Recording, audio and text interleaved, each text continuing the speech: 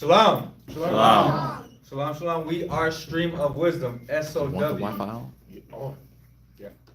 Good. We are S.O.W. who in Virginia with Priest Kazakia. We have a school in Rochester with Priest Zainala, and we got a school in San Antonio with Priest War, Priest Shamshuan, Priest Oya. So we got Purim and Passover coming up. Purim is in March 12th to 14th. Passover is in April 12th. So definitely, family, get all your arrangements set up. The 2025 Expo is on April 13th. And also, during Sabbath, a reminder, Sabbath meal is $7. Got to bring this out, right? It's $7, so please support it. Please don't forget to pay. The school doesn't make any profit off the Sabbath meal. We just make enough to have another meal for the next Sabbath and have hot food for brothers and sisters after Sabbath class. Definitely wanted to just bring that out, right? We have different ways to watch us. We have Mashaba's podcast on Podbean app at 11 a.m. Central Time to 10 a.m. Also, we have other ways that you can watch us. We have, with our school, Stream of Wisdom, the media team. Media team is doing a lot of wonderful things, like 5 Minutes of Wisdom, Israelite Media Corp. All right, so Hidden Truth Bible Show. That's fine. Subscribe, check it out, share, like. We are trying to get this word to the four corners of the earth. We got Kids Class today at 11 a.m. And we have a few ways that you can interact with the. They gotta take that off. They gotta talk about that online. Go ahead. Yeah, so we got a. This out here. Oh, yeah. So on Instagram and TikTok, we have S.O.W. Children of Light. We got Kids Class in Virginia on Sundays. Now a few of our businesses that we have is Israel, right? So right now they are doing Passover garments. So whenever y'all want to get y'all's garments up, definitely check out Israel is now, which is Chosen Creations. Hebrew Academy in Virginia and Rochester is every Monday. Hebrew Academy here in Houston is every Tuesday. If you want to get in contact with the priest, got Priest Kazakia, 757-300-4047. Priest Quadazat, 303-557-8979. Priest Zainala, 346-234-8340. During class, please text only, but leaders, they are accessible, right? If you want to send any donations, the numbers that I just gave out, contact these men and they will be able to direct you to where you're able to send your donations, whether it's monetary, books, papers, pens, apocryphas. Other than that, we do have, again, as I mentioned, a wonderful reading today. We're gonna get right into the reading. Mm-hmm. Yes, sir. Wickedly hidden. You're ready. How's everybody feeling? Wow. Tuab, another Shabbat, Yeah, rock the hour. right? Feel like it just was the Shabbat, so that's what's happening. It was just January the 1st. Now it's March the 1st. March the 1st. Right? We got what? We got a literal month and a half till Passover. Yeah. So keep that in mind. He just said it in the announcements, but keep it in mind. If you know, garment money, get that off, paid up. I know y'all taxes is coming in, so don't forget that. Don't forget about the school. Don't forget about the lamb. Don't forget about the palms. Don't forget about this. Don't forget about that. Right? So, yeah, let's we know the program, right? Questions, and then prayers again. Let's get these prayers going. That looks delicious. Oh, it is That looks delicious. refreshing. Mm-hmm. Mm-hmm.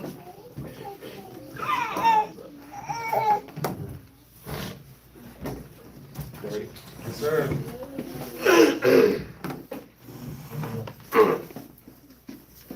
You ready? Yes, sir.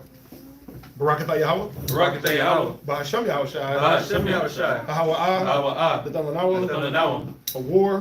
Zayawam. The water. The water. Come on. That's blessed are you, Yahweh, in the name of Yahweh Shai that gives to us life this day. Thanks, so be it. The wisdom, knowledge, and understanding is the light that we get from the scriptures. Matthew chapter 5, verse 16 says, let your light so shine before men, so they can see your good works and glorify your Father which is in heaven. Just speak about. Yes, sir. Barakatah Yahweh. Barakatah Yahweh. Bahasham Yahushai. Bahasham Yahushai. Hawa. Rayak. The water. Aman. Aman. That's blessed are you, Yahweh, in the name of Yahweh that gives to us the sweet savor. Thanks, so be it. The frankincense and myrrh represents our prayers going up to the Most High as a sweet savor. Yes, sir. Cap on us. Who's it in the corner? No. Right there. And then, That over. Just put it right next to oh, yeah. Lock your face. Got the lid? Yes, sir. What do I do now? I forgot. Uh, Right.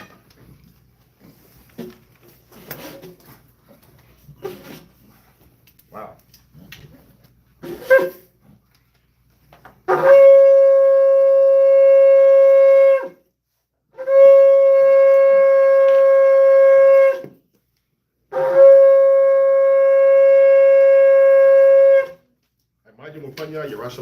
Rise and face Jerusalem. What do I do now? Okay, what do I do?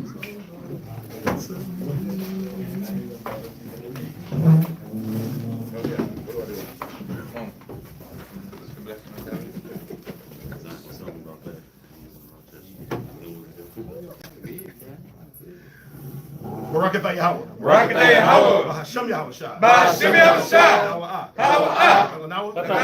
Shabbat. Shabbat. Shalom. The water. Amen. That's blessed are you, Yahweh, in the name of Yahweh Shai, that gives to us the Sabbath in peace. Thanks, so be it. This is Psalms 121. Aina Shah. Aina Shah. Ayam Yah. Ayam Yah. Ahaharyam. Ahaharyam. Ayah. Na'ayah. Yahuwah. Isaiah. Isaiah. Isaiah. Yahuwah. Yahweh. Yahweh. Aisha. Aisha. Shemayim. Shemayim. Aratazah. Aratazah. La'ah. Yanatan. Lamawat. Regalia. Yala'ah. Nawam. Shashawamar. Shashawamar. Yasharala. Yahweh. Shemaria.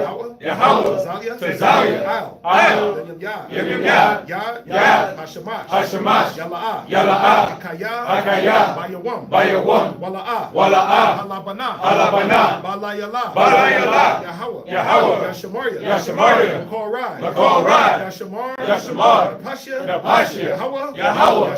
Yashamar. Hawalakia. Hawa'aya. Ma'aitan. Ma'awalam. Aman. This is Psalms 121. I will lift up mine eyes unto the hills, from whence cometh my help. My help cometh from the Lord, which made heaven and earth. He will not suffer thy foot to be moved. He that keepeth thee will not slumber. Behold, he that keepeth Israel shall neither slumber nor sleep. The Lord is thy keeper. The Lord is thy shade upon thy right hand. The sun shall not smite thee by day, nor the moon by night. The Lord shall preserve thee from all evil. He shall preserve thy soul. The Lord shall preserve thy going out and thy coming in, and even forevermore. Shemaiah. Yahweh Allah Hayanaw. Yahweh Achad. Shemaiah Yasharala. Yahweh Allah Hayanaw. Yahweh Achad. Shemaiah Yasharala. Yahweh Allah Hayanaw. Yahweh Achad.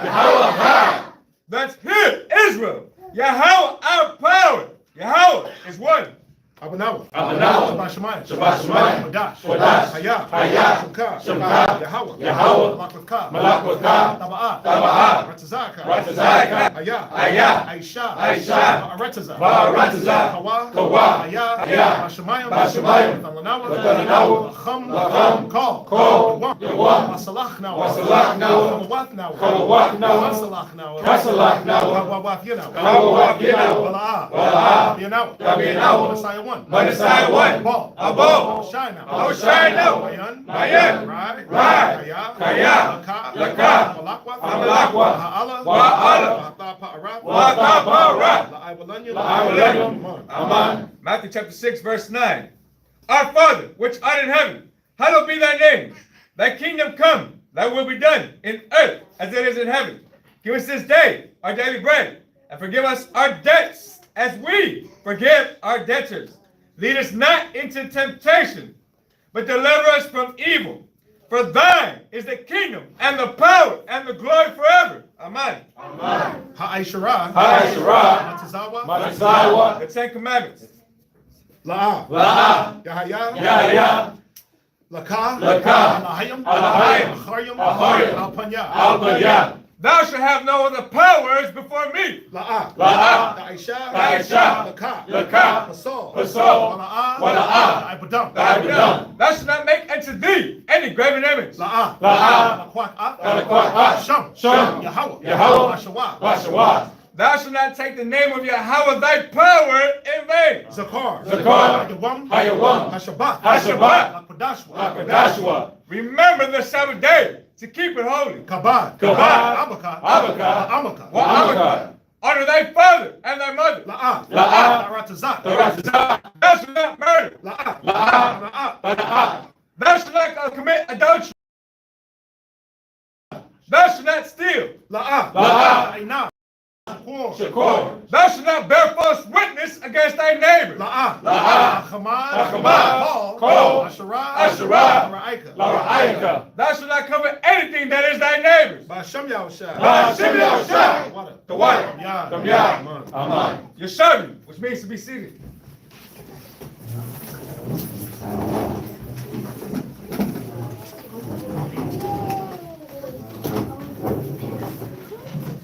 What's it at? Put it down. Put it on auto, put it down to 7. Just for now. You want some? I have a drink that I poured out for the kids. Yep. I want a little bit. You can do it right in this cup. Little refreshment. Here's a cup right here, sis.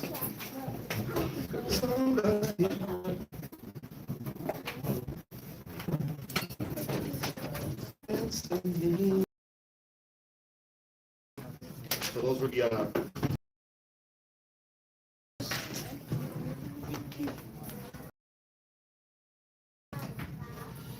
continuing in the book of Psalms. How's that connection? We connected? We still connected? Yes. It's looking whack over here though. Yeah, it's looking fuzzy. I know folks over here. It's that young Wi-Fi.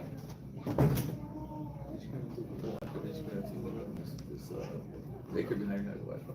Xfinity. Yeah, it's a hot spot. Sometimes it be acting nervous. So we're in the book of Psalms. We're in Psalms, okay. We're in Psalms 104. We're going to be in Psalms 104 to Psalms 108. So it's kind of extensive, but we're going to try to not be here extensively. Yeah. Right? You know how I go. Get your pens. Get your pens ready. You're gonna get a lot of precepts. All right, Precepticons. A lot of precepts. Precepticons on Saturday. Right? So, without further ado, let's a little fuzzy and skippy. Yeah, it's clear now.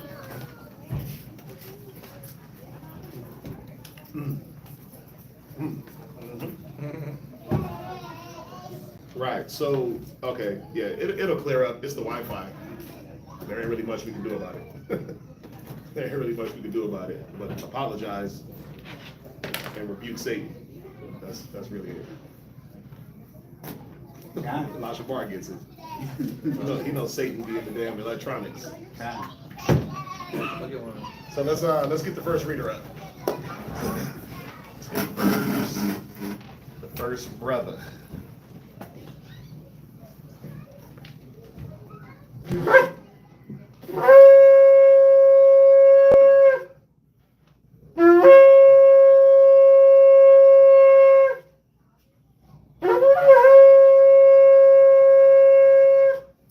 I'm one Azar Shabbat Yehuda, Bon Yasharallah. I'm a one-eyed czar, Shabbat Tashal Yahweh, Bon Yasha'Allah, men of Israel, I imagine. Barak. Yahweh Bashem Yashab Brakathum. How about Shimon Shabbat? I was watching that Vikings on Netflix the other day. Right? Trying to get my Vikings up. What's one of the things they used? What's one of the things that they used in that show? The ram's horn. Wow. They was on that ram's horn heavy. Yeah, they was right before battle and during the pillages. Right? They would woo. Everybody gather up. I mean, I ain't saying nothing about it, but it's just very interesting. A lot of different people, a lot of cultures use that horn. Mm-hmm. Very significante. Very. All right, so good old Psalms. We trucking through it. It's clear now. Okay. Yeah, it's the Wi-Fi is gonna be playing games. Hopefully it stays clear. If you can you just go in there and put Sabbath class? Yeah, just the chapters. We asked him a lot now. Okay, just leave it. Yeah. Just leave it. He might delete the feed. What happened the last time? Like last time, just delete the feed. Talk to ourselves. All right, so let's get it going. Psalms 104 and 1. You're reading to verse 27. So go ahead. So, first of all, Shalom Israel. Shalom. Psalms 104 and verse 1. Blessed the Lord, O my soul. O Lord my God, thou art very great. Thou art clothed with honor and majesty, who covers thyself with light as with the garments, who stretches out the heavens like a curtain, who laid the beams of his chambers in the waters, who maketh the clouds his chariot. So, as we go through this chapter, it's going to give us the sentiments of the, I don't know, whatever you want to call it, the sovereignty of the Lord, of the Most High, the glory of the Most High, all the different things that the Most High is responsible for, all the different things that He does, all the different creations, all the different things that serve Him. Right? The psalmist is going into, laying out the foundations of the earth, the angels, the chariots. So just giving that honor and that glory to the Most High. Go ahead. Who walketh upon the wings of the wind, who maketh his angels spirits, his ministers a flaming fire. Yep. Who Go ahead. laid the foundations of the earth, that it should not be removed forever. Thou coverest it with the deep as with a garment. So pay attention here. I'm gonna ask a question. So what is it going into? It said it laid the foundations of the earth, that it should not be removed forever. Thou what? Read verse 6. Verse 6. Thou coverest it with the deep as with the garments. Right. The waters stood above the mountains. What's this talking about? The beginning, like in Genesis. Okay. In the beginning in Genesis. Go ahead, read on. At thy rebuke they fled. Right. At the voice of thy thunder they hasted away. Right. So thou coverest it with the deep as with a garment. What is that going into? What is he saying here?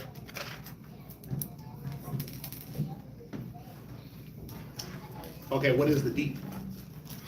The water. The waters, right? The deep is the waters. Now,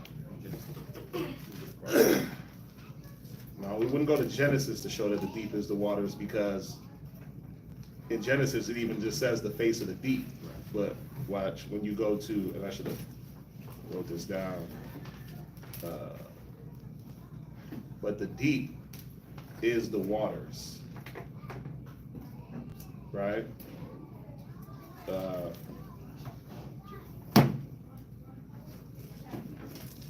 Watch, go to Psalms. Go to Psalm 69 and 15. Look at Psalms chapter 69 and verse 15. Mm-hmm. Let not the water flood overflow me. Right? So let not the water flood overflow me. Go ahead. Neither let the deep swallow me up. Right, that's talking about the waters, right? Go from there, go to Isaiah 51, verse 10.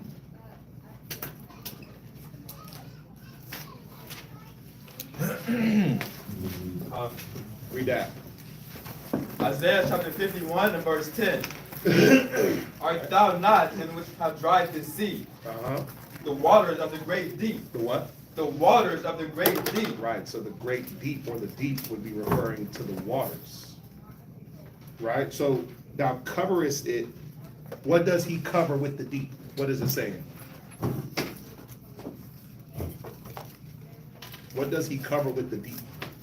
You know why you got to understand this? Because I'll tell you straight up, if you read this, you'll misunderstand and think that he's talking about the flood.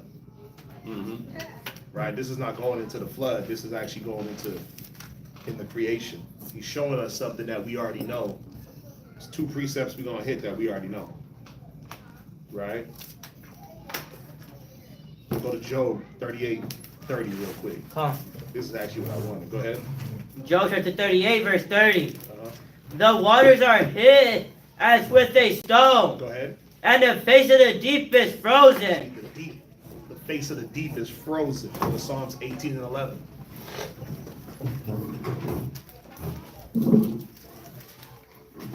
Read that. Psalm chapter 18, verse 11. He made darkness his secret place. His pavilion round about him were dark waters. Right. Where it said it was darkness upon the face of the deep. Darkness on the waters in Genesis, right? So thou coverest it with the deep as with a garment. What does it talk? What did he cover? What was covered up? The water. No, the waters is what covered something. No. The land? The what? The land? Right, so read verse 5. Read verse 5 in Psalms. You read verse 5. Verse 5. Oh. Yeah, read verse 5. Psalms 104, verse 5. Right. Who laid the foundations of the earth, Right? that it should not be removed forever. So the foundations were laid. But what covered the foundation? Read. Thou coverest it with the deep as with a garment. Come on. The water stood above the mountains. See that? Now watch this. Now let's go to 2 Peter 3. It's about to all we're about to learn. I mean, remember, if you study with us and you've been through Genesis with us, right? This is not unknown. But you know why I like Psalms? You know why I like the book of Psalms? Because first of all, Psalms is such a vast book, but it's so much in there. It's a lot of little clues in there that back up, that unfold like the Genesis stories, that unfold different stories. It gives more to those stories, right? It got a lot of history that it dives into, and it gives us more of that understanding. So the foundation is laid, the water covers up the mountains. Now watch this, 2 Peter 3 and verse 5. 2 Peter chapter 3, verse 5. For this they willingly are ignorant of, This is what people are ignorant of. Come on, that by the word of God, right? the heavens were of old, Right? and the earth standing out of the water, So the earth standing out of the water, come on, and in the water, and what? and in the water. So remember, go to Genesis 1 verse 9. I'm doing it backwards, but go to Genesis 1 verse 9. Watch, it's gonna all make sense. Genesis chapter 1, verse 9. Go ahead. And God said, Uh-huh. let the waters under the heaven be gathered together unto one So place. when he gathered the waters to one place, what happened? Read. And let the dry land appear. Did it just like when we're reading Psalms, and what does it say? Who laid the foundations of the earth that it should not be removed forever. Thou covered it with the deep as with a garment. So the water was above all the mountains. It says it, right? At thy rebuke they fled. Let the earth come forth. Come. thy rebuke or at thy word or at thy command. And that's what happened. The waters were gathered and the earth was now shown, the dry lands. That's why Peter said they're ignorant of this, that the earth standing in the water, but out of the water. Right? Because you're like, wait, how could it be in but out? Well, because the water covered it, let the earth come forth. The water and gather the water. Boom. The water is gathered into what? What was it gathered into? The ocean. The oceans, right? The rivers, the oceans, and now you have your land masses. But it's giving us more clues that it was all there, and then the Most High was just having things moved out the way for things to come forth, right? Get all the water and move it to one spot. Boom. Now you got your land masses. Now you got your quote unquote, what they call them, continents. What? This brings two thoughts to my brain. First thought is how this scripture in Psalm chapter 104 verse 5, and just the way you explained it, just debunks any type of science fiction of asteroids coming to the earth and destroying the earth or anything like that. Thank you. Or it debunks a lot of things, right? But that's why it's important to read these things slow. I had to read this a few times. I'm like, wait a minute, this ain't talking about the flood. In the context, it's not talking about the flood. It kind of, like, if you just read it quickly, you're like, oh, that's talking about the flood, Noah. Yeah. He covered the mountains. But no, it's telling us something about creation, right? It's telling us something about creation, right? So we get that? So we got 2 Peter 3:5, Genesis 1:9, and then we're just going to read down. Read down in Psalms. You can drop where y'all are at. Read in Psalms.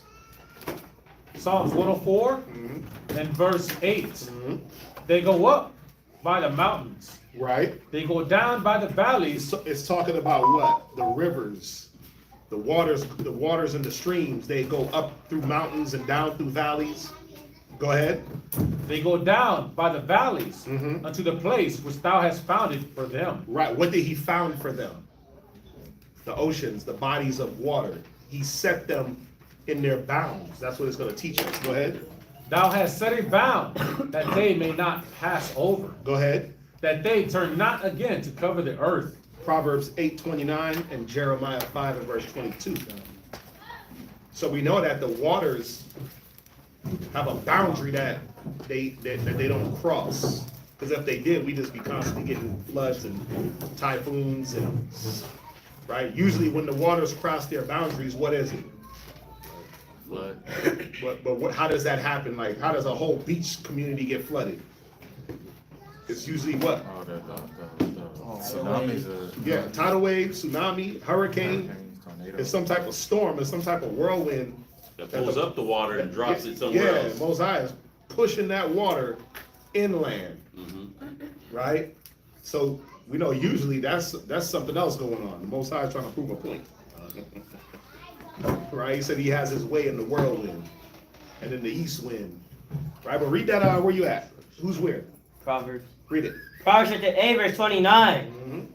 When he gave to the sea his decree that the water should not pass his commandment, when he appointed the foundations of the earth. Right. You see that? So the water has a decree not to pass certain borders, but then the Most High can command it to pass those borders when he's ready. Remember, he said the Most High do what he please. He do what he wills. So if I want to, and we know that if that water goes past the boundary, that's destruction. Jeremiah 5:22. Jeremiah chapter 5, verse 22. Right? Fear ye not me, saith the Lord.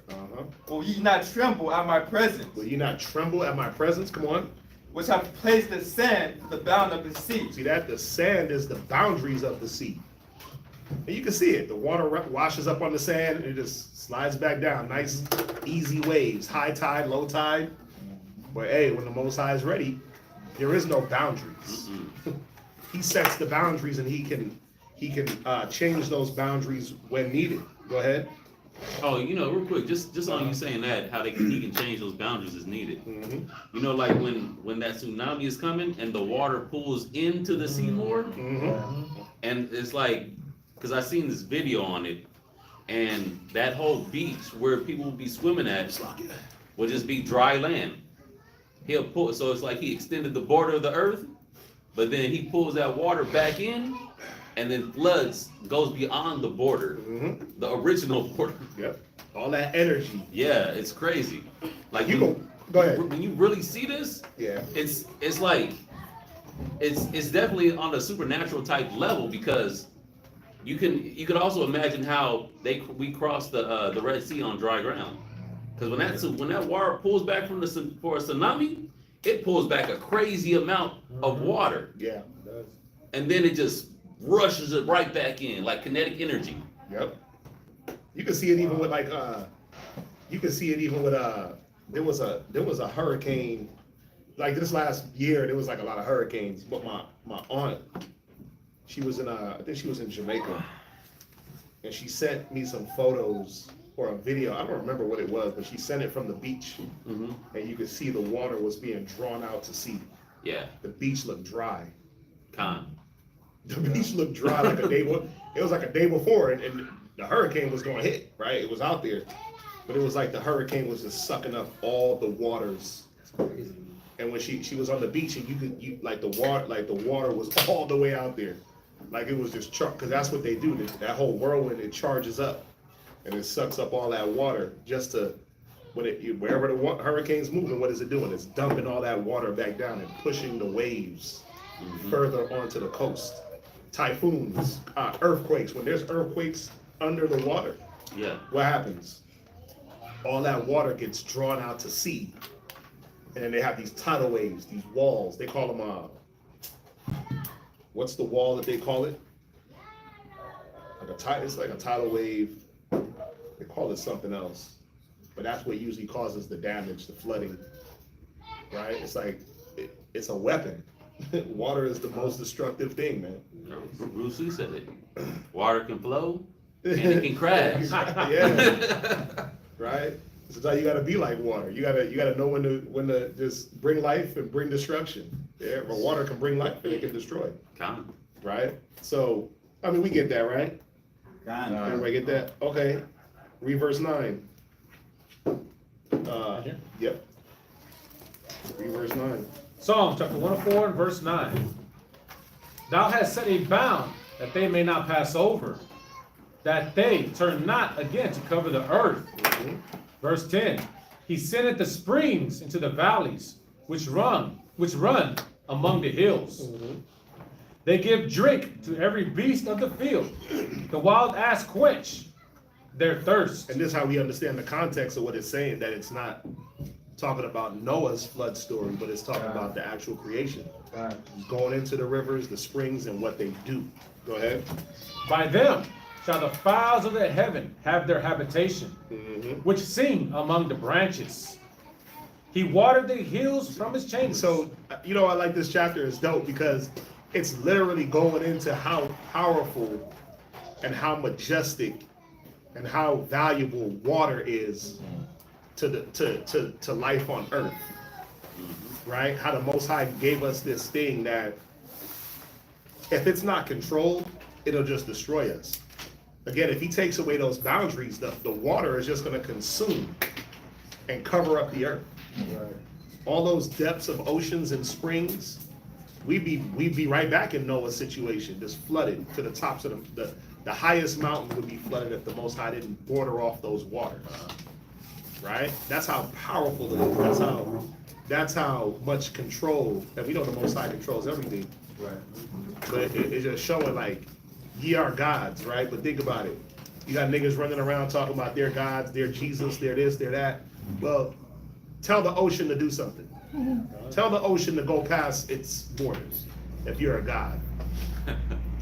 Right? They gonna take a bucket and just throw it over. Yeah. Tell this ocean, rebuke this ocean with your voice, and have this ocean past its border, past the beach. I want South Beach flooded. Do it now. Like, cats be coming outlandish. You got all these online fake Jesuses, fake gods, but they can't do it. They can't do anything. They have no control.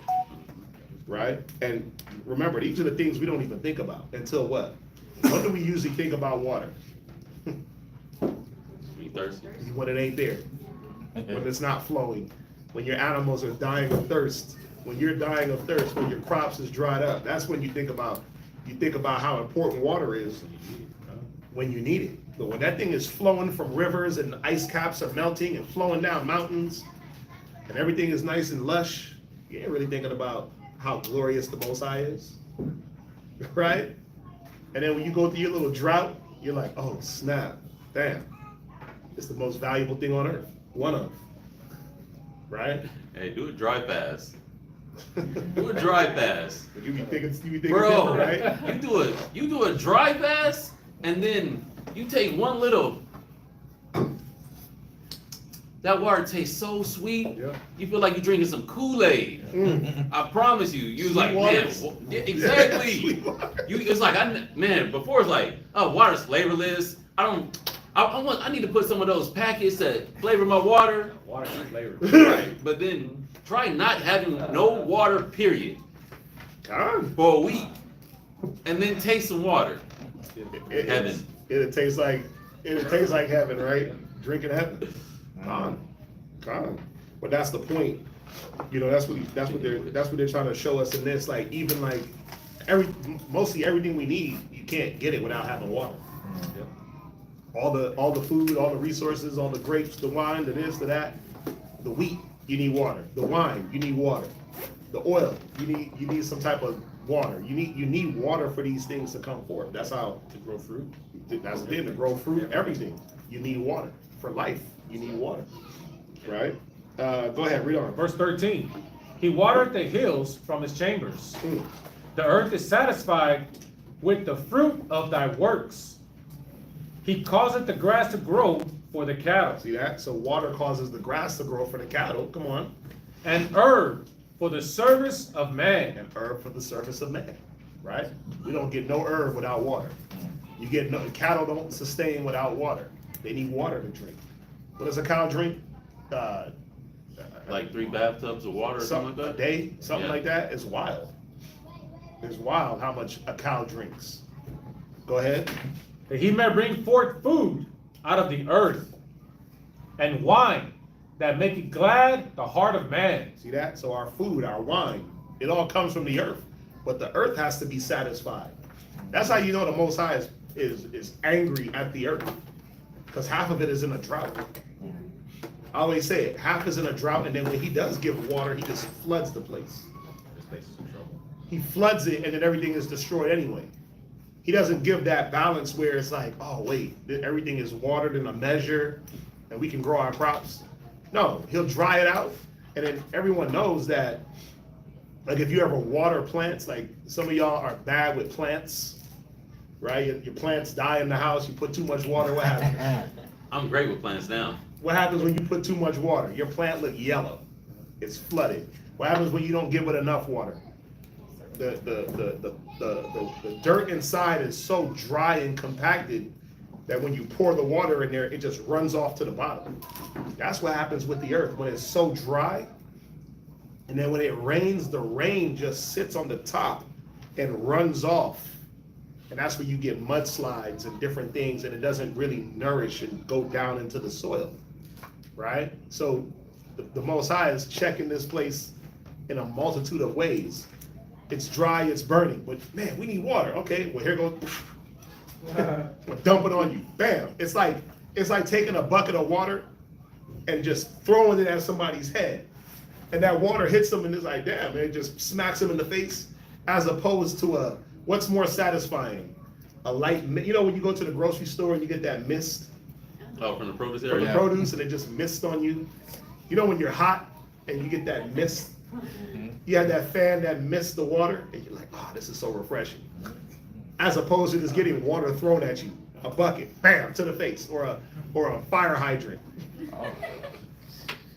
But that's what the Most High does, right? He doesn't let it distill down and slowly water. He lets it just hit this place, and it causes another damage because he's angry.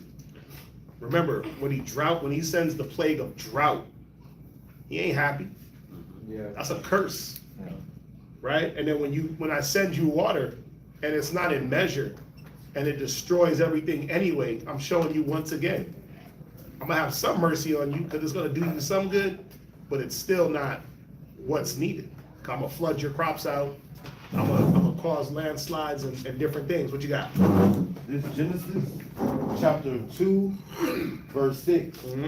But there went up a mist from the earth and watered the whole face of the ground. Yeah, you see that? There was a nice mist. You know what's funny? I don't know if y'all realize it, that still happens. Yeah. Every morning when if you go outside, right? Because I wake up early in the morning. I'm up 6, 7 o'clock, more like 5 in the morning. But I go outside. I'm outside at 7 o'clock every morning, and you just look and everything is just wet. And you're like, wait, it didn't rain. And you're like, oh, it's that nice mist. It's that dew. Like, you don't even have to go outside and water your plants in the morning, right? Especially not around now. Yeah, what month is this? March? In 2 months, you gotta water them every day.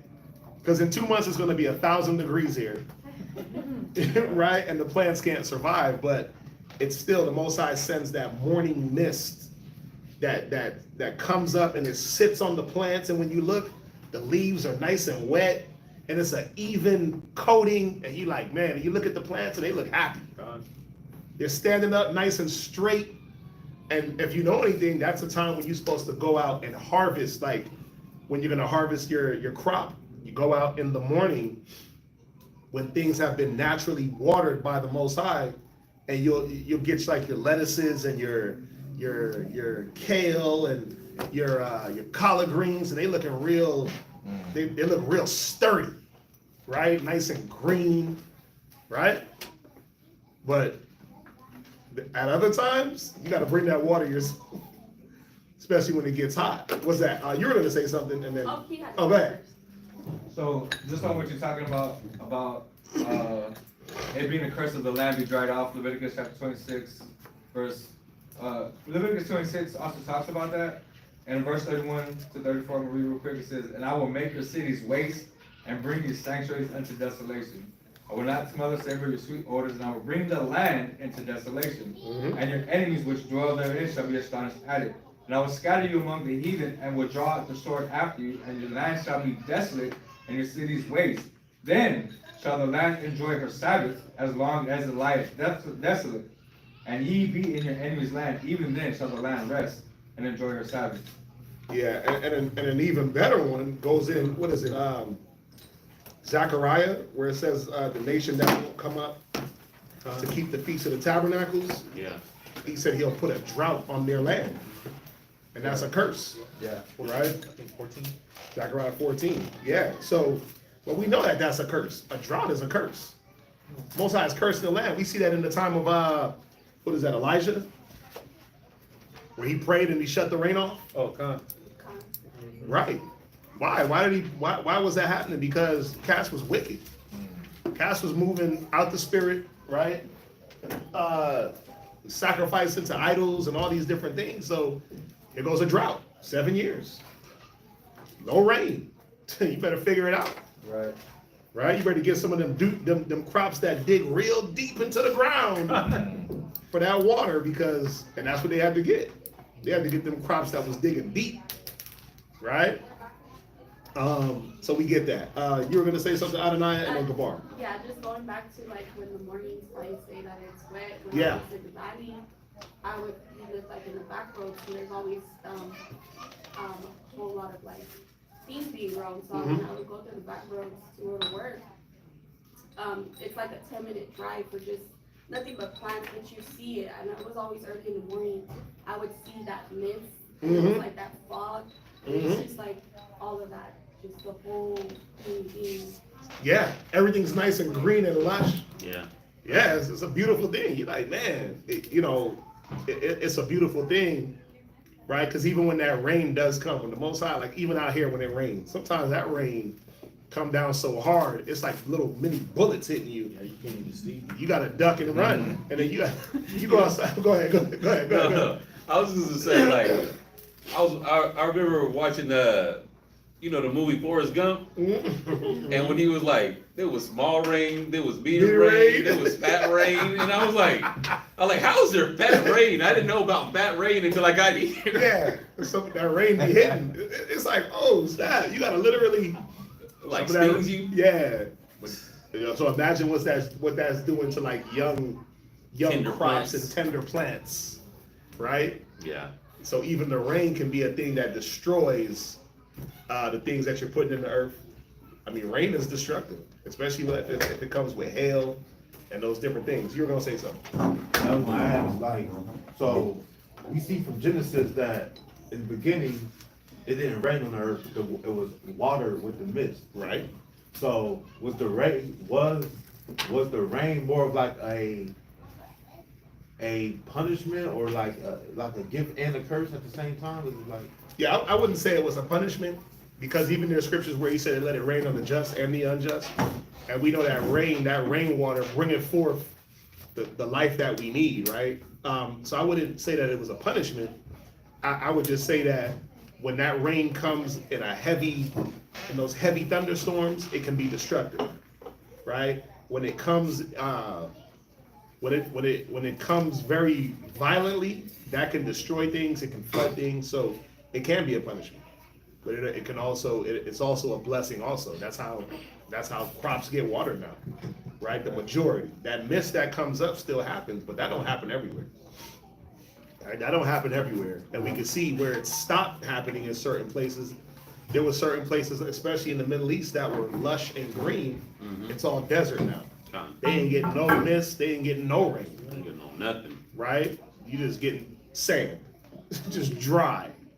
Right? So I wouldn't necessarily say it's a curse.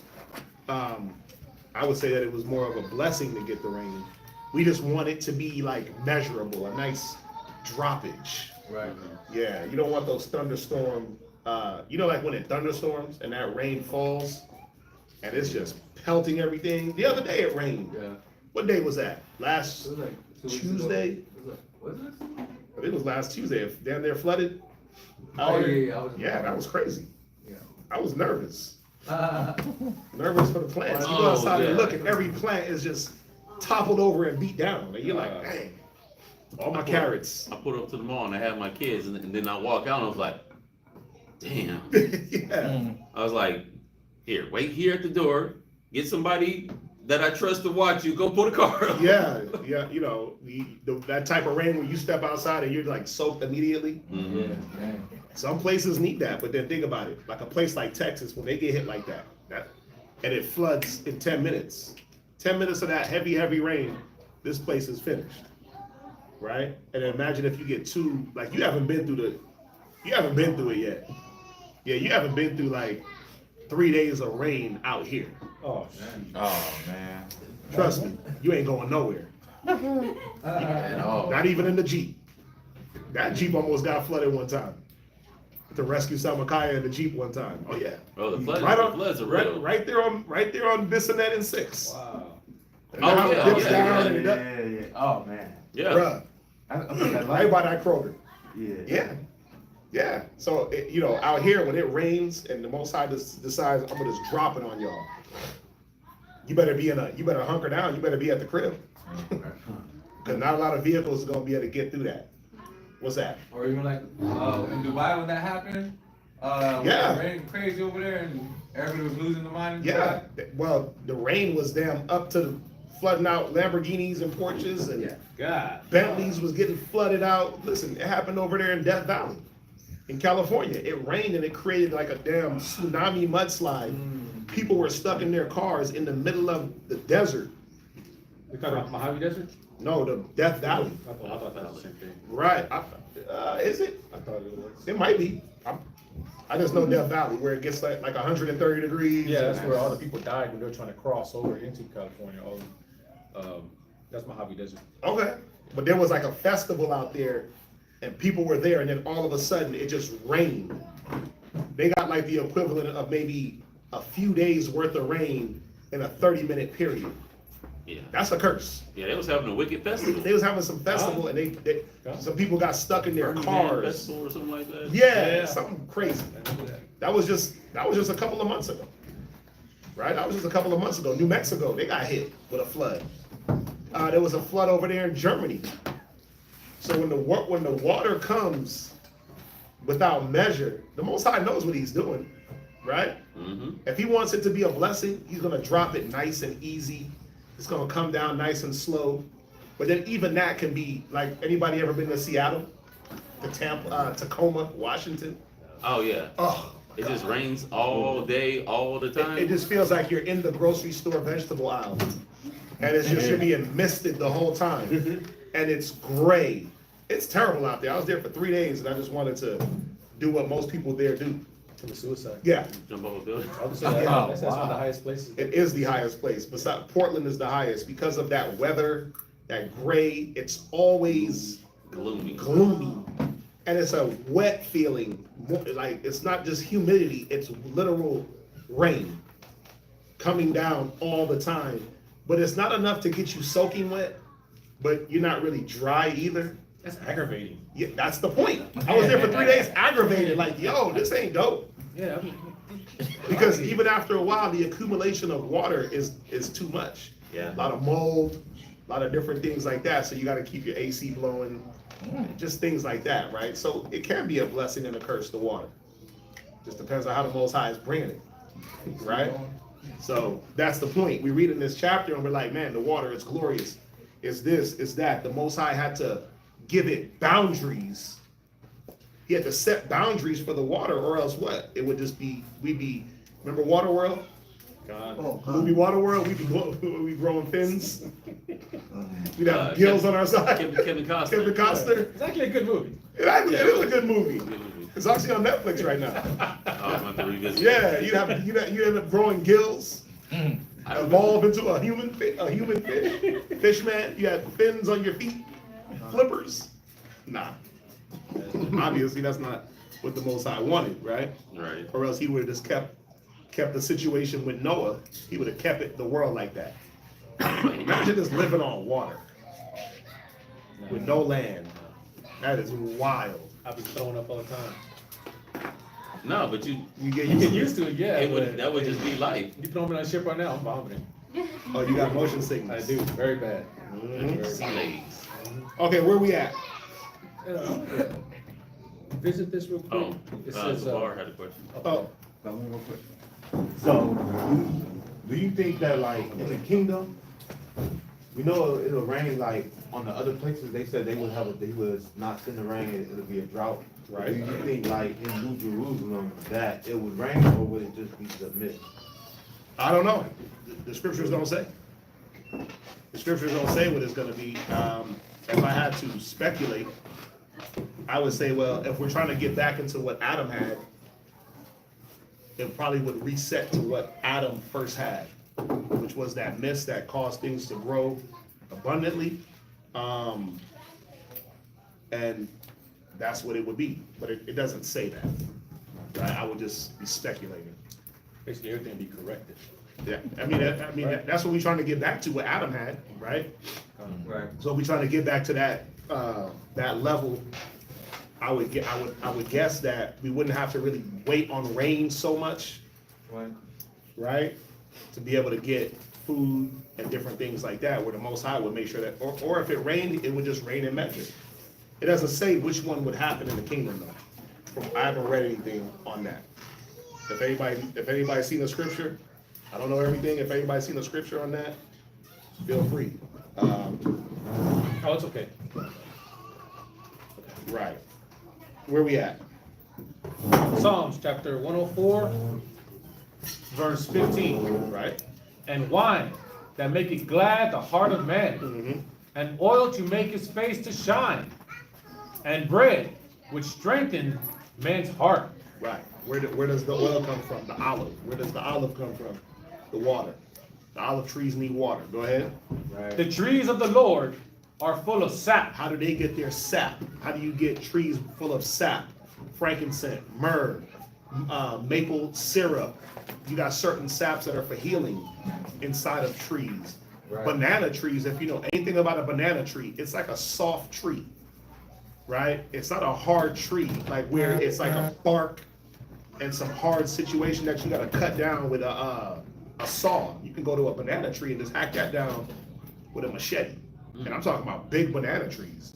When you bust that thing open, it's just full of water.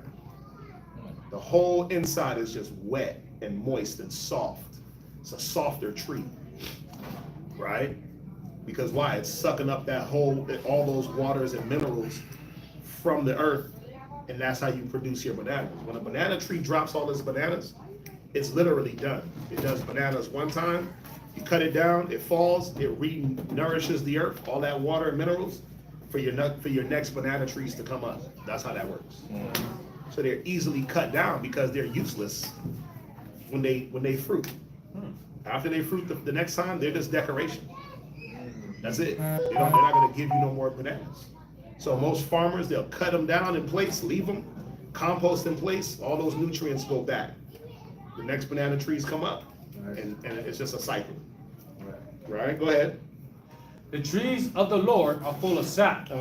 The cedars of Lebanon, which he had planted, where the birds make their nest. As for the stork, the fir trees are her house. The high hills are refuge for the wild goats, and the rocks for the conies. He appointed the moon for seasons. So what is it going into? It's going into all the works of the Most High, all his creation. He appointed the moon for what? For seasons. Right, go ahead. The sun knoweth his going down. The sun what? The sun knoweth his going down. Yeah, the sun knoweth his going down, right? Let's see here.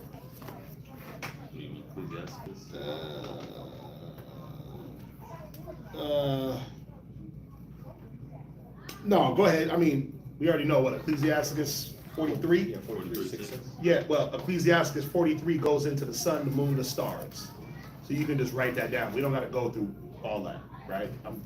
Again, if you had a Genesis 1 breakdown from us, we go extensively into the sun, moon, stars. It's the ordering, what they do, right? The greater light for the greater light for the day, the lesser light for the night, and how they have their the sun has its circuit, right? It rises in the east, sets in the west on a clock. It don't do nothing else but for us rise in the east, set in the west, right? You never see it come up in the north. There's not 2 suns, Book of Enoch, 3 moons, ain't none of that. Right? I think Enoch said that there's 3 moons, if I'm not mistaken. Yeah. So, right? The Bible says that there was a moon created and a sun created, and they were to help us to determine the seasons and the times. Go ahead. Thou makest darkness, and it is night, wherein all the beasts of the forest do creep forth. Right. You got a lot of nocturnal creatures that they do their hunting and they make their moves at night. Owls and wolves. The other day, I was driving, where was I coming from? I need to get gas. It was late. It was late at night. Where was I coming from and I need to get gas? Oh, it was Don Lum's house. It was late. That night. Yeah, that night I needed gas. I'm like, let me go to this gas station. And I pull into the gas station, and what crosses me right in front of me? A damn coyote. Ooh, yeah. That boy, that wasn't no dog. It wasn't no dog. But it's a lot of coyote, and it was right by the house. Coyote. He's out, it's late. There's like grassy areas that he can run through. Probably catch him like a little rabbit running or a turtle or whatever. Right? Some nights, yeah, some nights. If you outside in my neighborhood late enough, or just by chance, you'll see a possum. Right in front of you. You'll see them glowing eyes. Bro, it ain't no cat. Bro, them possums. Bro, you see them eyes glow. They ain't that nice. It ain't nothing nice. And then when you look at the body shape, you're like, nah, wait, what kind of cat is that? And then when you hear the nails scrape against the concrete, you're like, oh yeah, that's a possum, get out the way. They crawl like at night. Like in my neighborhood, the back fence every night they'll be coming across the fence. Yep. What are they looking for? The chickens in your neighbor's yard. They're looking for some food. Same thing. I have a bayou in back of my house. So I'll get the raccoons running along the fence. I'll get the pot. Remember one night we was out at my house? It was a feast night. Y'all remember that? Yeah. And the possum came sliding by the gate. Yeah. And we was like, oh, and everybody backed up. Like, nah, because this is a thing. You don't know if that thing has babies. Yep. You don't want to cross a possum that has babies or a raccoon Rabies. that has babies, because they're going to go on the offensive before you could even think. That is correct. They're going to automatically think that you're coming for those babies. So you got to be careful with certain nocturnal creatures. Raccoons is another one. You don't want to get bit by a raccoon. That's automatic rabies. You're foaming at the mouth. You got to go get the shot. I don't think can you get rid of rabies I have no idea. once you get hit with that? Isn't the shot They supposed got a to? shot. They shoot you in the- It's like the booster I shot. got isn't bit it? by a raccoon You got bit by a raccoon? when I was younger. Damn. Oh, that explains a lot.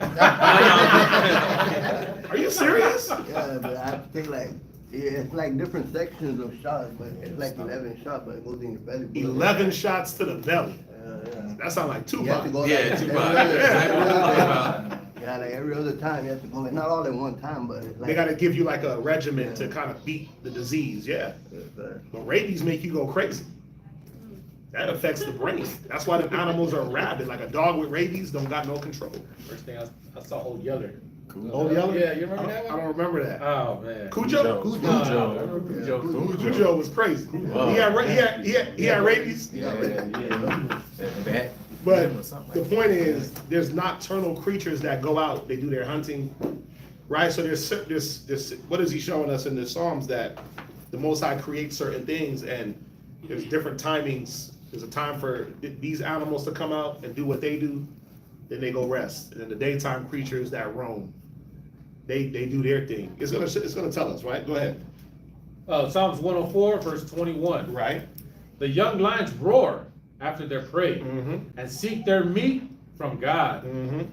The sun ariseth, they gather themselves together Mm-hmm. and lay them down in their dens.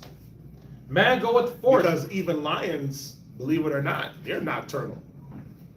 They can see. Yeah, if you watch your little nature shows, Nat Geo and all that, lions prefer nighttime because the way their eyes are set up, they can see right through that dark. Well, yeah, cats. Cats have a night vision. They have like literal night vision.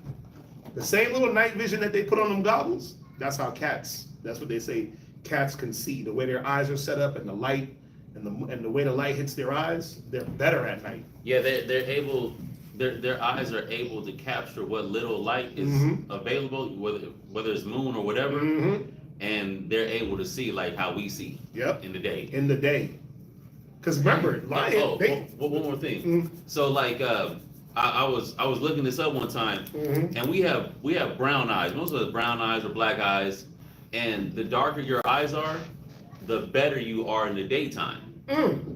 The lighter color your eyes are, the better you can see at night. Wow. So it's the spectrum of light, the way the light hits the eye. And you see cats, they usually have a yellowish. Don't they usually have a yellow eye? Yeah. Most cats have a yellow, especially the big cats. They have like a yellowish eye, and then in the nighttime their eyes glow, or it looks to glow. Crazy. It's wild, but the Most High made them so they can just move around at night. Yeah. You'll see them hunt during the day, but what does lions like to do in the daytime mostly? Yeah, they sleep. Why? Because it's too hot to hunt. We do it at night. It's cooler. Most, a lot of animals are off guard. So it's just showing us how the Most High creates this circle of life, right? From the foundation these things have been. And, the sad part is that us as the humans, we've interrupted these through our lack of understanding the Most High, through our lack of, we've encroached on the natural habitats. We've actually, come on, they got water wars going on where I'm gonna build a dam and divert this whole river away from you. You got China. Remember, China is above India. India has a main river that they bathe, they pray. Yeah. I think it's the Ganges River or something like that. Gang. Ganga River or whatever. They be taking a dump in the top of the river Yeah. and washing their face downstream. It's nasty work.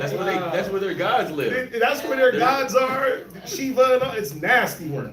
Yeah. But you got China. They're like, yeah, we're gonna just divert this river back up to. So they'll dive. They got dams that they've been building. The river flows from China down into India, but they've been building these dams to divert the water back up into China, and they're cutting off the river from India. So what is that going to do for them? Those billions of people, they're going to droughts, right? No more pooping in the water and letting it just flow. It's nasty. That water is brown like this. Chocolate It's payday just hit you in the face. a chocolate payday hit you. So you downstream thinking like a payday. That's nasty. Hey, they'll count it as a blessing. Yeah. So like, oh, That's nasty. Oh, Gross. I ain't got nothing to say about that. it's like, oh, there's some corn in that payday. It's some hummus. It's hummus. It's some snacks. Yeah, it's cow dung in the payday. Oh. It smells cow. Man, that's But nasty. that's what they do. That river, they do everything in that river.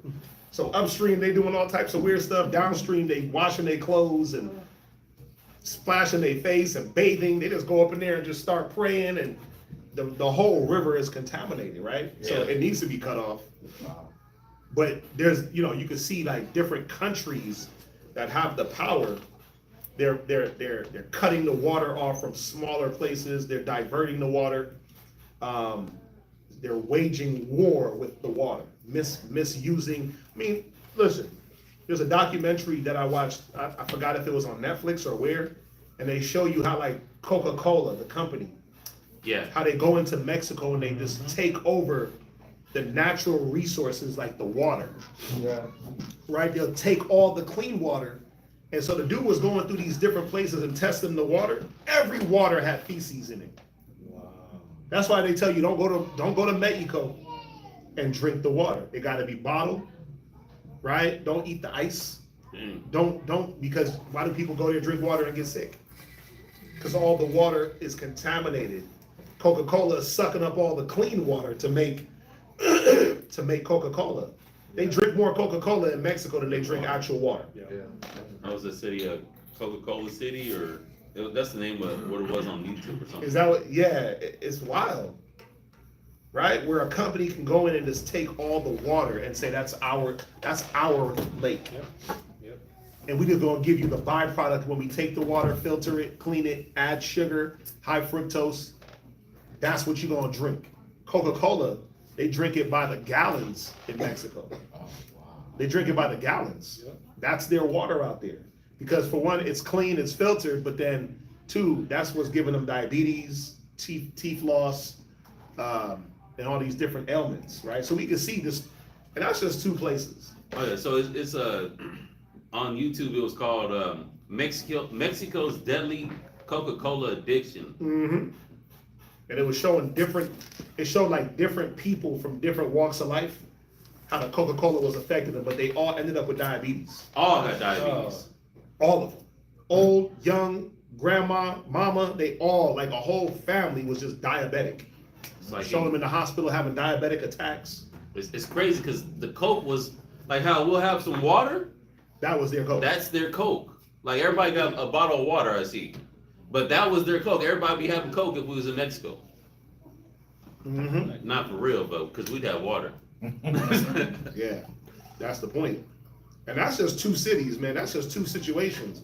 Imagine if you really went through and just like studied and looked at how, like think about it, they charge you for water. They charge you for nasty recycled doo-doo water.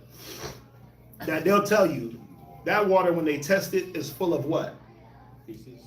No, it's full of medications. Remember back in the day they were telling everybody, flush your medications. Flush your medications. Now they were coming back telling people, don't flush your medication because we can't filter it. We can't filter the amount of medications that are being flushed. So that's in your drinking water. So niggas is getting psychedelics You're getting all type of antidepressants through the water, right? And you wondering like, wait a minute, why am I feeling this way when I drink the water? Well, because they can't filter out everything out the water, right? You gotta alkalize your water in a way that, you know, it ain't gonna be 100%, but like the sister's drinking, and then she so kindly shared, you know, what is this, mint leaves, right? It's mint, cucumber, and lemon. Yeah, mint, cucumber, lemon, right? That'll get the water at least to where your body ain't gotta deal with so many contaminants. That mint, you might a good thing to throw in your water is cilantro. It sucks up the heavy metals out the water. Yeah, cilantro is a heavy metal detoxifier, Yeah. right? Good. Yeah, cilantro's real good. That's the one thing I was scared of, the rain hitting earlier in the year, because I'm trying to get my cilantro up. It's coming, right? Trying to get that, trying to have enough of that for the year. Because after this month, no more cilantro naturally grown. It's too hot. But cilantro is good. You know, you add these different things to the water to help the water to feed you and to help neutralize some of the stuff that's in it, some of the bacterium that they can't get out. Yeah, there's poop in the water. I mean, it's poop water that you drink out the faucet. Those forever chemicals. You got the forever chemicals, the PFAS, you got the plastics. Remember, they're running these things. Yeah. They're running these waters through a machine, but the machines are dirty. Yeah. So some of them contaminants, right? Even some of the water filters you use will actually add things into the water. It'll filter out a lot of things, but then you look and it's like, damn, they just added chlorine to the water. Because even the filters have contaminants that you just can't get away from. So we'll never be able to get away from that, right? But waters we drink, they say they always add minerals to it. What minerals are they adding? They add minerals because what they do, like your bottled water, if it's not spring water, they get it, they strip everything out of it, and then they add minerals for taste. Mm-hmm. So they're adding like iodized salts. They're adding chemicalized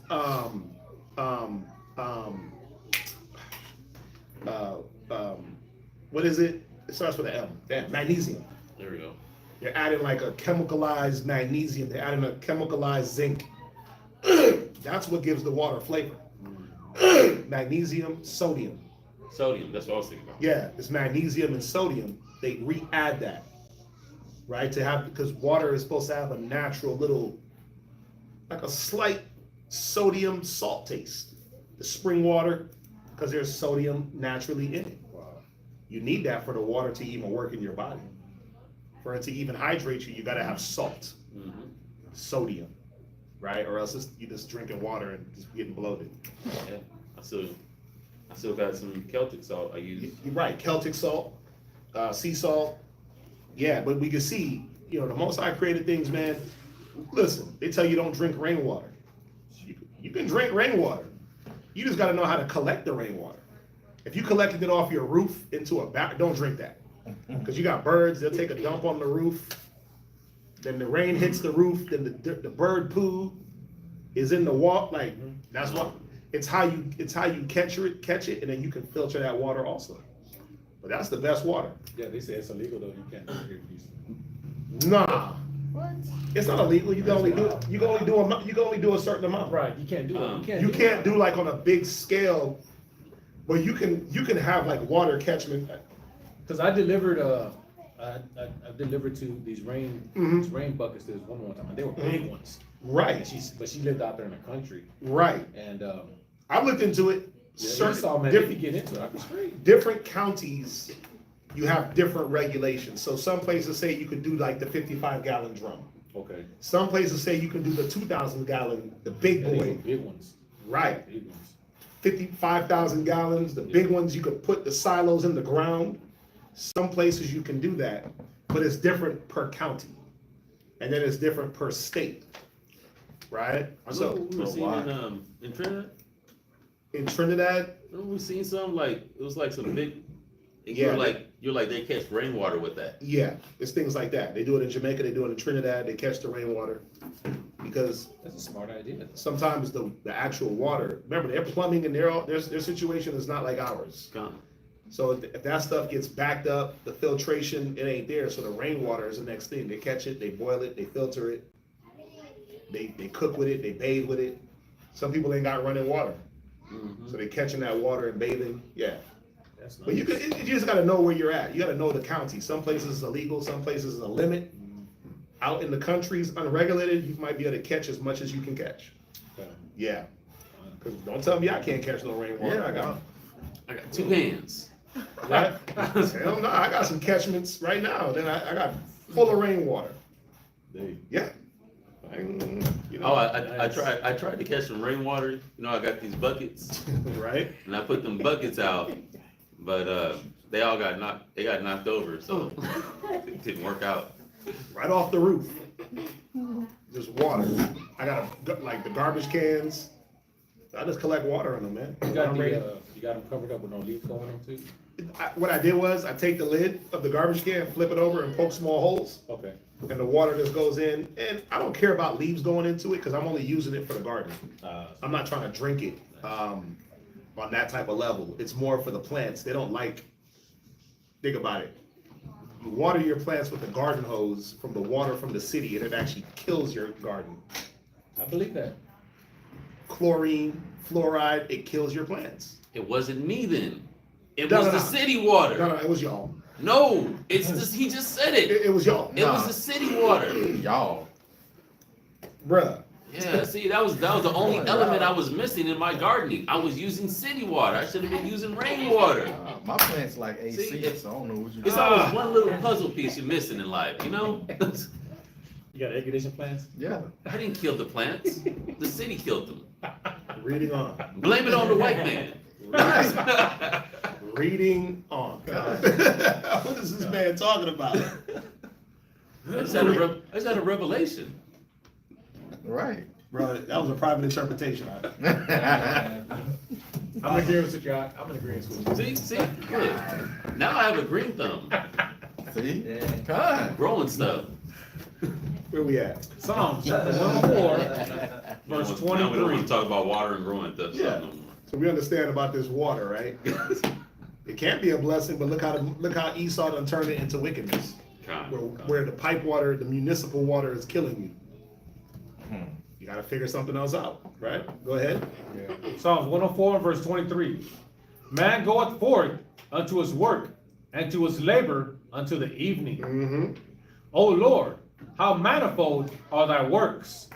In wisdom hast thou made them all. Right, so he give the animals that night, he give us humans that day to work out our business until the evening, then we rest. Go ahead. The earth is full of thy riches. Mm-hmm. So is this great and wide sea, Mm-hmm. wherein are things creeping innumerable. Right? Both small and great beasts. Yeah, you got your sperm whales, you got your killer whales, you got your sharks, hammerhead, great whites, you got jaws, you got squids, octopus, you got things that we probably possibly have not seen because we have not, they have not explored the depths of the sea. In my opinion, in my opinion, they have not researched and been to the complete depths. Go ahead. They only searched only like 10% of the sea. 10% of the ocean. Right. Right. But they know all the space. Right. They'll tell you they do, but we know it's all cap. Let me get those little tongs right there. We know it's all cap just to make you feel like they're gods. Go ahead. There go the ships. There is that Leviathan, whom thou hast made to play therein. These wait all upon thee, that thou mayst give them their meat in due season. They all do what? These all wait. Forgive me. What's up?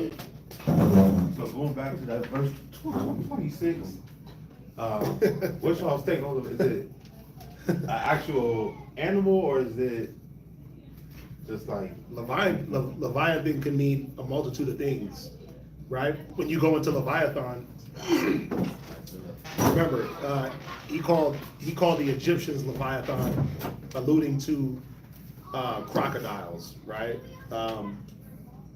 This is the thing. There's no there's no dragon, right? There's no, I mean, nobody, you don't see a dragon that flies or dragon under the water, fire breathing. That's Jewish fable. The white man came with that when he came with Judaism. A dragon that's flying and fire breathing. We know that when the scriptures talk about like dragons, it's symbolic. Leviathan could mean crocodile. It could mean just, even in this instance, a large sea creature, right? But I don't see anything about a dragon, right? Godzilla. Godzilla. Godzilla. I mean, listen, could it be there? The Most High knows. Right. Could it be? The Most High knows, right? Like I said, I haven't seen it. The Most High could have anything prepared under them waters for those days. But if we look at the totality of the scriptures, if we just look at one scripture, there goes that Leviathan. Okay, well then he called the Egyptians Leviathan in Isaiah, right? He called them Leviathan. He called, when you go into that Job, that describes another type of creature. Scales and this and that, but as far as like some fire breathing dragon, yeah. Go ahead. Verse 27. Mm-hmm. These wait all upon thee, that thou mayest give them their meat in due season.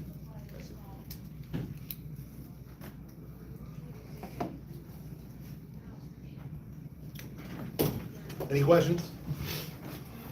Wow.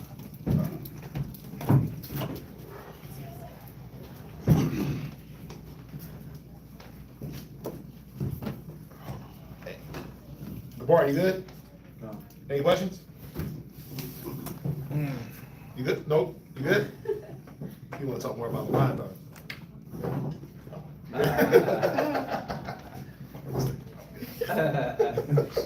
That's right.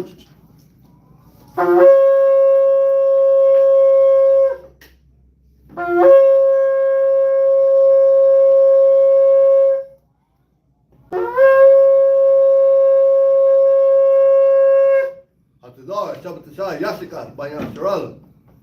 Hatazar, Shabbat Shal, Yashakar, Ban Yashal, the men of Israel, I imagine. Barak. Yahaba Shim Shai Rakatam. Yahweh Shem Yahushua Barakatah.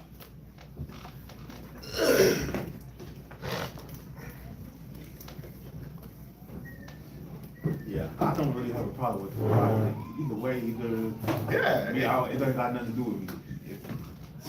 If he coming to destroy, he ain't coming to destroy me. No. If he coming to, it don't matter.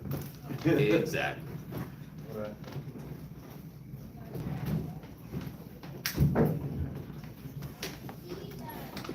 Sir? You know, on the point, measuring the depths. You remember that? What was it last year when the billionaire that was in that submarine imploded? Oh, yeah. I was thinking about that. Oh. What about it?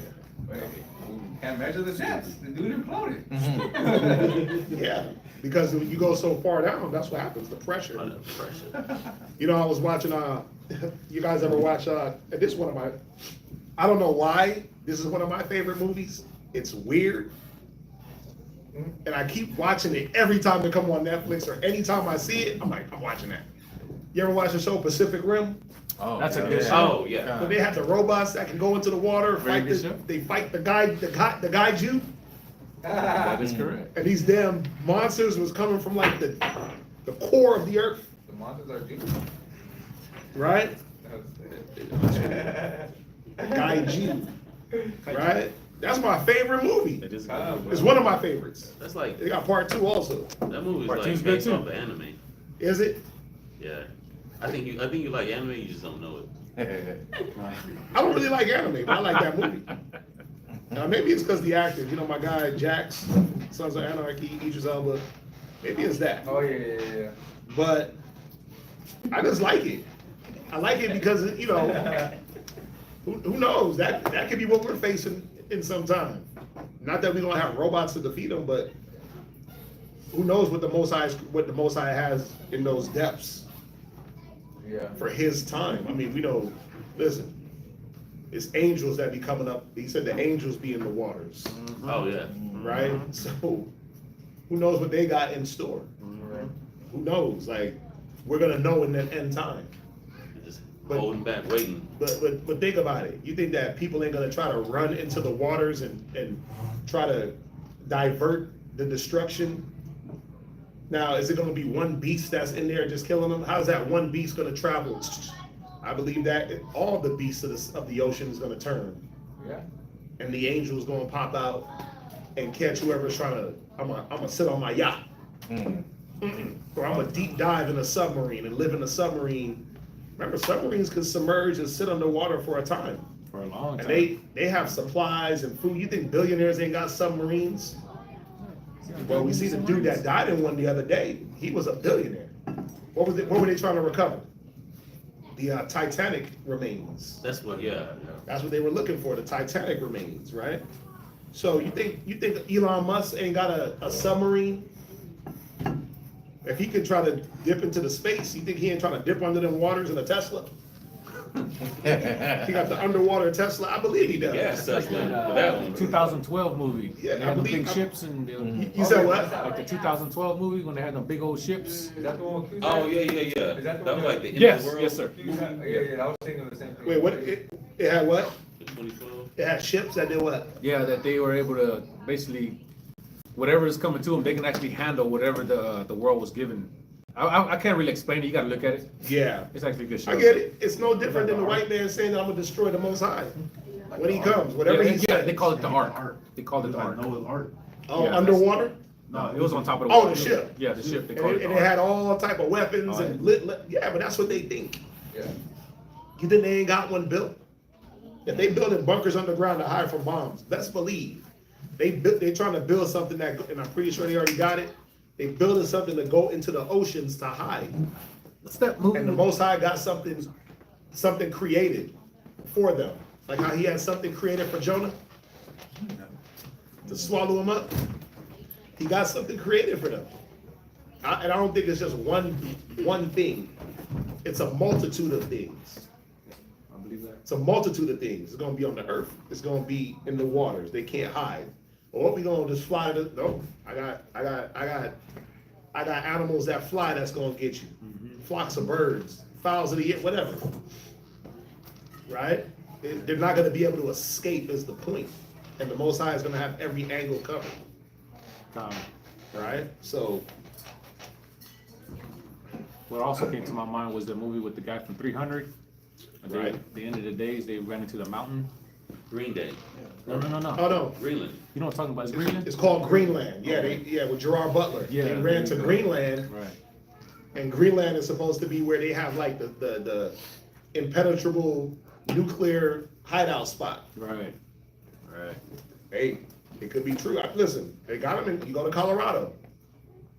You go to Colorado and they got military bases in the mountains. Everyone knows it. Colorado Springs.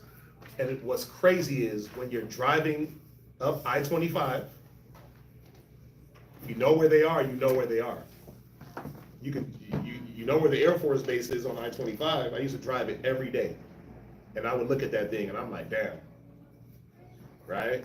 You don't know exactly where they are, the silos and the hideouts and this and that and the third, but they got them.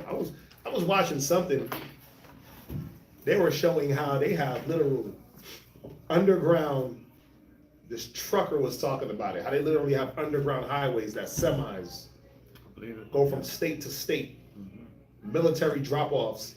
They can travel from Texas to California underground.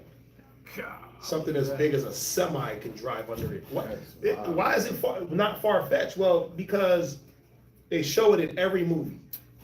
They do. Every movie they show you there's some type of underground situation. Die Hard. Huh? And Die Hard with Bruce Willis, the first one, I think it was. They were underground? Yeah, they was. They was building a tunnel under the ground. See that? And that's in the 80s. Yeah. Right? Oh, it's But every movie, every disaster, The Walking Dead, they went to the CDC. This dude was miles under the ground. iRobot, they was up. iRobot, it was under the ground. The last Transformer movie, when at the end, when he hit the button, it took him under the ground. The Bible tells them that they're gonna go under, they're gonna build Resident bunkers. Evil. Resident Evil, they were under the ground. What was it? Umbrella City or whatever? Yeah. Underneath the ground. Oh, Fallout. You ever see that show? Fallout. That's, oh my Yeah, God, they were under the ground. You got that one place that's in the mountain. They actually carved out the mountain and put their base in. Yes. What place? The mountain. Where? They got like in Colorado or something. Yeah, they got them in Colorado. They got them in Nevada. Yeah, I think They got them in California.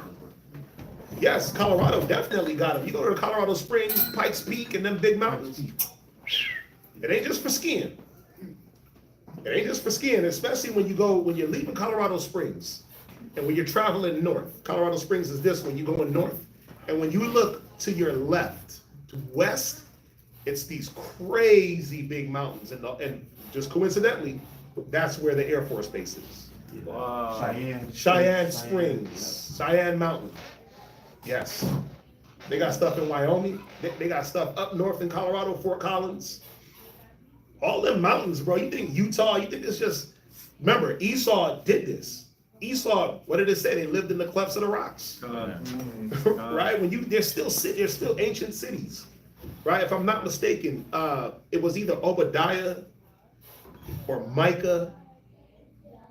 It was one of those prophets, the city that they went to. The city that they went to, it was carved out cities that they was in. Esau was living in the mountains. They literally carved out like the White House in the mountain. I've seen pictures of that. Yes, it was literally like pillared cities in the clefts of, bro. Intricate. They're huge though. Intricate. It's like they're giants. When you watch, I just watched it the other day, Mad Max. Right? Mm-hmm. Mad Max Fury Road, Mad Max, like the new one. Where did the dude that didn't die, where did they live at? Everybody watched the new Mad Maxes? In the mountain. Yeah, they lived in the damn mountains. They lived in the cliffs they carved it out and was literally living in a mountain city. That's Mad Max. Yeah. That's a new movie. You gotta watch it. The last two Mad Maxes is crazy. I gotta watch it. Those are my. I keep Listen, putting it I off. enjoy it. It's like 3 hours long. That's probably why I keep putting it on. Yo, 3 hours I can only Yo. class for 3 hours. but it's dope though. It show you something about the white man that he trying to live forever. Right? His genes are weak, so they gotta keep. That was the problem. They trying to live forever. They trying to reproduce with all these women, but their kids kept coming out with 3 legs, weak genes, pale, dying in the womb. Right? And they lived in the damn mountains. I'm gonna look at it. Bruh, I'm gonna look at it. come on. They had Gas City. Oh, the hills. The other city, they had the Gas City, and the other city was called something from the Bible. It was the main city they lived in was like It's like Zion or something. it was something like that, right? It was something like that. But all you gotta do, they telling you what they on. Remember when they was living in the Caucasus Mountains? What were they doing? They was living in the clefts of the rocks. So you think they're not gonna go back to their innate nature? When that time comes, like, well, there's safety in the mountains, and you think they can't press buttons and make a whole wall of a mountain move? I believe that. And listen, you know what taught us that was Fast and the Furious. Remember when they was going back and forth to Mexico in Fast and the Furious, and he pressed the button, and that whole wall moved, and they underneath the ground between California. You think that ain't real? I gotta check that out. No, that's fast. I'm way behind. Bruh, it's real. I'm way This behind. dude's capping. I know it's a movie, but remember they teach us things through their Hollywood productions, Right. through their TV shows. They teach us what they're about. And if you're not, like we talked about yesterday, if you're not watching TV with a lens that the Bible gives us, then you're gonna get caught up in what? Oh, it's just entertainment. No, Esau's telling you what he's on. He's on living in caves, underground bunkers, doomsday bunkers, right? Oh, thought one he put something. What did he put? I can't watch because I don't have the. Where? TikTok. Oh, he said. What did he send it to? Oh, TikTok. What did he see? It said my wife. The title says my wife and I bought this abandoned cave for $45,000. 45. My wife and I bought this abandoned cave for $45,000. What they about to do with it? Dynamite, chisels, and they about to make a whole house. I mean, you can just And buy a whole. They about to make a whole city. And then I eat How can you just go buy? They Edomites. They're Edomites. Oh, you saying they're not right, and that's Yeah, the how thing. people Nigga, say you got they're dumb not niggas so. like, no, that's Japhet. Ah, Show me them living in caves like this. They doing what they naturally. Sister just said, how can you buy a cave? Right? Yeah, Like, that's what I'm what trying the to- hell? Hey, because How it's, you- it's Yeah, I it's know. government. Okay. You know why? It's just government land that they, and it's like it got a cave on it. that's wild. Remember, when Esau's digging for minerals. How do you put the price on that? Right? Remember when Esau is digging for minerals like coal, Yeah. coal mines, gold mines, those shafts go miles into the ground. Miles. 3, 4, 5, 10, 15, 20, 30 miles underground. And all they're doing is what? Digging, digging, digging, digging, digging. And then they got a whole elevator that goes down, up and down. They got, they'll put like a whole rail system to be able to move product back and forth, right? It's not far-fetched. Sean, it's true. It's not, you gotta know in them end times what they're gonna be doing. They already got, underneath the White House, what you think they got? Oh yeah, They teach you in every movie that got something to do with the White House, that what? they got tunnels, train systems. Hit that West Wing, elevator down, and they tell you that there's a whole command post underneath the White House. Yep. And it's been there forever. Right? When you go into Germany and you deal with like Germany and Europe, right? And you deal with like Joseph Stalin and all them cats. They had railway systems way back then that was trucking people back and forth. You go to New York, you think those subways don't go deeper than what you see? They go deep into the ground. You ever drive on an underground water bridge, like the Holland Tunnel? You ever ask yourself, like, how the hell they dig this? We surrounded by water. Yeah, it's a crazy thought. Well, because they have a machine. All you gotta do is look it up.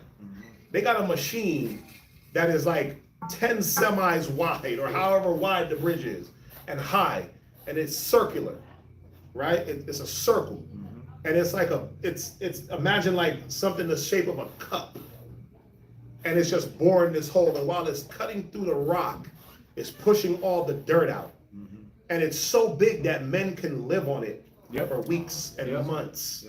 It's literally like a rig, and it just has this round digger, and it just burrows through what it has to burrow. And while it's burrowing, they're putting up like metal plates on the side to reinforce and cementing it. So it's cutting, reinforcing, and they're building that's how they build underground railways. That's how they build tunnels.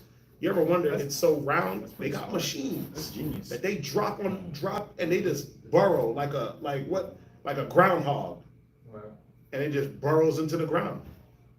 You think they ain't building that to go hide out from you Negroes?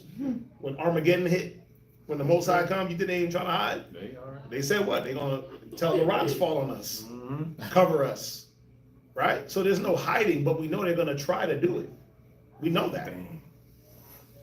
They're already showing you that they know that they have the capabilities to dig under the water, under the ground, as deep as they want, right? They've been doing it, come on, coal mining been around for how long? Diamond mining, they're not just doing it how they do it, it was going inside the rocks, inside the mountains. So is that where like the Most High says he's gonna let them get to the highest of the price? Cause It's part of they know it. it's coming, but they think it's like the things that they're doing to manipulate certain things in the world. They're thinking that they're God. So it's like, oh, he's letting them and getting away with it, so that they think that they can run away. That's They part of think it. that they can hide. That's part of it. I'm gonna let you think that you can hide from judgment, that you can buy your way out, that your money is gonna sit. They think that. I got enough money to buy this bunker, I'm straight. I got enough food and supplies to last through a nuclear fallout, right? We can last 45 years. We got 10 years worth of oxygen, right? We got military food packs that they don't spoil for 100 years. I mean, they tell you that when they give you canned foods. Canned foods is supposed to last for 40, 50 years. 50, 60 years. Canned goods is supposed to last you a lifetime. They do that on purpose. They started doing that when They start doing that when wars, World War I, World War II, and those different things start happening. They start giving you these type of goods to be sustainable. It was all about war and war prep. So yeah, they think they're gonna outlast the destruction, right? And they feel like they're gonna do it. Why do you think Elon Musk is trying to do his little whack space exploration? He said it, we're gonna build a place on the moon. He believes that. He's sadly mistaken if he believes that. And I think that he knows better, it's just a money grab. Right? Yeah. The white man. Right? It was Die Hard 2. Yeah, it was Die Hard 2. Die Hard 1, they was in the skyscraper. Underground cities in Las Vegas. See? That's Bakar. I think they got underground cities everywhere in the US. Except for like Florida and Texas. Under sea level. But if you could listen, remember, like a place like Colorado is, they call it the 5280 city. It's a mile above sea level. 5280 is what? 5,000 miles? 5,280 miles above sea level. You can do whatever you want. So imagine you're already above sea level by 5,000 miles, and then you have mountains that are way above sea level. There's no water to inhibit what you want to do when you want to dig deep. Imagine a 5,000 mile bunker.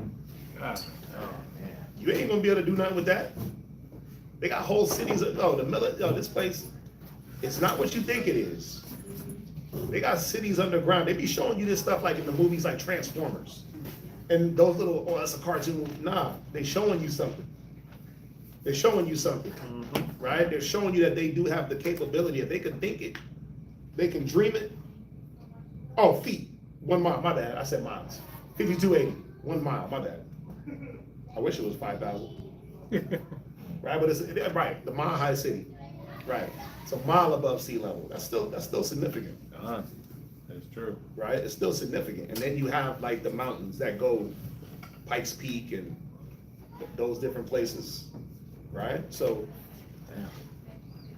anyway, yeah, 5280, 1 feet. 1 foot. Well, where we at? We're gonna be long, man. Y'all trying to keep us here long. 12 o'clock. Psalm 104 and verse 28. Right? Psalm chapter 104 verse 28. That thou givest them, they gather. Thou openest thy hand. They are filled with good. Thou hidest thy face. They are troubled. Thou takest away their breath. They die and return to their dust. Right, so he's showing us this circle of life. I give you this, I give you the creation, I gave you this, I create the earth, the foundations, water, mountains, animals, these different things, and then take away the spirit. They're troubled, they die. Go ahead. Verse 30. Thou sendest forth thy spirit. Right. They are created. Right. And thou renewest the face of the earth. Right. So it's just giving us the circle of life. This is giving us like a creation, a sort of creation story in a short form. Right? Just the circle of life. I create things, I give the things necessary to sustain the life. And when I'm ready, I take away the spirit, then do it all over again. It's that simple. Go ahead. Verse 31.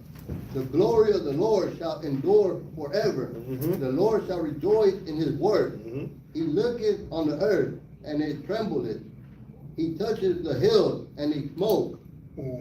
I will sing unto the Lord as long as I live. I will sing praise to my God while I have my being.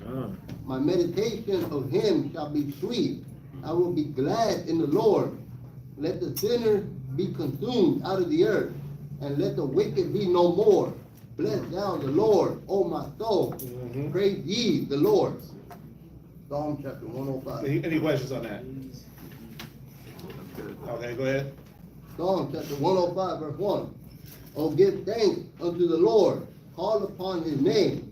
Make known his deeds among the people. Sing unto him. Sing songs unto him. Talk ye of all his wondrous work. Glory ye in his holy name. Let the heart of them rejoice that seek the Lord. Seek the Lord and his strength. Seek his face evermore. Remember his marvelous work that he has done, his wonders, and the judgment of his mouth. O ye seed of Abraham, his servant. Go ahead. Ye children of Jacob, his chosen. Here's what? His chosen. Go ahead. He is the Lord our God. His judgments are in all the earth. He has remembered his covenant forever. Right. The word which he commanded to 1,000 generations. So how many? 1,000 generations. Go ahead. Which covenant he made with Abraham and his oath unto Isaac, and confirmed the same unto Jacob for a law, and to Israel for an everlasting covenant. Notice that it don't like name no other nation. Well, Abraham made covenants with the other nations in Deuteronomy. No, he didn't. Stop. Or the Most High made covenants with the other. No, he didn't. No, he didn't. Deuteronomy 29 ain't speaking about no other nations. Genesis, the covenant, like there was no nations there that was gonna get the promises except for Abraham, Isaac, Jacob, 12 tribes. Notice how it said, "Oh, seed of Abraham," and you're like, well, what if Ishmael? They became a great nation. Cool, that's all they got. That's the blessing that Ishmael got. Great nation, 12 princes. That don't equal salvation. That means that they were gonna flourish here on this earth and be blessed here on this earth as a great nation. But when you're talking about like salvation, promised land, milk, honey, those things, it tells you that Jacob was chosen.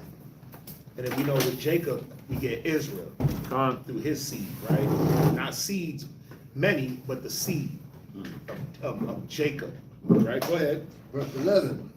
Saying unto thee, Right. I give the land of Canaan. Who did he say that to? Go to Genesis 15. Genesis 15:18. Who did he say that to? He said that to Abraham. But we know the promises go to Jacob. Read that. Genesis chapter 15, verse 18. Read. In the same day, the Lord made a covenant with Abram, Right. saying, unto thy seed have I given this land, from the river of Egypt unto the great river. Right. The Nile to Euphrates. Go ahead. The river Euphrates. The Canaanites, and the Kenizzites, and the Cadmonites, and the Hittites, and the Perizzites, and the Rephaims, and the Amorites, and the Canaanites, Right. and the Girgashites, and the Jebusites. Go ahead. Was that it? All that land. And when you look at those borders, from Egypt to Ammon, that was a vast land. That was the promise. It was a promise to everybody. Go back to Genesis. Go back to Psalms. Psalms chapter And, 105. and what you need to do, I threw out one precept. What you got to do is just go back and read that chapter. Right? You should be wanting to read these chapters in its context to understand what's going on. Go ahead. Psalm 105, verse 12. When they were but a few men in number, yeah, very few, and strangers in it. And what? And strangers in it. Strangers in the land. See that? Well, what about, how could Israel be strangers? Well, Abraham was a stranger in the land. How could you call us stranger? Yeah, he did. Right here. And in many other places.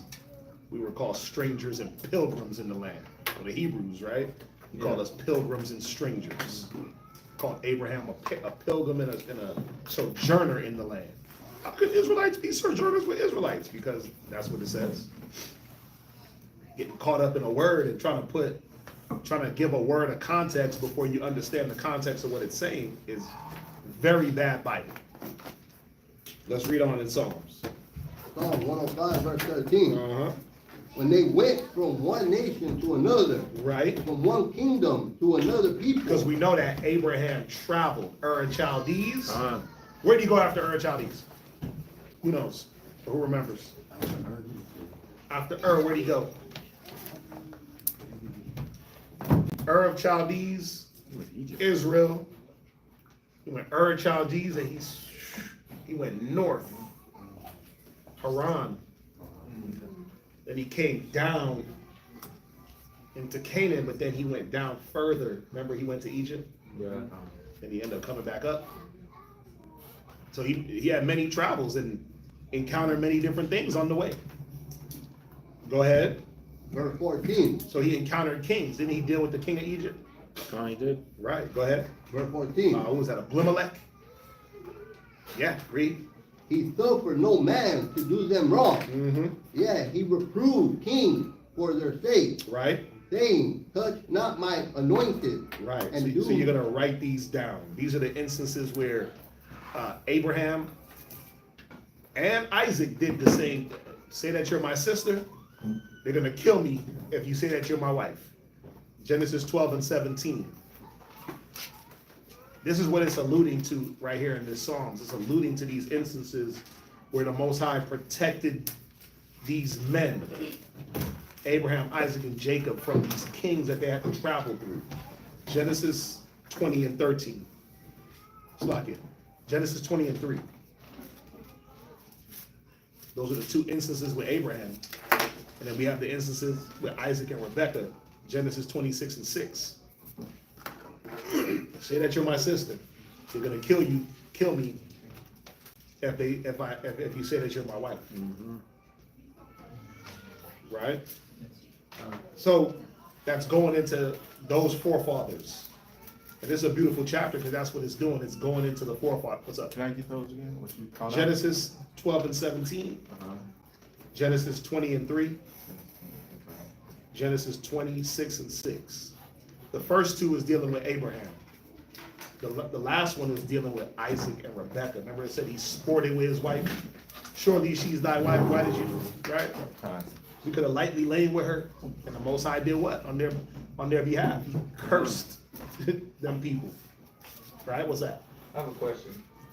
So my question is, what is it about the land of Canaan that was promised to us? And or like, now it's like the land of Israel. The land of the Bible. It was the land flowing with milk and honey. It was the Fertile Crescent. It's you might not see it today because of what's happening with it, and the land is in a curse. Right. And it said the Gentiles are going to trot it down the land, but at that time, if you just look up, what you have to really understand about that land, if you just look at it on a carnal level, just look at it. Look at all the rivers that flow through it. They had a port, seaport that can get you to anywhere in the world. It had protection on both sides. It had rivers that went through. It just had everything. It had everything that we needed, and at the end of the day, that's the land the Most High chose. Right? Right. That's what He chose to give His people. But just on a sustainability level, that land is the land. Right now, it ain't the land, because we ain't in it. But if you look at a map of that ancient setup, look at all the rivers that ran through. The Jordan on one side. You had the, what's that river now? You had the Mediterranean Sea on the other side. All the rivers, the mountain ranges, the lush greenery. It just had everything. Right. It had everything that we needed to sustain life, according to what the Most High wanted to give us. Right? It's not what it was. Know that. Where we at? Psalm 105, verse 15. Saying, touch not my anointed, and do my prophets no harm. Moreover, he called for a famine upon the land. He brake the whole staff of bread. What is this going into? So we done with Abraham, Isaac, Jacob. What is this going into? What was this going into? What famine? Egypt. Famine of Egypt in the time of who? Joseph. Time of Joseph, right? Go ahead. Verse 17. And we could read that in what? Genesis, the 41st chapter, 13th verse. Go there real quick. 41, 53. Genesis 41. Read where you at. Verse 17. Right? He sent a man before them, even Joseph, who was sold for a servant. Pause right there. Read that Genesis 41. Genesis chapter 41, verse 53. Right. And the 7 years of plenteous that was in the land of Egypt were ended. And the 7 years of dearth began to come, according as Joseph had said. Right. And Go ahead. good. And the dirt was in all lands, but in all the land of Egypt there was dread. Right, that's it. So, again, go back and read the chapter, or read the story, right? And you can still, you know, that story of Joseph, that starts at Genesis, the 37th chapter, and it goes to the 45th chapter. Story of Joseph being sold as a servant, being put into Potiphar's home, and all the different things that he had to go through. You can read that Genesis 37 to Genesis, the 45th chapter. Go ahead, read on. Verse 18. Whose feet they hurt was better. He was laid in iron until the time that his word came. The word of the Lord tried him. See that? The word of the Lord tried him, right? All the tests that Joseph went through, whether or not he was gonna break. You know how they say when in Rome, do as the Romans do. Right. Well, ain't nobody around to see what I'm gonna do, so I might as well just be an Egyptian, right? But we know, look, when Potiphar's wife tried to come on to him and get him to lay with her, what did he do? Ran. Yeah. Right? And just all the different, when you examine that story, there were many instances that Joseph could have folded, but instead he allowed wisdom to be his guide. Was that it for you? Any questions on that? Nah. Oh, I forgot. I got one question. What's that? In verse 7, it says, He is the Lord our God, His judgments are in all the earth. In 104, it was going through everything that He said about the creation and everything like that. Is judgments also meaning is the judgments also meaning the decrees He gave to the creation, like the oceans and stuff like that? It's talking about all of it, but it's okay. You kind of just confused me. Ask the question again. So You confused me a little bit. You're saying, are you asking what? 105, Mhm. verse 6. Mhm. Obviously, it follows Psalms 104, and we went through the waters, the foundations, and so on and so forth, Mhm. animals and everything like that. Is that also referencing judgments? Because when I think of judgments, Right. I'm thinking just like, oh, you do something bad, this is the judgment. Or you do something good, this is the judgment. Well, that's what a judgment is. The judgment is how you judge a matter. Right. So, So in that, just like how you said it, in how you judge a matter. right. So my question is again, is the way He made everything a type of judgment? The way He made everything to be, set the bounds and all that, is that a type of judgment? Is the way He made everything a type of judgment. Like the sea can't go past a certain Correct. point. Like the land don't extend. Yeah, I can see that. I could say yeah on that. Like he set everything. He gave everything a boundary. He gave the moon, the sun, the stars a decree that it can't transgress. Right, in verse 5, it says, remember His marvelous works, that He hath done His wonders and the judgments of His mouth. Right? So Yeah, yeah. but that was my question. Yeah, I mean, I would say yeah, right? Again, I have a scripture, sir. what you got? It's actually Deuteronomy, Okay, chapter 32, and verse 4. okay, It says, He is the rock, His work is perfect, right. for all His ways are judgment. And the Most High of truth, So and the without way, so his ways, the way, again, what was His way? He set the boundary of the water. That's a judgment. It can't go past what He said. Yeah.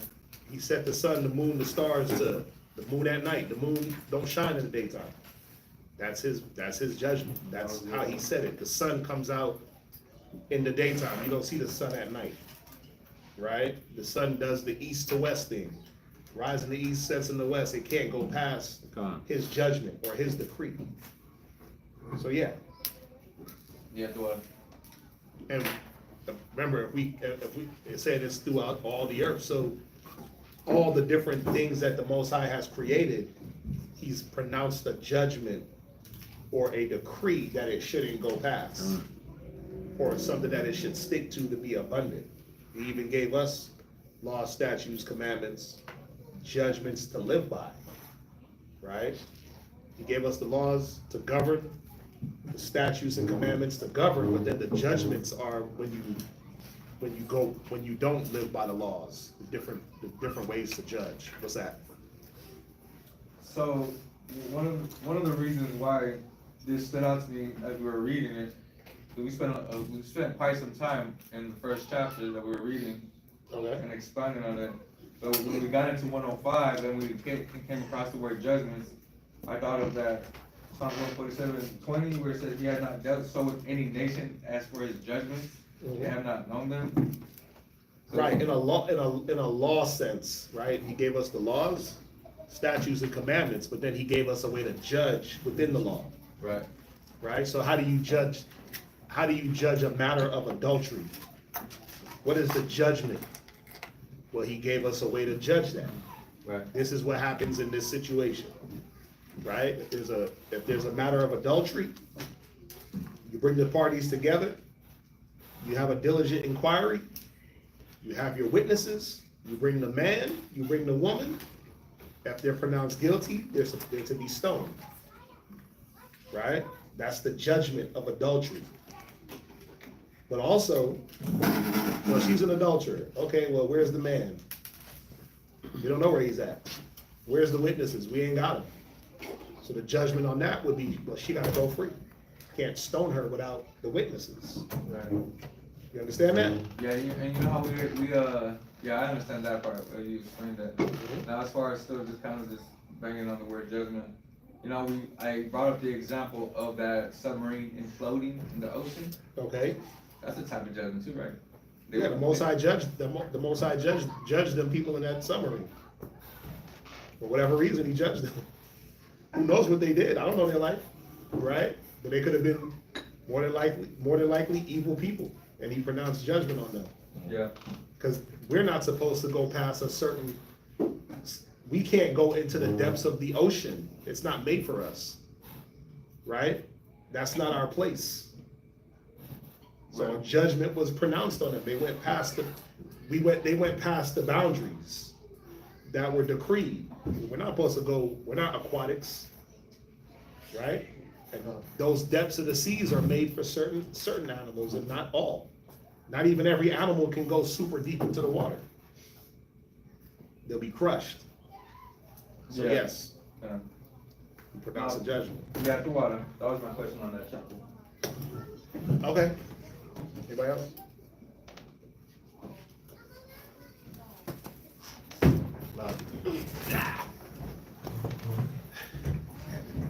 Highlighted, ready. Boy, it's ready. Ready to highlight. Bang.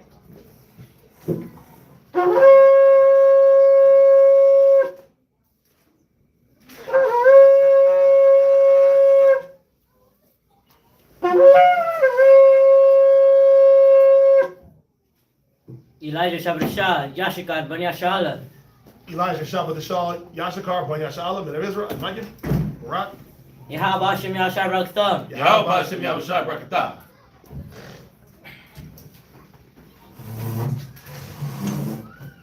Like, just think about it. When it says his judgments is throughout all the earth, right? We can see that in the way things happen throughout the earth, right? When you got when you have situations that are going on, when you got I remember or it's not even I remember. This is constantly happening where you'll have what's a good example? It's like I can't get a good example off my head. You got a good example? I'll come back to it. Right, when you can see it through the earth, the way the Most High is judging, right? Because you see it when things happen. That's how you know, like, damn, okay, the Most High is put it like we talked about, like the floods, the different storms, the earthquakes, the tsunamis, the droughts. He's judging. He's putting his judgment out there. What's that? You see that situation with that guy? Which guy? That black guy who, it reminded me of that situation with a black guy in the past was talking down on black women. Okay. And then he got with a white woman. Hmm. Then the white women ended up killing him. And now all the black women online like, how look at you. Yeah. You went for her and now she's the one that killed you. And they Yeah, it's like little instances like that. Little things like that, you know, but we can see the Most High is constantly judging. He's putting his judgment out in different ways, right? Different destructions, different calamities, different the wars, the rumors of war. That's all the Most High judging. You know what I'm saying? The wild beasts attacking. Because why? When the places ran wickedly, Right. you're gonna see the judgments. You're gonna either see the destruction in the judgment, or you're gonna see those blessings in the judgment. What's that?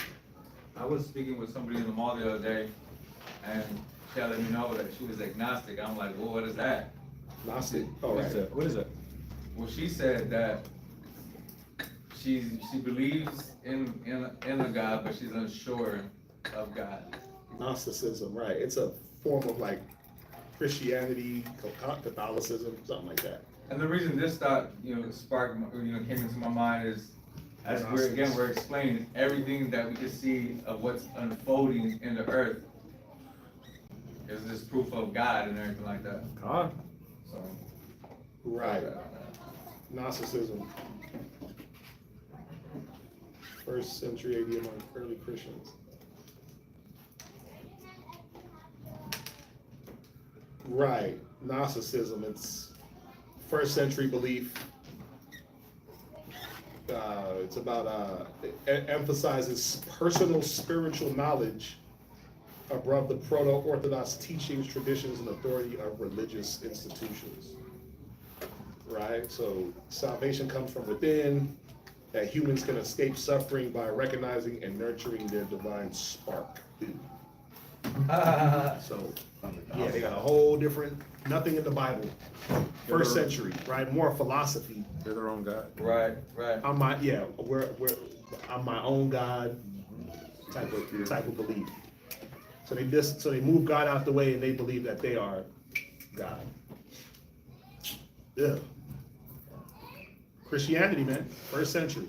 Hell of a job. Wow. It's a hell of a drug. So obviously this came after the Peters, the Pauls. They took the teachings and skewed them Right. into another belief.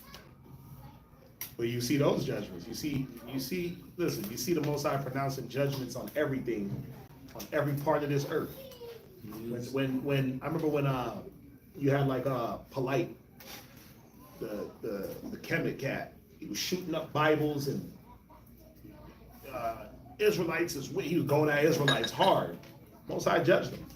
Now he's in jail rotting away for rape, That's what he gets. sexual abuse, all those different things, right? Yeah. You see it all the time. You see it. They come against the word, and then the Most High throws out his judgment. Sometimes it just takes a minute. Give it some time. Yeah. Give it some time. Yeah. And that judgment is going to be pronounced on you. And if you're looking, you'll see it. Where we at? Psalms 105 verse 20. The king sent and loosed him, even the ruler of the people, So we're still dealing with Joseph. Go ahead. and let him go free. He made him lord of his house Right. and ruler of all his substance, Uh-huh. to bind his princes at his pleasure, and teach wisdom. So you see that? Joseph was teaching the people the wisdom of the Most High. Verse 23. Verse 23. Israel also came into Egypt, and Jacob sojourned in the land of Ham. We can read that in Genesis 46 and verse 1. Write it down. Go ahead. And he increased his people greatly, and made them stronger than their enemies. He turned their heart to hate his So people. what is this talking about now? This Jumping through history. So who they about to talk about? this talk about the Egyptians with Moses and how they hated us and they, Right. put us in servitude. Right. So you can write down Exodus. Exodus 1. Go there. Go to Exodus 1 and 8. We can go there. Go ahead. Read on. Read verse 25. Verse 25. He Right. turned their hearts to hate his people, Uh-huh. to deal subtly with his servant. Read Exodus 1 and 8. Exodus chapter 1, verse 8. Now there arose up a new king over Egypt, which knew not Joseph. And he said unto his people, Behold, the people of the children of Israel are more and mightier than we. Come on, let us deal wisely with them. Meaning subtilly, cunning, sly. Let us deal wisely with them on our behalf. Their wisdom was to put us in captivity so that we wouldn't go join up with their enemies and fight against them. Go ahead. Lest they multiply. Remember, Egypt was fighting against the Nubians to the south, and they were fighting the Canaanites to the north. So it would not have been good for them, for us to grow so big within them, and then we team up with their enemies. Egypt would have been overran. So they're like, okay, let's just put them in slavery instead. Go ahead. And it come to pass that when they're fallen out any war, they join also unto our enemies. See that? Yeah, the Canaanites to the north, Nubians to the south. Go ahead. And fight against us. Come on. And so get them up out of the land. Right, where you at? Is that verse 10? That was verse 10, sir. Right. Jump back to Psalms. Psalms 105, verse 29. Again, just throwing out a precept here and there. What you want to do is just go back. If you don't know the story, if you don't remember it, go back and read it to get those details. Go ahead. Now, Psalms 105, verse 26. And he sent Moses his servant, Right. and Aaron whom he had chosen. They shewed signs among them, and wonders in the land of Ham. Right. What was one of the signs they said? What was one of the first things that we see from Moses and Aaron? The what? He turned his rod into a Right. Turned his rod into a serpent. Ate up the other rods of the magicians. Right. That was one of the things we saw, and then we know it's gonna go into those 10 plagues. Water into blood, frogs, flies, and those different miracles. The darkness. Go ahead. He set darkness and made it dark, and they rebelled not against his word. Come on. He turned their waters into blood. You get what? Turned their waters into blood. Well, we can do that too. We did that. Oh, it's not that big of a deal. We ain't letting y'all go. Go ahead. And slew their fish. Their land brought forth frogs in abundance, and the chambers of the kings. He spake, and there came diverse sorts of flies. And you gotta understand, like we talk about this a lot. I know we haven't been over Exodus in a while. It's been some time for the Sabbath, but just think about the magnitude in which the Most High was pronouncing himself. Right. This wasn't like some Rudy Poo frogs, like the little small frogs that be in our front yards at night. Yeah. You know those? Yeah. That sisters be like, oh, they jump, oh my God. Nah, it wasn't those. And then, even if it was, imagine a wall of frogs. It looked like the earth was just moving. Dang. And then the sounds that frogs make. And they be wet. And I remember, you know what's dope? Like, when I go and I go out into the garden, right, and I be back there sometimes, if you're not looking, I remember one time I was back there, and something jumped and hit and just landed on my forehead, bow, and stood there. It was just wet. And I was like, oh, hell no. Because what happens is, I got them out there now, right? But what happens is, when it starts to heat up, I get these little small green frogs. I love them. I love them because they sit on they're so small and lightweight. So they'll sit on the leaves, like imagine a frog sitting on the leaf of that plant. You won't even see it, right? And they're beautiful because they're sitting there eating the little bugs that eat the plants. So I don't mess with them, right? She had a pet. What was his name? The frog that would come into the house. Timmy? Yes. Timney? Yeah, Whatever. it Timmy's our back door, when you turn on that back light, the frogs, or if the light is off, and the kitchen light's on, they'll jump up and stick to the window of the back door. So we'll open the door, you're looking, you just see a frog just sitting there. I think it was the same one. It was their pet. And they will hop into the house, and then we gotta get them out. And I don't really trip when they come in the house, because I'm like, go ahead and get up all the little flies and whatever is like lizards come into the house. I just let them come in, because they're gonna eat like the little bugs that creep and crawl. I don't really mind it, you know, but imagine your house overran with frogs. I believe it. You going upstairs and they upstairs. You going downstairs and it's a wall of frogs, and then when they die, the stench, the decay. Yeah. So, when I remember back in Cali, whenever we would go to see my aunt in LA, or was she in LA? Anyways, Fremont. She was in Fremont.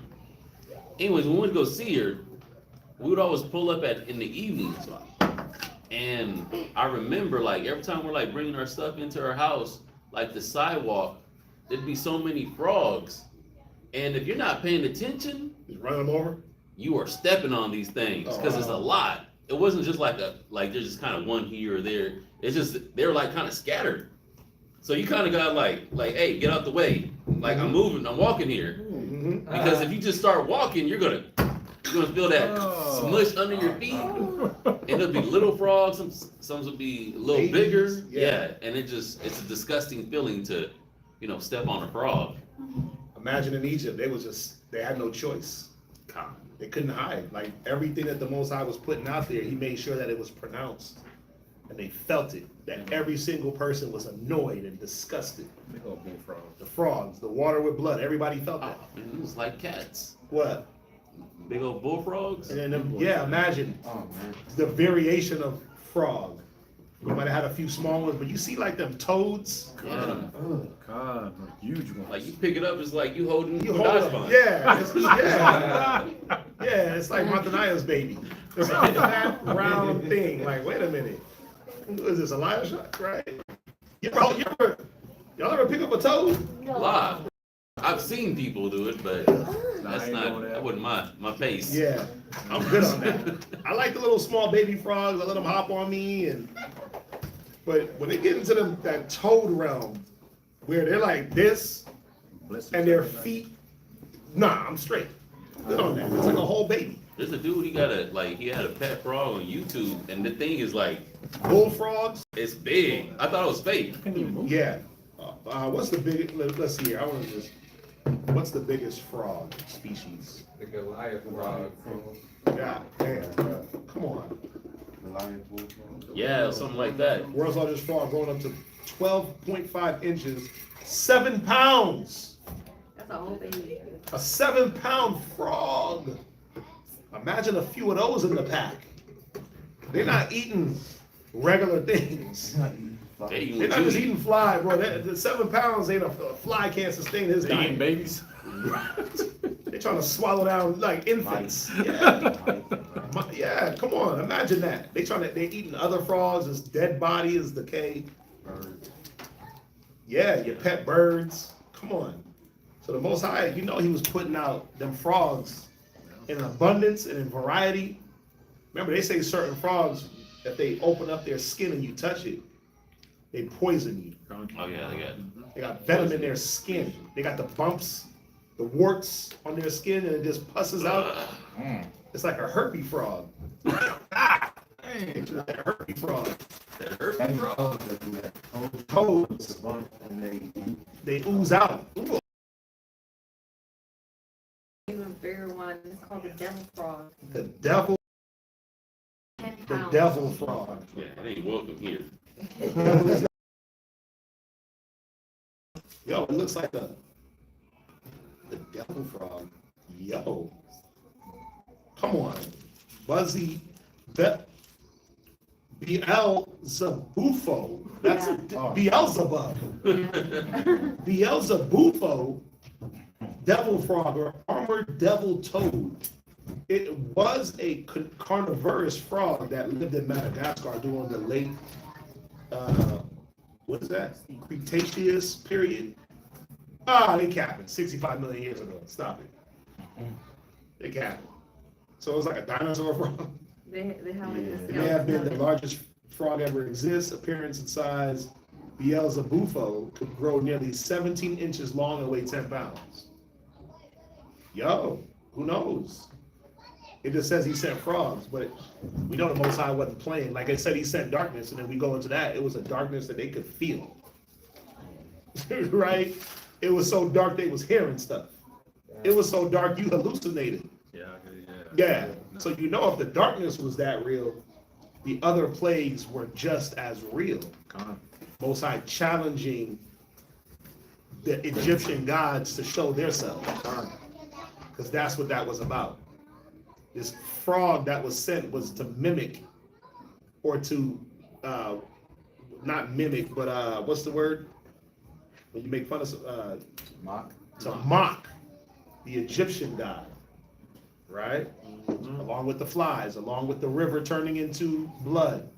Remember that Nile River was their life source of water for crops and drinking, and they believed, the Egyptians, that all life came from the Nile. That's what they believed, that the god of the Nile, I forget what god it is, and I did a class on it, right? But that god of the Nile brought forth life. Well, let's see. Why is everything dying? Right? Why is all your, have your God bring it back to life? Right. See that? So, where you at? Psalm chapter 105 and verse 31, last precept. Uh-huh. And lice in all their clothes. He gave them hell for rain. He gave them what? Hell for rain. Yeah, fire mingled with ice was the hail he sent down. Fire mingled with ice. So if the hail and the hailstone hit you, it didn't get you, you just burned. Hit the crops, knocked them down, then burned all the crops up. What a thing. Just think about it. How does fire burn within ice? Think about it. One ain't extinguishing the other, like the scriptures say. Go ahead. And flaming fire in their land. And obviously we can get these plagues, Exodus the 7th chapter to the 12th chapter. The last thing being the Passover itself, the death of the firstborns. Right? We got the 10 plagues and then the death of the firstborn. Go ahead. He smote their vines also, and their fig trees, and brake the trees of their coves. He spake, and the locusts came, and caterpillars, and that without number. I remember we were in Trinidad. When we were in Trinidad a couple of years ago, there was a locust. We didn't see it, but it was going on at the time that we were there, or brothers were there. But I remember seeing it, and it was crazy. Just the sound. And, you know, you look at these things now, and you're like, I could only imagine what they felt in Egypt. When you had, remember, you got different stages of locusts, right? They start out as what? What does locust start out as? Well, that's the same thing. Locust and grasshopper is the same. What do they start out as? An egg. An egg where? Watch this. An egg where? On a plant. Yeah, right. In the dirt. Oh, I didn't know that. Yeah, they start out as eggs in the dirt, and then they turn into what? When they hatch out that egg, what do they become? Before they become a what? They become like worms, caterpillars. And what do caterpillars do? They eat. Yo. So there's something called a tomato horn worm. Oh yeah. So I used to catch you do? Yeah. The ones I sent y'all? So I used to have to pull them off the tomato plants. That long, right? Nice little girth on it, about that. About some of them like a quarter size, some of them about maybe a dime size, a nickel size in circumference.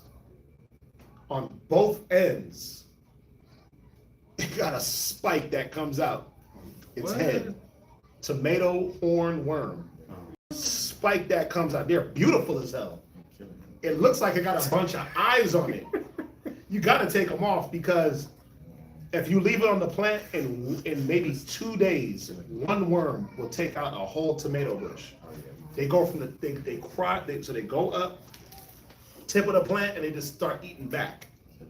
And so you'll know that you have it because you're like, wait, where are all the leaves? So they eat all the leaves first, and the plant needs the leaves to be able to soak up the sun. And they just sit there. They're green. They're beautiful. They blend in, and you literally gotta like look, and you'll see them hang off. And then when you try to pull them off, they got like 50 legs that cling on, and those things turn into moths. They don't turn into locusts. They turn into a moth.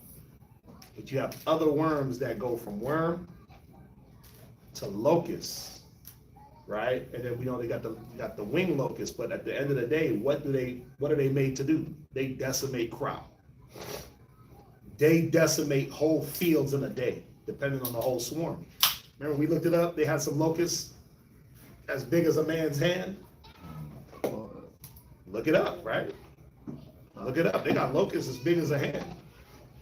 We see the little small grasshoppers. Oh, there go Jimmy the Cricket. And we get nervous. But imagine what he was sending to Egypt, where they blacked out the sky. Because they fly also. They jump and they make the noise with their wings. Imagine what he was sending through Egypt to decimate their crops. Right? So the swarm of locusts. Go ahead, where you at? Verse 35. And and did eat up all the herbs in their land, and devoured the fruit of their ground. See that? Eat the fruit of the land and devour the. We got something called like when you plant like cucumbers, watermelons. Because I don't know if you know like cucumber, watermelon, pumpkin.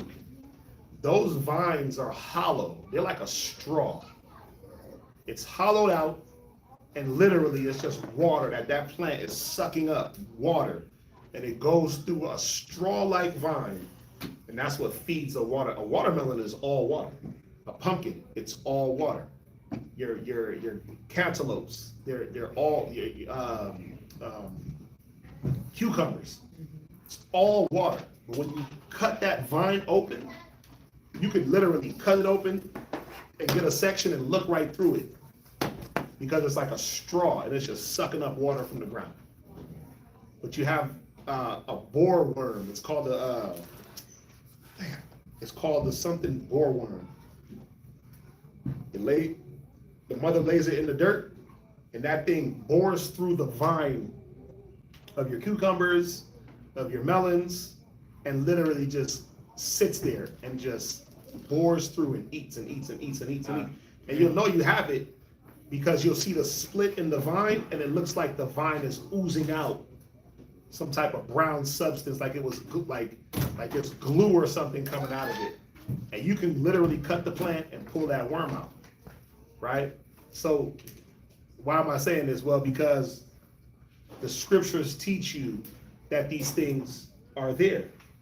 But then if you put them into practice, you can see like, man, this one worm decimates a whole plant. Imagine 50 worms in a field. And that's just the worms that you can't see.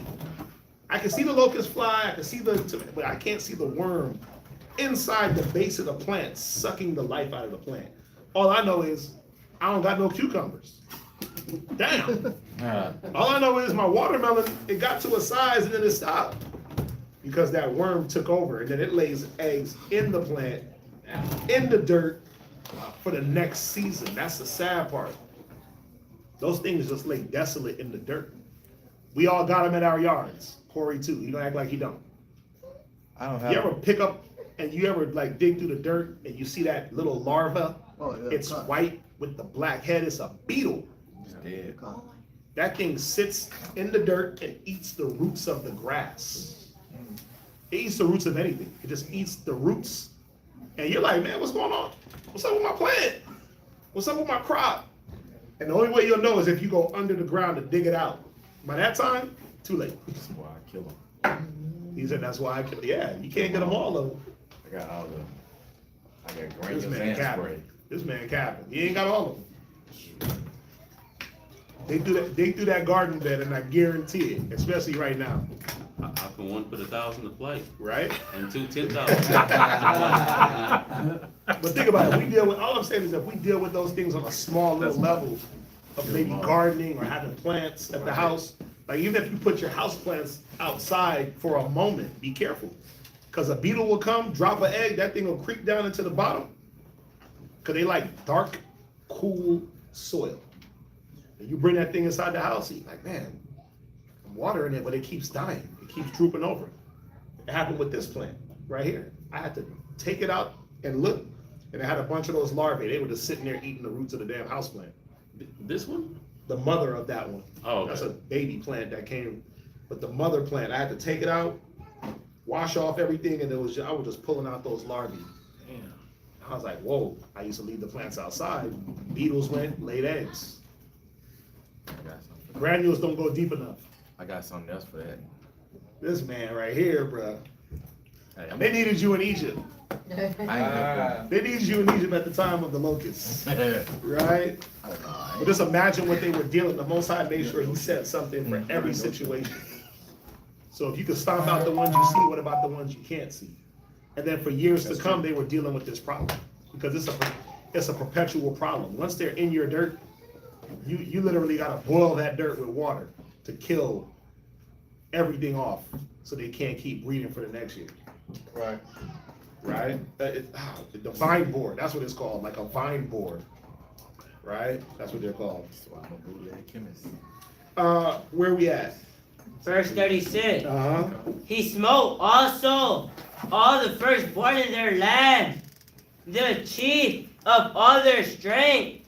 Right? He killed their firstborn. Remember, their firstborn would be the next pharaoh to the pharaoh. That was their God on earth. But he killed their strength, the firstborn. Go ahead.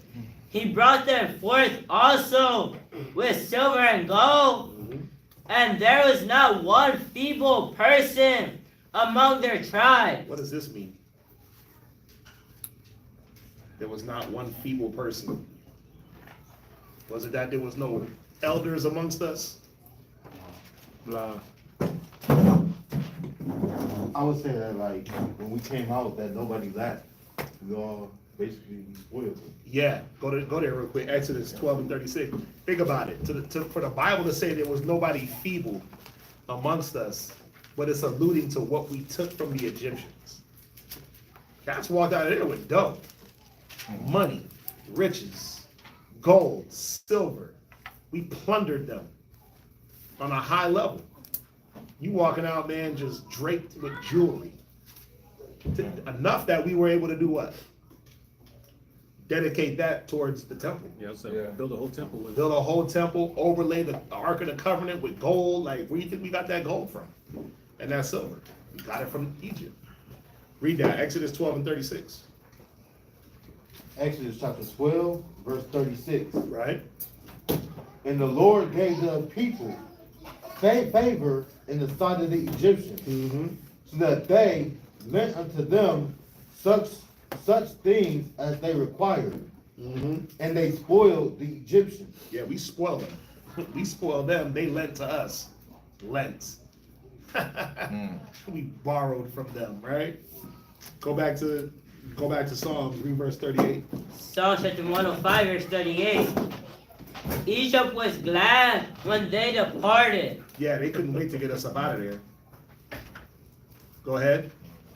For the fear of them fell upon them. Go ahead. He spread a cloud for a covering, and fire to give light in the night. The people asked, and he brought quails. Did we ask?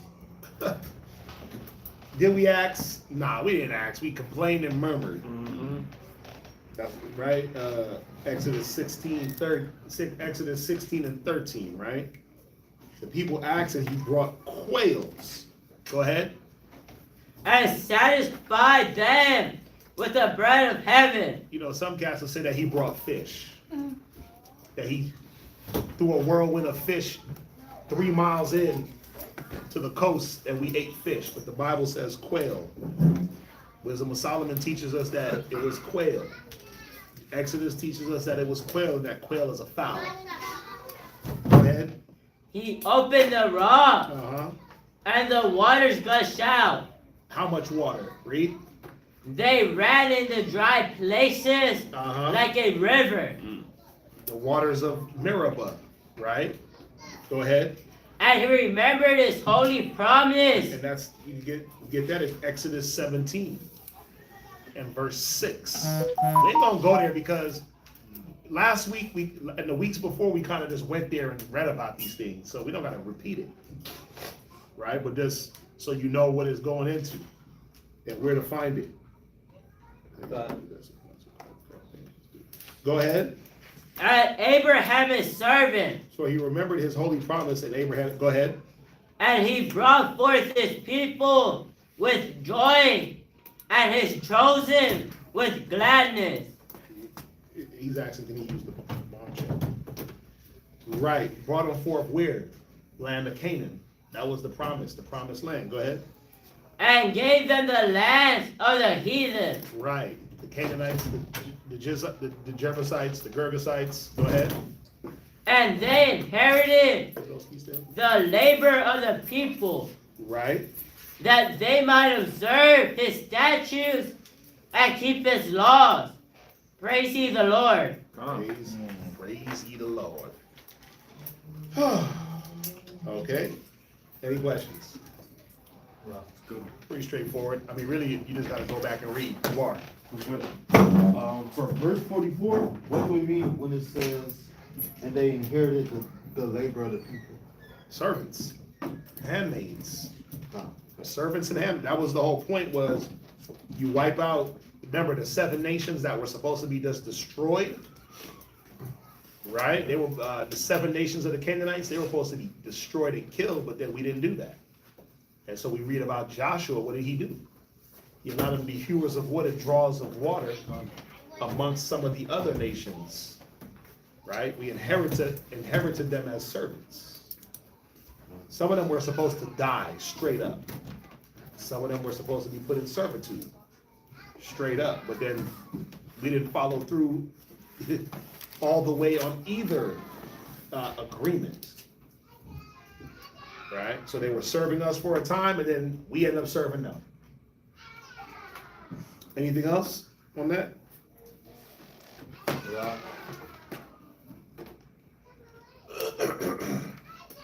Okay. Next reader.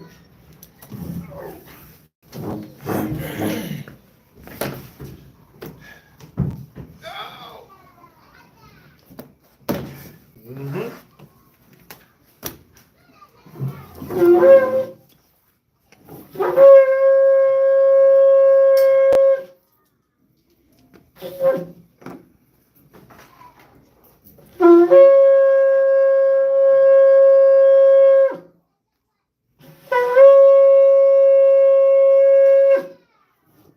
Corey, Shabbat Shah, Yahawda, Ban Yasharel. Corey, Shabbat Tashal, Yahawda, Ban Yashal, men of Israel, I might. Right? Yahawba Shem Yahushua Brakatham. Yahweh Shem Yahushua Barakatah.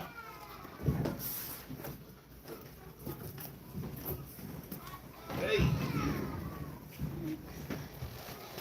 Here we go. Psalms 106. Buckle up. Josh Rice.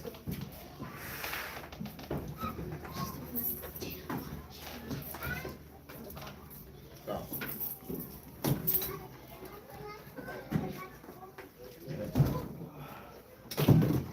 Psalms 106. Let me see your Psalms 106.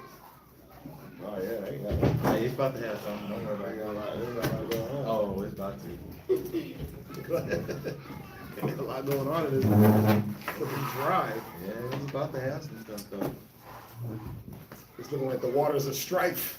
All right, I'm about to eye hustle in a minute. Where we at? Psalm chapter 106 and verse 1. Mm-hmm. Praise ye the Lord. Oh, give thanks unto the Lord, for he is good, for his mercy endured forever. Who can utter the mighty acts of the Lord? Who can show forth all his praises? No one. Go ahead. Blessed are they that keep judgment, and he that doeth righteousness at all times.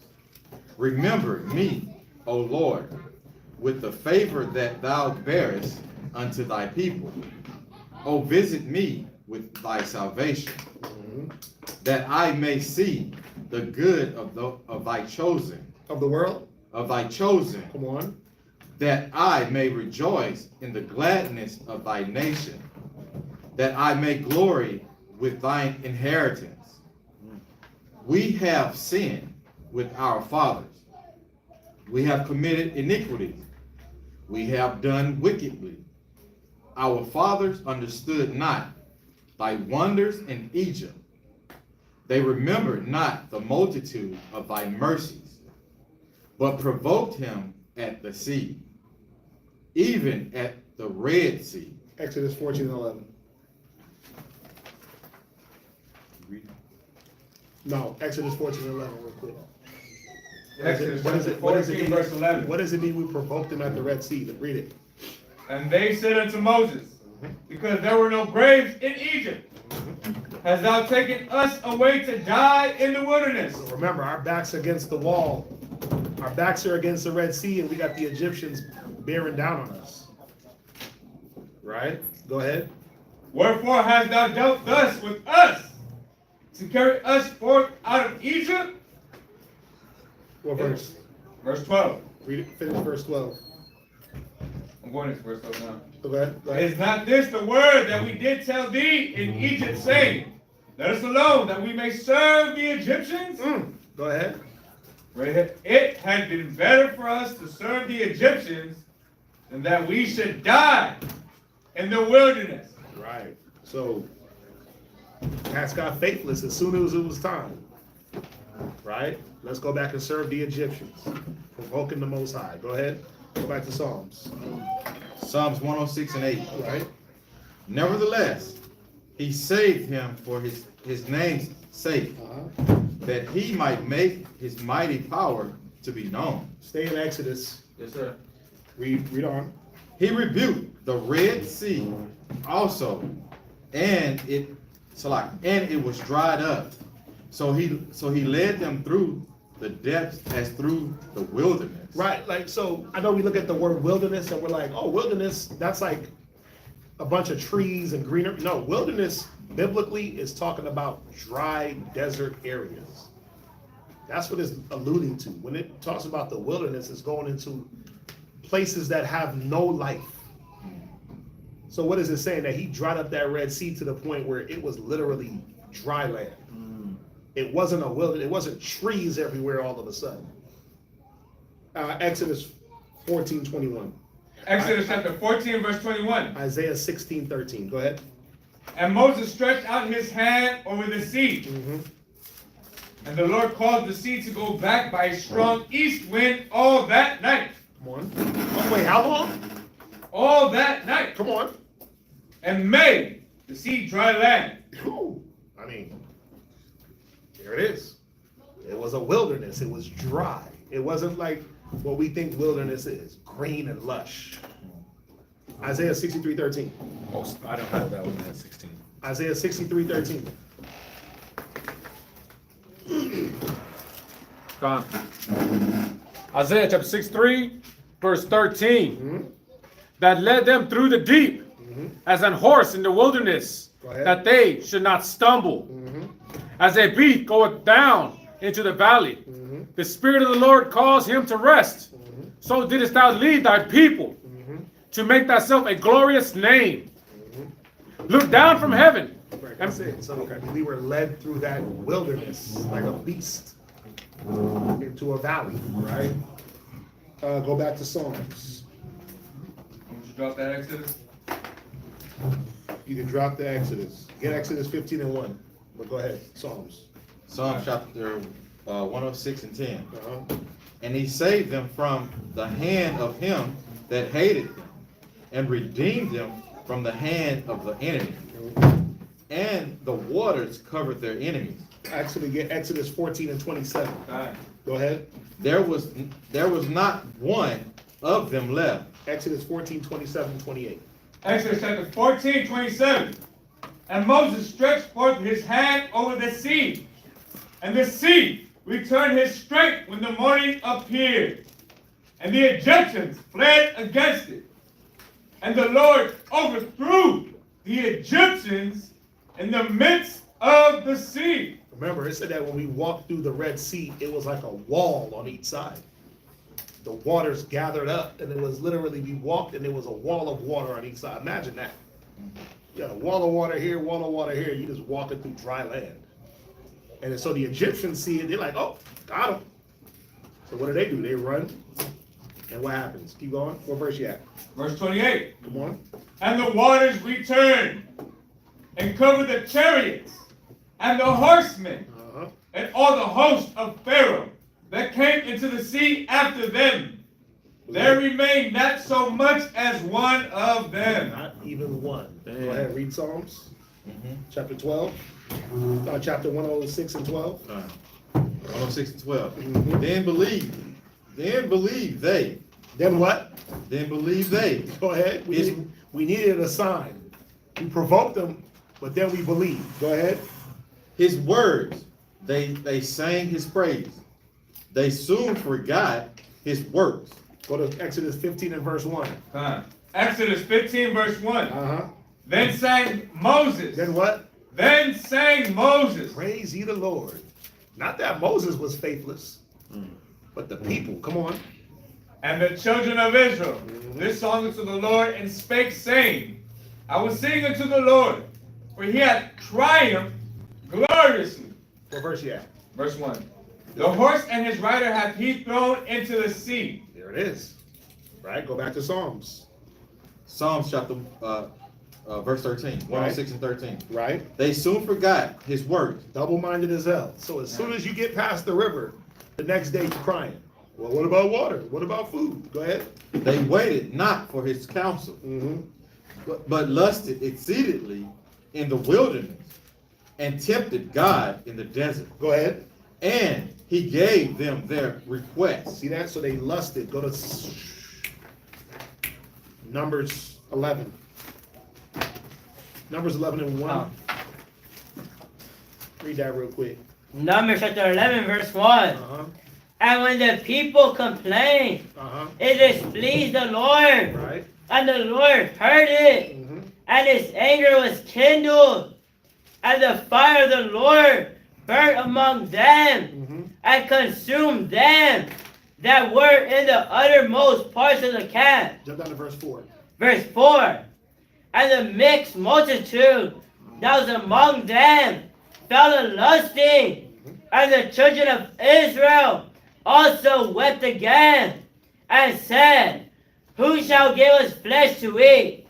Right. Read verse 5. Verse 5.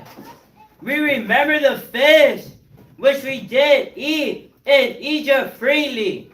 The cucumbers. Was it really free? You was getting your back broke to eat. Grievous slavery. And that's how our people think.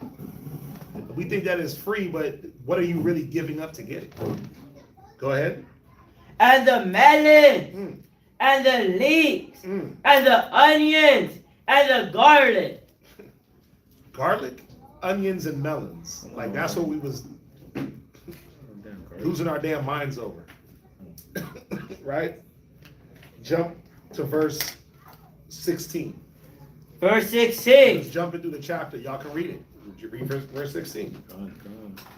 And the Lord said unto Moses, gather unto me 70 men of the elders of Israel, whom thou knowest to be the elders of the people, and the officers over them, and bring them unto the tabernacle of the congregation. Read, jump down to verse 19.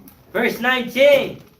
Ye shall not eat one day, nor 2 days. So he said he's going to give us flesh to eat, right? He said you're not going to eat 1 or 2 days. Go ahead.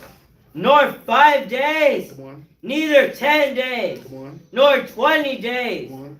but even a whole month, until it comes out at your nostrils. Yeah, he said it's gonna come out at your nostrils. Damn. So what did it say? It said he gave them their request, but sent leanness into their souls. Where you at? Verse 20. Read it on.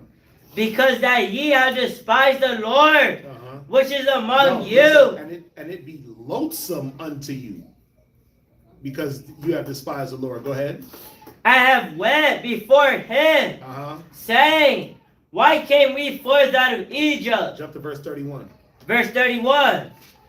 And there went forth a wind from the Lord, Right. and brought quails from the sea, Uh-huh. and let them fall by the camp, Go ahead. as it were a day's journey on this side, and as it were a day's journey on the other side, round about the camp, and as it were 2 cubits high above the face of the earth. Go ahead. And the people stood up all that day, and all that night, and all the next day, and they gathered the quails. He that gathered least gathered 10 homers, and they spread them all aboard for themselves round about the camp. Go ahead. And while the flesh was yet between their teeth, ere it was true that the wrath of the Lord was kindled against the people, and the Lord smote the people with a great plague. And he called the name of that place Kibroth Hatava, because there they buried the people that lusted. And the people... That's it on that, right? Let's go back to Psalms. Read Psalms 106:16. Somebody get Numbers 16 and 1. Go ahead. Yeah, go ahead. Psalms 106, 15 from the top. Uh-huh. And he gave them their request, but sent leanness into their soul. Verse 16. They envied Moses, also in the camp, and Aaron, the saint of the Lord. The earth opened and swallowed up Dathan, and covered the company of Abiram. And a fire was kindled in their company.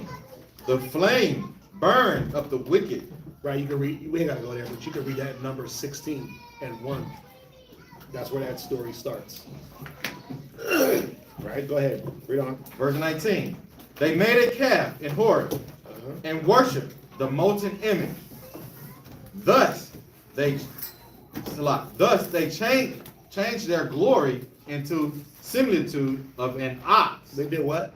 Changed the glory into the similitude of an ox. Right. They changed, our glory was supposed to be the Most High. God. We changed him into a damn ox. His similitude. That's what we decided that we wanted to worship. Was an ox. No different than what? The Egyptians. Their first gods were cows and oxen. And then transmutated into half men, half beasts. Same thing with these damn Elamites. They worshiping cows and drinking cow pee and eating cow boo-boo on naan bread. Right? Careful with that naan bread. Go to Exodus 32 and verse 4. Yeah. You gotta be careful of that cow dung on the naan bread. Careful of those lentils. Go ahead, read. Exodus 32 and 4. Read it. Exodus chapter 32, verse 4. Read. And he received them at their hand, and fashioned it with a graving tool, after he had made it a molten calf. Right, so let's talk about Aaron getting the gold earrings, nose rings from the people and fashioning, carving out, right? Giving it a nose, a mouth, eyes, a damn molten calf for the people to worship. Not no little miniature sized molten calf, like, oh yeah, here's the molten calf, yay. Nah, it was on a large scale, right? It was on a large scale. Go back to Psalms. Psalms 106, last precept of 20. Go ahead. That eating grass, verse 21. They forgot God their Savior, which had done great things in Egypt. Wondrous work in the land of Ham, and terrible things by the Red Sea. Go ahead. Therefore, he said that he would destroy them, had not Moses, his chosen, stood before him in the breach. That's Exodus chapter 32 and verse 10 and 11, right? He said, move aside and let me raise up children in your seed. Let me destroy them all at once and I'll raise you up, Moses. And Moses said, what about the promises? What about the promises you made, right? What about those? The Egyptians gonna hear of it and they gonna think that you couldn't bring the people out, right? Go ahead. So that's Exodus 32:10, 11. Go ahead. To turn away his wrath, lest he should destroy them. Yea, they despised the pleasant land. They what? They despised the pleasant land. What is this talking about? I should be asking y'all. I'm over here just teaching. What is this talking about? What? Sent the spies into the land. Right. Where can we find that at? Numbers 14:31. Read it. That boy's in the middle of that Bible in them margins. I know where he at. Yeah, he cheating. Go ahead. Numbers chapter 14, verse 31. That's hilarious. Yeah, there's many scriptures there. You gotta know which one to pick. But he's right. Go ahead. But your little ones, which he said should be afraid, them will I bring in, and they shall know the land which ye have despised. Go ahead, they despise it, but the actual story starts here. See, you in the margins. Go to Numbers 13. Numbers 13 and verse 2. Numbers chapter 13, verse 2. Right? Send out men that they may search the land of Canaan. Like if you want to get the context, that's what was going on. They sent men to spy out the land. Go ahead. Which I gave unto the children of Israel, of every tribe. Then just for the short story, you would slide to verse 26. Verse 26. And they went and came to Moses and to Aaron, right, and to all the congregation of the children of Israel, unto the wilderness of Paran, to Kadesh, and brought back word unto them, right, and unto all the congregation, and shewed them the fruit of the land. Right. And they told him and said, we came unto the land whither thou sentest us, and surely it floweth with milk and honey. So surely it's what the Most High said it was. Go ahead. And this is the fruit of it. Read. And they brought back what? Remember the clusters of grapes? So big that two men had to carry it in between them on a staff and just, man, these grapes is heavy. Can you imagine, like, just like each grape like a watermelon? God, Yeah, that's wild. just how beautiful them grapes tasted. Yeah, I got some grapes growing at the house. I'm very, very proud. I've been growing them grape seeds for like 8 months. Y'all don't get the process. Right? I'm trying to get land of Canaan grapes. It ain't gonna happen. It ain't gonna happen. But, you know what I'm saying? Like, can you imagine this? The wine. Yeah, they had to be a chunky cluster of grapes for two men to have to carry them. Go ahead. This is the fruit. Like, it's fertile. Go ahead. Nevertheless, But it's always a but with Israel. But go ahead. the people be strong that dwell in the land, and the cities are walled and very great. Right. So when it says he despised the pleasant land, they believe not his word. What was his word? All he said was to show up. The land is yours. Yep. yeah, you're gonna have to fight a little bit, but it's yours. And we've seen it when we read the book of Joshua. We see what a lot of the fighting wasn't even with weapons that we would consider weapons. A lot of the fighting was walk around this city 7 times and yell, then blow the horn, walls fall. Get a bunch of pots, pans, and lanterns and make a commotion, and they're gonna fall. Bring the ark and watch them just run. Do this, and like we didn't even have to really go to war like that in a lot of these instances. Some instances we had to go to war. We had to literally put a sword on a cat. But for the most part, the Most High promised it and that He was coming through, but we didn't fulfill it. All right, end of the bargain. Go ahead. And moreover, we saw the children of Anak there. The Amalekites dwell in the land of the south. Oh, so the white boys and them Africans, they've been the damn hindrance forever. Edomites and Hamites been our hindrance forever. Go ahead. And the Hittites, and the Jebusites, and the Amorites Go ahead. dwell in the mountains, and the Canaanites dwell by the sea, and by the coast of Jordan. Read down to verse 31. Go ahead.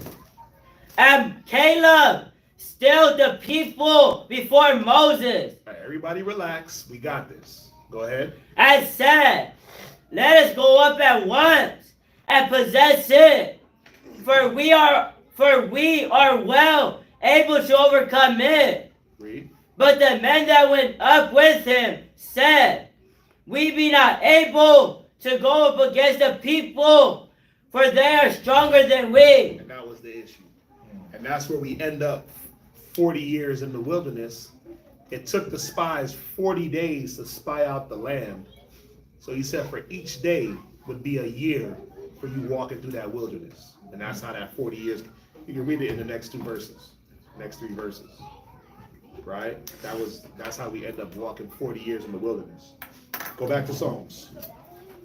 Psalms 106 and verse 24. Ye that despise the pleasant land, they believe not his word, but murmur in their tents, and hearken not unto the voice of the Lord. Where you at? 106. Psalms 106 and verse 25. Okay. Right? You can write down Numbers 14 and 1,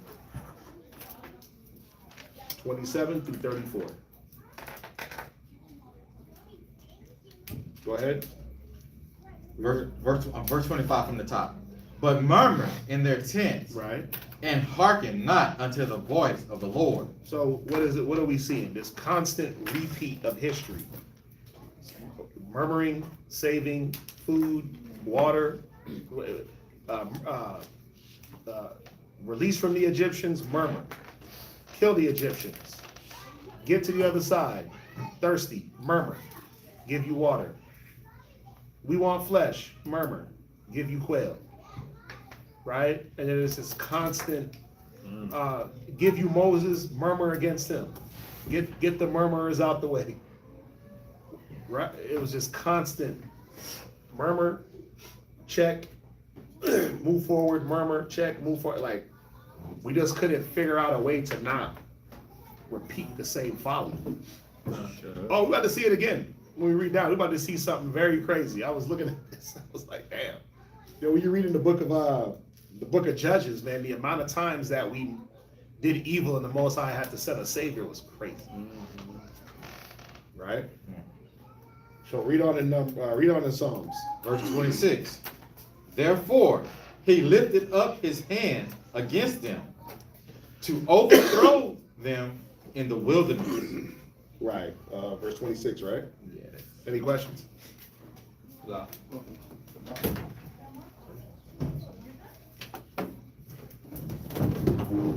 You know, the way he wrote down, that man is scribbled. Back and read it. Take you a screenshot. Oh, okay. After class. Oh, man.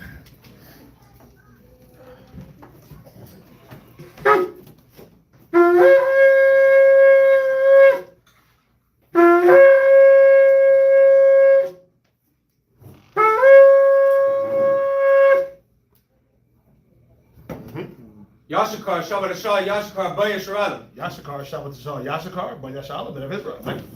Right. Yahweh Hashem, Yahweh Shai, Brakathum. Yahweh Hashem, Yahweh Shai, Barakatah.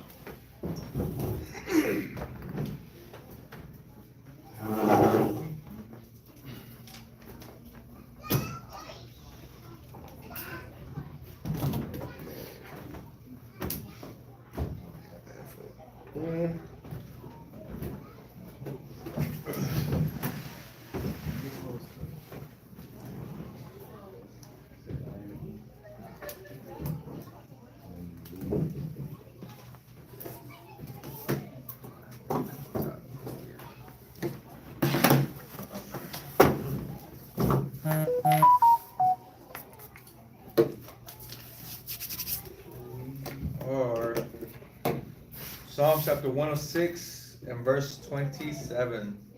Go here. Go here. Verse 27. To overthrow their seed also among the nations, and to scatter them in the lands. They joined themselves also unto Baal Peor, and ate the sacrifices of the dead. Thus they provoked him to anger with their inventions, and the plague brake in upon them. Go to Numbers chapter 25 and verse 1.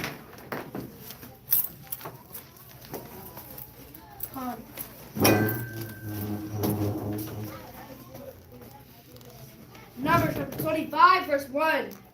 And Israel abound in Shittim, and the people began to commit whoredom with the daughters of Moab. Go ahead.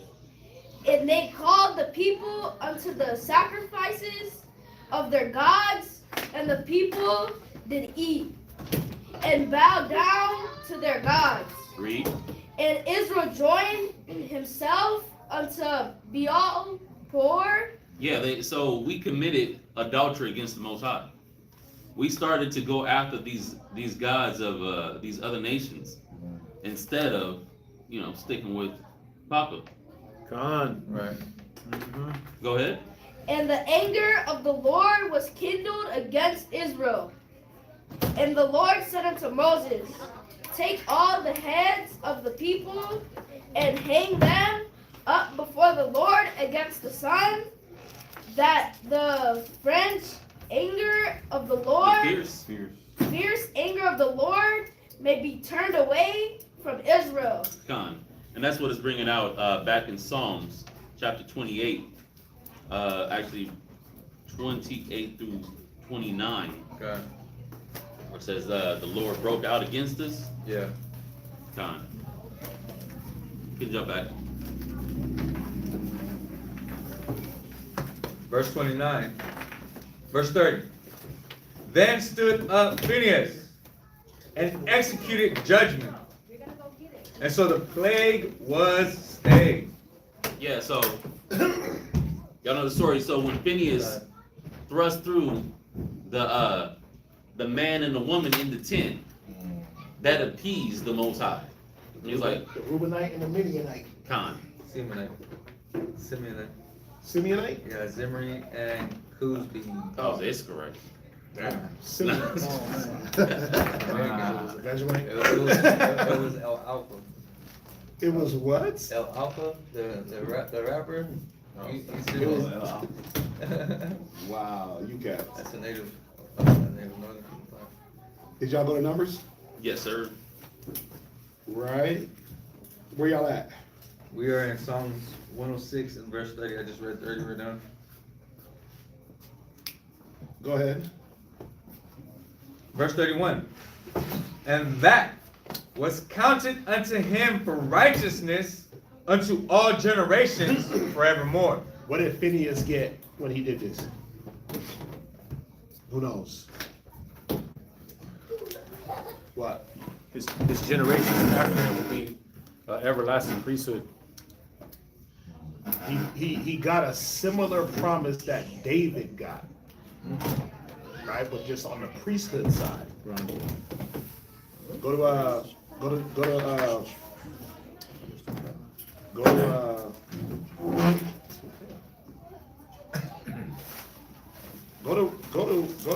Ecclesiasticus. Sirach. Somebody got a fuck. Where's that at? Ecclesiasticus 40. Let's see here. Right. It goes into the Nahab. 45 and verse 23. Con. 45, 23. Read it. Ecclesiastes chapter 45, verse 23. Right. The third in glory is Phineas, the son of Eleazar. Eleazar. Who was Eleazar? Who was he the son of? Aaron. Aaron. Right. Go ahead. Because he had zeal in the fear of the Lord. Go ahead. And stood up with good courage of heart when the people were turned back and made reconciliation for Israel. Read verse 24. Verse 24. Therefore was a covenant of peace made with him, that he should be the chief of the sanctuary and of his people. See that? That was a covenant made that he would be the chief of the sanctuary. Right? That Levitical priesthood would stay with Eleazar. And then you could track that all the way, if I'm not mistaken, you could track Eleazar all the way to a man in the book of Luke.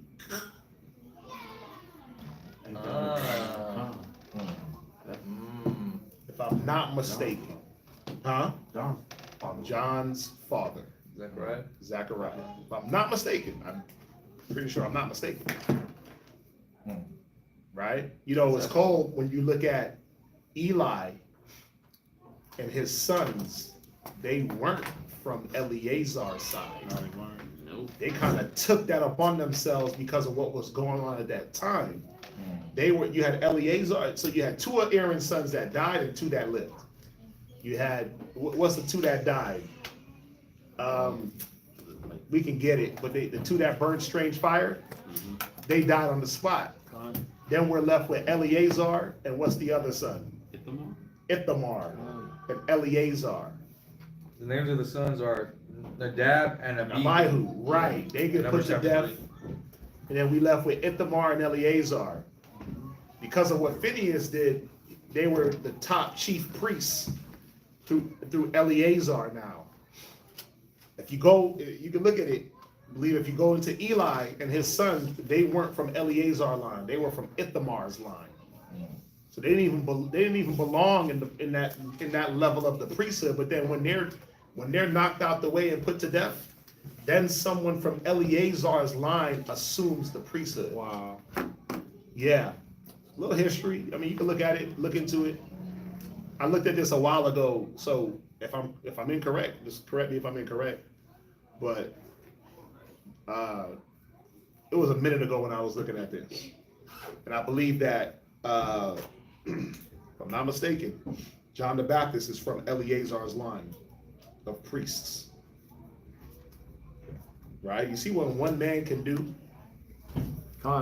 Just like David. There will not cease to be a king from thy line. And we can see that all the way. Zerubbabel, all the way back to David. Zerubbabel, Jeconiah, Zerubbabel's son, all the way through, right? All the way to Christ. We can see that promise being fulfilled, right? Where are we at? You want me to finish? Yeah. That he should have dignity in the priesthood forever, right? Go to 1 Maccabees. Go to back 1 Maccabees 2:23 to 26. Con. 1 Maccabees chapter 2, verse 26. 2 and 23. Verse 23. Right. Now when he had left speaking those words, Right. there came one of the Jews. So who is this going into? What great man in history is this going into? Give me his name. We in the beginning of Maccabees. It's Mattathias, right? Mattathias. It's Mattathias. Go ahead. In the sight of all to sacrifice. So this is when now they had the heathen, right? The Grecians. They had. This is when they start to Hellenize our people. The king's command was what? You can't call yourself a Jew. No circumcision. You got to sacrifice the abominable things. Go ahead and eat this pork in the sight of the people. Sacrifice on the altar pork, right? On the altar. So what was happening? Well, here comes this damn Cunalite, right? My master is the white man type of Jew. I'm gonna do what master says. Obey the law of the land type Jew. He coming up to sacrifice some pork on the altar, right? What does Mattathias do? Read on. On the altar, right, which was at Midian, according to the king's commandment. Go ahead. Verse 24. Which thing when Mattathias saw, right, he was inflamed with zeal. Read. And his reins trembled. Neither could he forbear to see his. Somebody else got to pick up. Remember, we online and they trying to learn too. But if it's choppy, you're not gonna get it. Read it. Gotta study. Read. Neither could he forbear to show his anger according to the judgment. What verse you at? Verse 24. Read. Wherefore he ran and slew him upon the altar. Yeah, he slew that man on the altar. Come on. Verse 25. Also the king's connoisseurs, commissioners who compelled men to sacrifice. He killed at the time, and the altar he pulled down. Right, read. Thus dealt he zealously right for the law of God. Go ahead. Like as Phineas did unto Zimri, the son of Salam. Jump to verse 50. Verse 50. Right. Now therefore, my sons, be ye zealous for the law, and give your lives for the covenant of your father. Jump down to verse 54. Verse 54. Phineas, our father, and being zealous and fervent, obedient the covenant, obtained the covenant of an everlasting priesthood. See that? So it all goes hand in hand. You want to substantiate the Apocrypha as canon? Well, it speaks the same things that the other books speak. It's speaking about the same account in Numbers. But it ain't canon. But why is it saying the same thing? Right? I don't believe in that Apocrypha. Well, why is it saying the same thing? You better believe. This is the only book where you'll get the Hellenistic period. That first century, that 130 BC to 1 AD type of history. Right? There's no other parts in the Bible that's going to teach you about when they were Hellenizing the Jews on the level of killing, murdering, abomination of desolation. You're not going to read that nowhere else. Daniel prophesied of it, but how come we don't read it in the regular little Bible you get without the Apocrypha, without the 80-book canon? You get the 66-book canon, but what about the 80-book canon that has the Greek period in there? That's why a lot of Christians don't understand nothing that happens after Matthew's, because they don't have what happened before Matthew's directly. They don't have the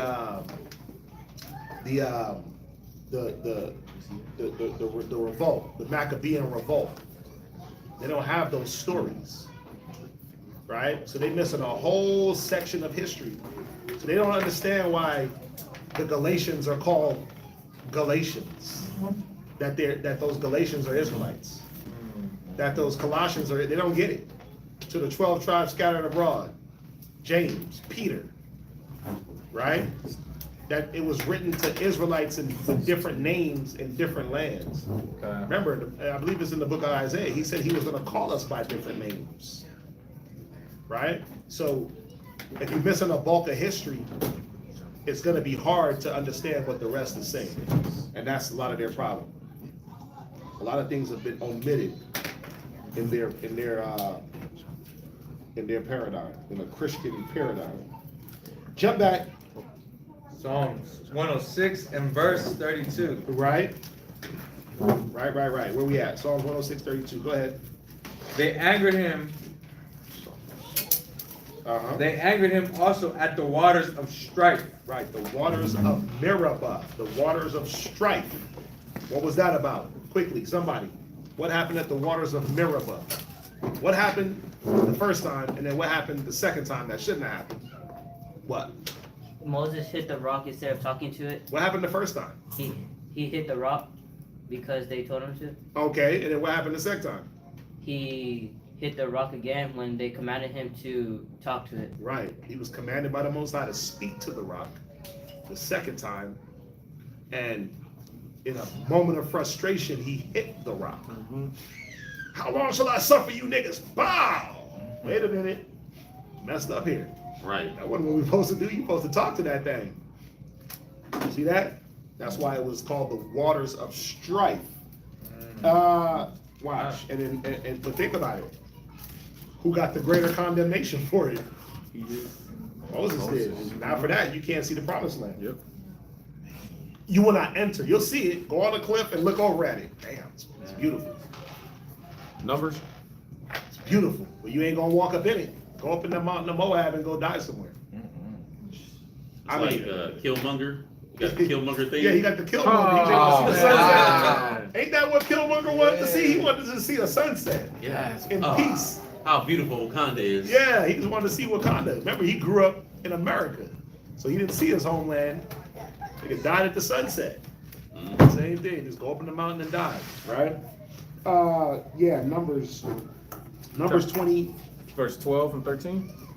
You go if you want to go straight to the point. Oh, it's what you want, sir. No, it's what you want, sir. I'm here to serve. Yeah, I'm just right. I'm the lowest of the servants. Hey, what you want? I'm trying to listen to you. Numbers chapter 20, verse 11. Right.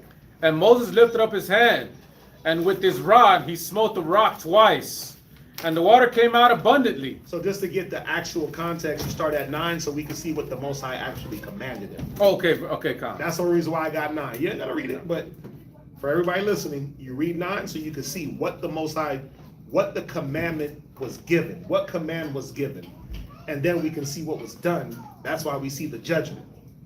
That's simple. Go ahead. Read where you at though. It's fine. And the congregation drank, and their beast also.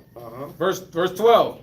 And the Lord spake unto Moses and Aaron, because ye believe me not, to sanctify me in the eyes of the children of Israel.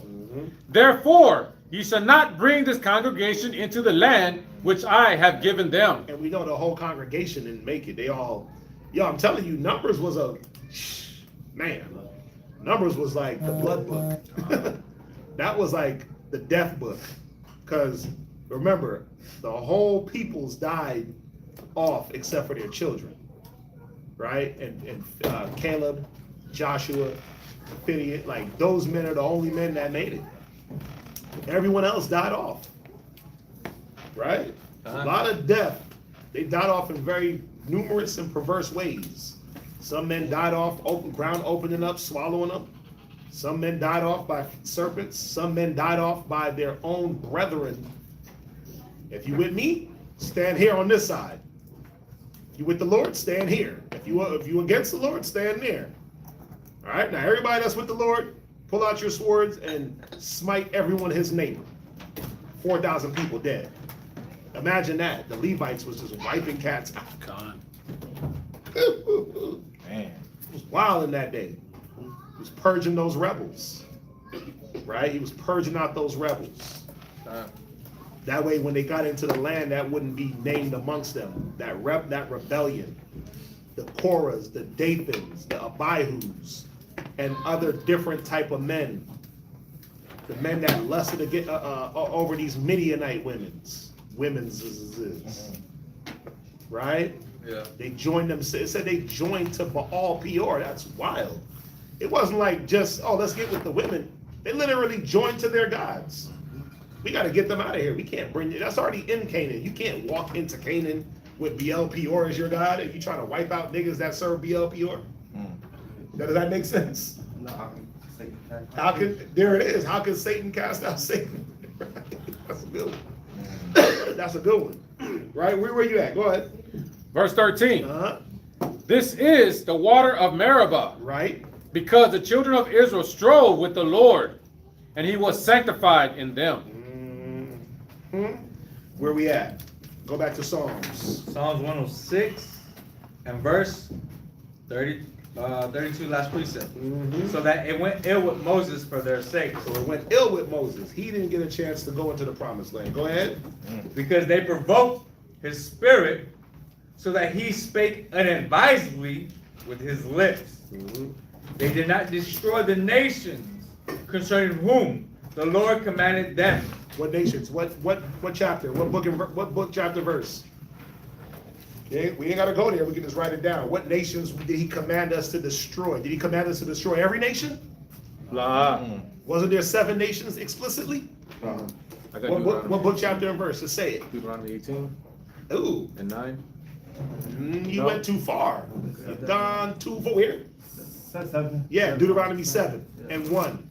He gives us the 7 nations of the Canaanites that were explicitly supposed to be wiped out. Don't marry, don't marry, no covenant, no servitude. Get them out the land by slaughter. Right? But we see that didn't happen. They was tricking us in the book of Joshua. They was tricking us into becoming their servants. I mean, bro, you see it. Cass was automatically just, Dan, tribe of Dan was wilding the hell out. Your man Samson was wilding. Let me go get this Philistine woman. I need that one, Bob. Let me go get this Phoenician woman. Yeah, basically, Deuteronomy 18 and 9 goes back into what they were doing, how they tricked them into it, how they were going into their gods and doing with their families and their gods, put it like that. The reason why you go to Deuteronomy 7 is because you can get the actual commandment of what we were supposed to do once encountering them. Then Deuteronomy 18 is going to show what was what they were doing. Deuteronomy 18 didn't show yet. How could it? Because we still in Deuteronomy. Let's see. Deuteronomy, read it for me. Deuteronomy chapter 18 and verse 9. Okay. When thou art coming to the land which the Lord thy God giveth thee. Oh, it was showing what the Canaanites were doing. Right. Okay, go ahead, read it. Thou shalt not learn to do after the abomination of those nations. Right.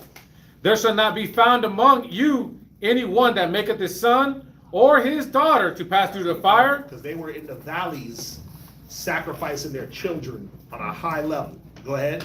Or that useth divination. They definitely were doing that. Read. Or an observer of times, or an enchanter. Because the woman that Saul went to go get, what was she? Right. She talked to them. I don't believe that she was an Israelite. What, wasn't she like a Zidonian or something? We can look at it. I could be wrong.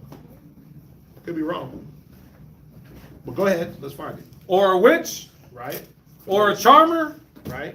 Or a consulter with familiar spirits. That's what she was. She was a consulter. Like, how you a consultant with spirits? Like, yeah, what do you do for a living? I just consult with the dead. I'm just a consultant. I'm just a spiritual advisor. What does that mean? Yeah, I just be pulling spirits about the 3rd dimension. Wow. God. Right? What is it? Familiar. Go ahead. Or a wizard. Or a necromancer. Necromancy. Right? Samuel was dead and all the Israelites. Let's see here. 1 Samuel 28. Deuteronomy 18, verse 9, 12.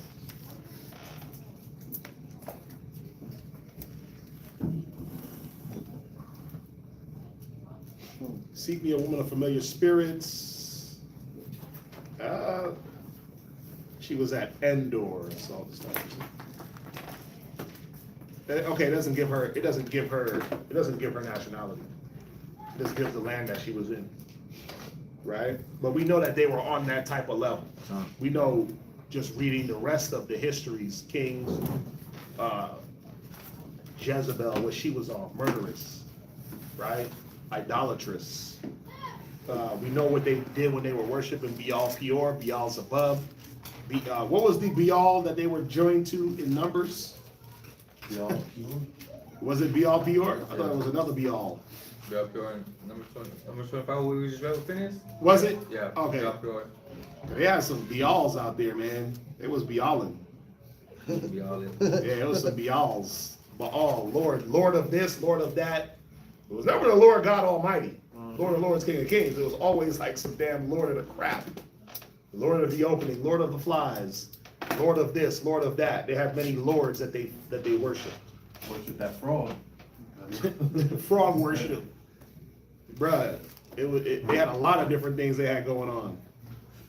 Right? They had many gods, and then we just adopted them. Where are we at? Psalms 106 and verse 35. Right?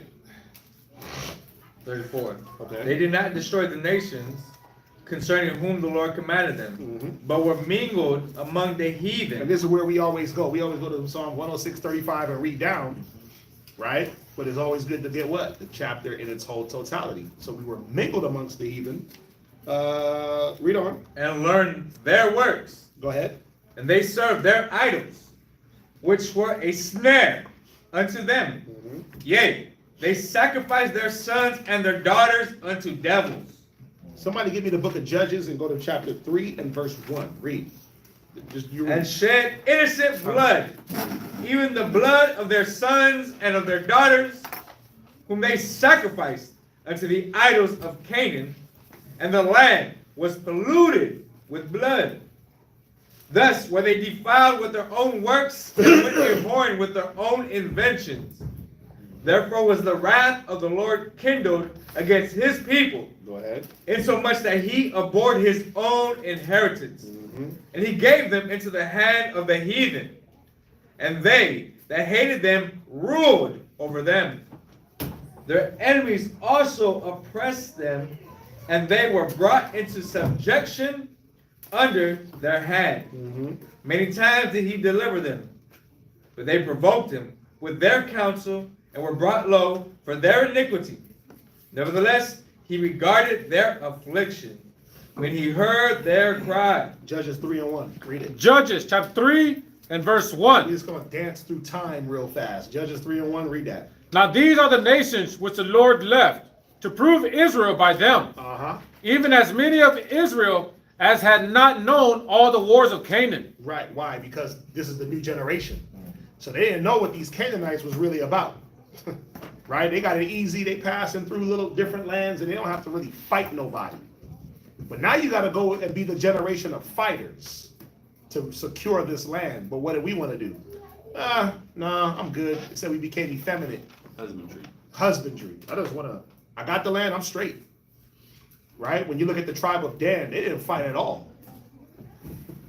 They didn't fight in the time of Judges. They didn't want to fight in other times. It said they were occupied in their merchandise. They were more worried about being traders and going up and down the coast and merchant ships. Right? In the time of Deborah, when it was time to fight, when she sung her song, why did Dan remain in ships? And why were they occupied in their breaches? Meaning they was worried about being on the ships and on the rivers, on the seaport. That's all they cared about. They didn't care about their brethren. They didn't care about helping their brethren to continue to secure the lands. Right? They didn't even secure their own land. Because when they got their land on that coast of Joppa, they left it and went to a different land. Right? So we can see that even Reuben, Gad's half tribe of Manasseh, they were ready to abandon the fighting because they said, oh, we got it over here. We got Gilead. It's looking good. We gonna chill. Well, are you gonna relax and rest while your brethren go and fight for theirs? You're not gonna help them. You got yours, and you're gonna let them, you're gonna weaken their hearts. Okay, well, we'll leave the women and children over here, and we'll go fight with them. But if something wasn't said, guaranteed them dudes would have just sat there, comfortable in their land, while the rest of the tribes is going to war and getting beat up. And that's what happened. Ephraim, what they start doing? They start getting hella prideful. All it was about was the riches. Think about it. You got Ephraim, you got Dan. Dan is on the coast. So Dan, where Dan's land is, would be equivalent to like Gaza, the Gaza Strip today. That little area, right? How the hell was the Philistines coming through Ephraim to beat up on Dan? That's right, they let them through. They let them through. They let them through, man. They was letting the Philistines just beat up, just go and beat up on Dan. And Dan was like, well, listen, bro, we about to go just secure our own land away from everybody. And they went all the way up north. They said they dealt with they said they didn't deal with nobody.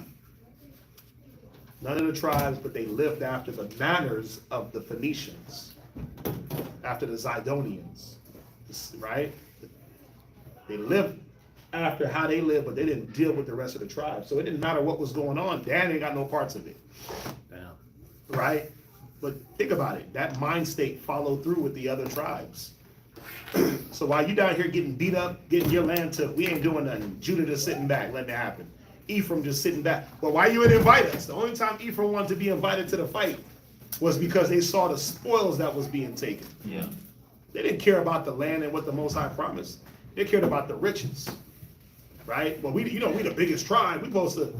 Well, you're not really the biggest tribe. You're the most prideful tribe, right? But they weren't standing up for what the Most High laid down. They wasn't keeping that covenant of brotherhood. Read on. Judges chapter 3 and verse 2. Right. Only that the generations of the children of Israel might know, to teach them war. Right. At the least, such as before knew nothing thereof. They knew nothing thereof. They didn't know about war. Go ahead. Namely, 5 lords of the Philistines, and all the Canaanites, and the Sidonians, and the Hivites that dwelt in Mount Lebanon, from Mount Baal Hermon unto the entering in of Hermoth. And they were, read on. What verse you at? Verse 4. Let's see here. Let me see here. No, there's a point that I want. Judah have fought against it. Give me 1 second. Verse 5. They dwelt among them. No, because this is to talk about they went up, they got the land, they secured it, right?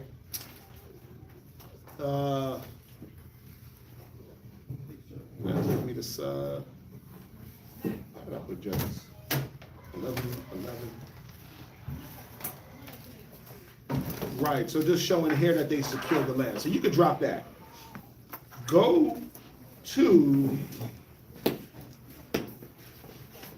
So what was happening here from the book of from Joshua into Judges, they were going through and securing the land. But then at a point, we stopped.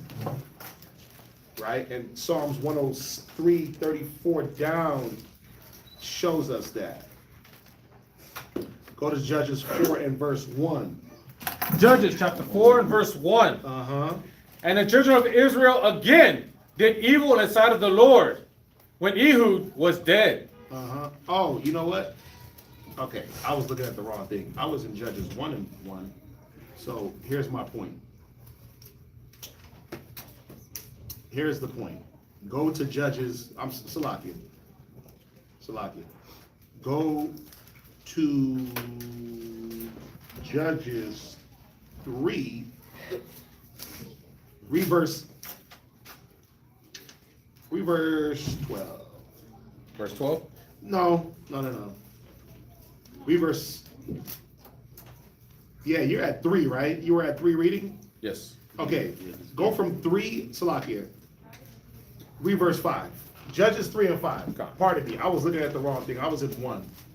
Read Judges 3 and verse 5. Judges. There's a point to be made here. Go ahead. Judges chapter 3 and verse 5. Right. And the children of Israel dwelt among the Canaanites. Right. Hittites, Right. and Amorites, Right. and Perizzites, Mhm. and Hivites, Mhm. and Jebusites. Right. And he took their daughters to be their wives, Oh, so they broke Deuteronomy 7:1. Go ahead.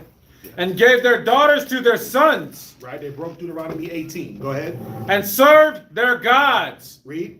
And the children of Israel did evil in the sight of the Lord, Right. and forgot the Lord their God, Come on. and served Balaam Uh-huh. and the groves. Right. Therefore the anger of the Lord was hot against Israel. So from Joshua into Judges, the 3rd chapter, you can see that our spirit is waning. Remember, Joshua was that military leader that his charge, his ministry was to go in there and fight wars and take that land. Joshua dies, right? Joshua dies at the end of the book of Judges. Caleb dies, and now we're left with no strategic leadership. So what happens? We became husbandmen, we became weak, effeminate, and we just give in to the nations. Instead of fighting for the land, and while we're getting weak, they're mounting up militaries around us. We start to go into covenants with them, and here is our first slavery to the nations. Go ahead. Judges chapter 3 and verse 8. Uh-huh. Therefore the anger of the Lord was hot against Israel, Right. and he sold them into the hand of Chushan Rishathaim, Right. king of Mesopotamia. So you had this Mesopotamian king that just came out of nowhere, right? And we were sold into their hands. Go ahead. And the children of Israel served Chushan Rishathaim 8 years. 8-year captivity. Read verse 9. And when the children of Israel cried unto the Lord, You're going to read verse 43 in Psalms. Read it. when No. Verse 43. Right.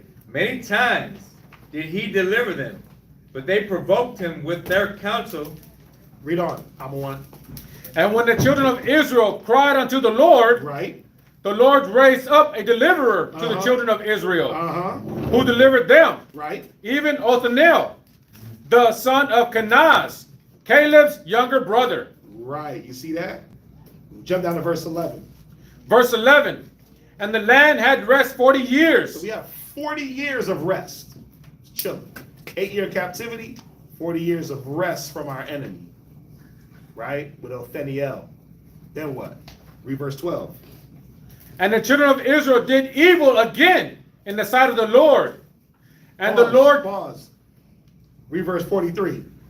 Verse 43. Many times did he deliver them, but they provoked him with their counsel. Read. and the Lord strengthened Eglon, the king of Moab, against Israel, Uh-huh. because they had done evil in the sight of the Lord. Go ahead. And he gathered unto him the children of Ammon and Amalek, Uh-huh. and went and smote Israel, and possessed the city of palm trees. Right. So the children of Israel served Eglon, the king of Moab, 18 years. So we did an 8-year bid, then we did an 18-year bid. Right? And then what? Read verse 15. But when the children of Israel cried unto the Lord, Stop. Read Psalms 106 and 43. Many times did he deliver them, Right. We're going to do this a few more times. Go ahead. but they provoked him with their counsel. Pause. We finish verse 15. the Lord raised them up a deliverer, Somebody else get Judges 4 and 1. Read. Ehud, Up. Who? Ehud, My man Ehud. That's my man, right? God. That's my guy right there. I tried to get him on these armbands, but he couldn't fit. Couldn't fit on the armband. My man Ehud, Benjamite, left-handed. Quick with the sword. Read. the son of Gera, Uh-huh. a Benjamite, Oh, I what? a Benjamite, Read. a man left-handed. Right, go ahead. And by him the children of Israel sent a present to Eglon, the king of Moab. Right, pause. Now, go back to, now jump over to Judges 4 and 1. Judges So chapter- what we're doing is what? Jumping through all the times that we went off, Most High delivered us. Went off, Most High delivered us. By my count, just in the book of Judges alone, 1, 2, 3, 4, 5, 6 times. 6 different captivities. Right? 6 different captivities. Go ahead. Judges chapter 4, verse 1. And the children of Israel again did evil in the sight of the Lord. Right. When Ehud was dead. So as soon as one deliverer dies, we ain't got nobody that's really governing. Oh, time to go off. There's no king in the land. Everybody did what they wanted. Wow. That's usually Israel's problem. We stopped looking at that we did have a ruler, that we did have a king, right? And we start looking for that carnal king. Go ahead. Verse 2. And the Lord sold them into the hand of Jabin, the Jabin, king of Canaan, that reigned in Hazor. Right. The captain of whose host was Sisera. Like the Psalms. Go ahead. Which dwelt in Harosheth. Harosheth. Of the Gentiles. Go ahead. And the children of Israel cried unto the Lord. Pause. Go Psalms 106, 43. Go ahead. Many times did he deliver them, but they provoked him with their counsel. Read where you at. And the children, Judges chapter 4, verse 3. And the children of Israel cried unto the Lord, for he had 900 chariots of iron, and 20 years he mightily oppressed the children of Israel. Yeah, so we did an 18-year, a 20-year, right? So that's 38. That's 46 years of captivity. Right? That's 46 years of captivity. You see that? 26 years of captivity by the time Judges. Yep. So he was getting put into some straits, man. And then we know in chapter 4, Deborah and Barak, they come about. Right? Go to Judges 6 and 1. Just dancing through history. Dancing through history. Read. Judges chapter 6, verse 1. And the children of Israel did evil in the sight of the Lord. So remember, this whole situation from chapter 4, 5 is about Deborah and Barak. Those were the judges at the time, right? And then they're gone, and then we did evil in the sight. Go ahead. And the Lord delivered them into the hands of Midian. Right. 7 years. So how many years is that total? 8, 18, 20. 38, 46, plus 7 is what? 53. 53 years of captivity between three different nations, 4 different nations. Yeah, 53 years of captivity, right? So imagine, this is the cold part. You had some Mesopotamian king that came. So imagine, he has us for 18 years, or 8 years. Imagine the things we picked up from him and his people. That's 35 years. It's 35 years. 35 years what? 18 plus 8 plus 7? Plus 20. Oh, plus 20, okay. 50. 55? You sure? 8 and 18, that's 26. Plus 20, that's 46. Plus 7, that's 53. 53, okay, yeah. Right? 53. Yeah, it's 53. Even, 2 years, yeah, but it's 53. But just imagine what we learned from those 4 different people, those 4 different people groups, and we adopted into our lifestyle. Right? The 4 different religious beliefs and the multitude of gods that they believed in. What we did in 50 years of captivity. Now, obviously, it translates to more than 50 years. I believe by the 4th chapter, we were already in the 146th year of being in the land. So 146 years, 50 something of it is damn slavery. So think about how we're in the land. We're in the land literally as the other nations, roundabout. Mingle amongst the heathen and learn their works. And once you learn them works, you ain't unlearning them works. You're not unlearning that. You're not unlearning how to serve that God. You only unlearned it for a moment because you got scared and you want the Most High to deliver you. Right. But if you really unlearned it, why did you come into another captivity? Right? Where you at? Judges chapter 6, verse 2. Right? You're going to read the verse 4. Read. And the hand of Midian prevailed against Israel. And because of the Midianites, the children of Israel made them the dens which are in the mountains. They had us living in mountains at this time. They had us living in the mountains because They were so stout against us. When we would plant the fields, they would come, they would steal our crops, burn them, take our livestock. Imagine living in caves. Now you the Edomite. Damn. They had you living like straight up Edomites. All because we didn't want to serve the Most High. Yep. You can read down to verse 4 on your own time. Drop that. Jump over to 8. Chapter 8 and verse 33. Right? Read it. Judges chapter 8 and verse 33. Right? And it came to pass, as soon as Gideon was dead. So we know that Gideon starts in chapter 6. Because while they was running us into the caves, remember Gideon was on the threshing floor? The angel of the Lord came to him, strengthened him, and then he became the deliverer. And his story lasts for a couple of books. Right? A couple of chapters. Slocky. Right? From chapter 6 to mid 8. End of chapter 8. Go ahead. That the children of Israel turned again and went a whoring after Balaam. Right? And made this is it. Baal Berith. Baal It's Berith. another Baal. Baal, somebody look up what that one is. Baal Berith. So they have, All got a lot of boundaries. he got a lot of homies. We are legion because we are many. There was a lot of Baals though. Wow, that's kind of strange. That's what I was looking for when I said there was another Baal. It was right here. Baal Berith, their God. See that? Read verse 34. Verse 34. And the children of Israel remembered not the Lord their God, who had delivered them out of the hands of all their enemies on every side. Right? Neither showed they kindness to the house of Jerubbaal, namely Gideon, according to all the goodness which he had showed unto Israel. Right. Remember, Gideon had those two names, but they didn't show no kindness to his house. And he was delivering Israel out of many straits. So Baal Berith, Yeah. Baal Berith, Lord of the Covenant. Damn, what covenant? Lord of what? Does it say what covenant? You know what I'm saying? Lord of the covenant. Damn. That's crazy. I wonder what covenant he was on. That's all it gives? Oh, you look, okay. Look at, Google it and see what Baal Berith was about. I'm interested. And while they look for that, go to Judges 10. Let's look at one more. Judges 10 and 6.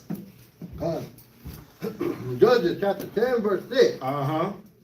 And the children of Israel did evil again in the sight of the Lord. Right. So after 8, another judge rises up, which is Gideon dies, son of Joab, right? Neither they show, and went down to Shechem, his mother.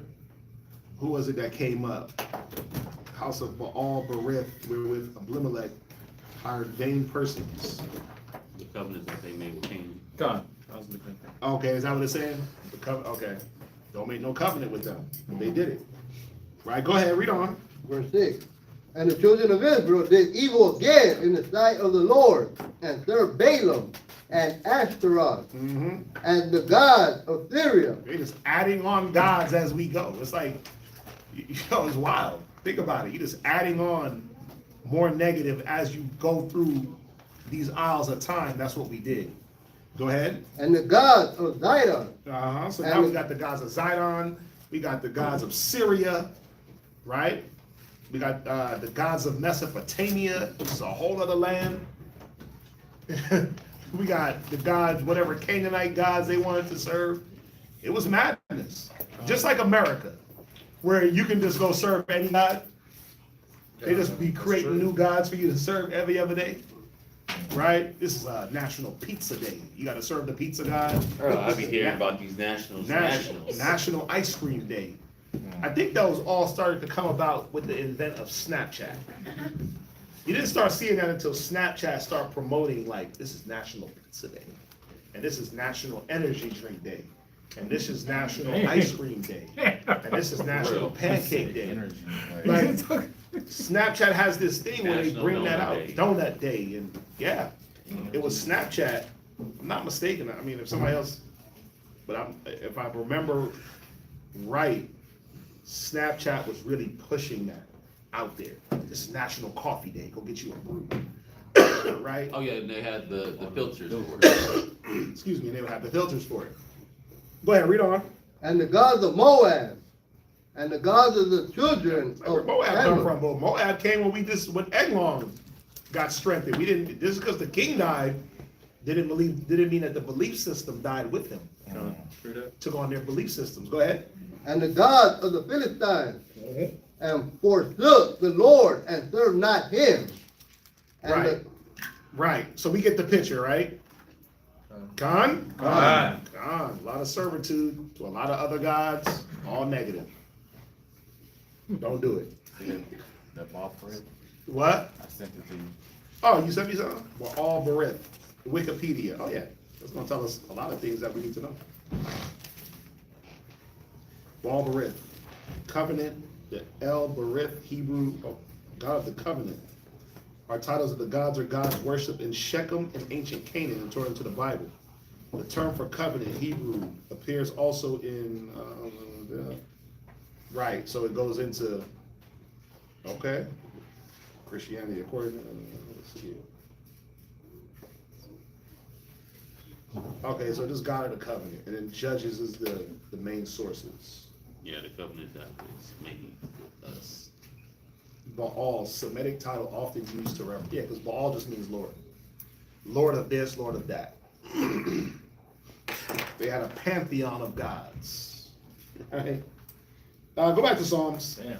That's crazy. The book of Psalms, chapter 106 and verse 45. And he remembered for them his covenant, and repented according to the multitude of his mercies. You ready? Right, go ahead. He made them also to be pitied of all those that carried them captive. Right. Ezekiel 11 and 16. Ezra 9 and 9. Read it. Ezekiel chapter 11, verse 16. Uh-huh. Therefore say, thus saith the Lord God, although I have cast them far off among the heathen, Right, so even though we're mingled and cast off, come on, and although I have scattered them among the countries, read. yet will I be to them as a little sanctuary in the countries where they shall come. The Most High still gave us a way to come back. Right? Ezra 9 and 9. Ezra chapter 9 and verse 9. Jeremiah 29 and 7. Go ahead. For we were bondmen, yet our God hath not forsaken us. Right? In our bondage, but hath extended mercy unto us in the sight of the kings of Persia. Right. You see that? Darius and them, they allowed us to go back in. They even funded the rebuilding of the temple. You see that? Go ahead. To give us a reviving, to set up the house of our God. See that? He put it, remember, the heart of the king is in the hand of the Lord. So the Dariuses and the Nebuchadnezzars and right, all these kings that were kings of the other nations, the Most High still was in control. And they were set up to punish, but then he also allowed them to relieve us in certain areas to get back to business. Did you finish? Live. Go ahead. And to repair the desolations thereof, and to give us a wall in Judah and in Jerusalem. Right. Jeremiah 29, 7. Jeremiah chapter 29, verse 7. Right. And seek the peace of the city whither I have caused you to be carried away captive. Now we understand why Paul was praying for the king. Remember he said prayer for the king, for this, for that. Now we see why though. Because they were understanding something that they were in captivity, seeking the peace of that kingdom. Why? So that you can get back to business. That country, if they go to war, or if that country has some uprising, what they gonna do? They're gonna drag their inhabitants into it. Right? So you seek the peace of that country so that somehow, at some point, the Most High can deliver you out that captivity. We know that this ain't like that in this time. Right? The peace of this captivity ain't gonna be what gets us out of there. It's gonna be the destruction. Go ahead, finish it. Right. And pray unto the Lord for it, for in the peace thereof shall ye have peace. See that? So we do pray for some level of peace. Remove the enemies, remove our enemies from us. right? What do you say? Flat the path, make straight the way. Yeah, that's what he said. That's what you say. Oh, it's scriptural. Right? Them old Christian prayers. Right? That's funny. Them old. Look, hold on. Well, you have to find it. Ah, you have to find Find it and Your old Christian scriptures like John 3:16. That's for Christians, brother. no, it's for Israelites. It is. That's the point. Yeah, brother, that's a Christian script. No, it's not. It's an Israelite scripture. Go back to Psalms. Psalms. You about to find it too. You about to find it too. Go ahead. No destruction formed again. No weapon formed. Go ahead, read. Psalms 106 and Hebrews 47. 12:13. You said what? Hebrews 12:13. You found it? That's terrible. See, there it is. Look. Let me look at this. He might be misinterpreting that. No, go ahead and reread. That's funny. This brother don't know what he's seeing. All Verse right? 47. Wow. That's it. It says, make flat the paths. God. Verse 46. Speaking in the spirit, I didn't even know it was there. No. Here's the thing. Like, I knew it was there, but He didn't know where. when He ain't never read it. when I first prayed it, I didn't know it was there. That's what I'm saying. He's speaking in the spirit. I think it was in the spirit. You heard it and then you remembered it. In faith. In faith. Go ahead. Psalms 106 and 46. Says he made them also to be pitied of all those that carried them captives. Save us, O Yahweh, our power, and gather us from among the heathen, Right. to give thanks unto thy holy name, and to triumph in thy praise. Blessed be the Most High. Basic same situation as in Egypt. Right? What's that one say?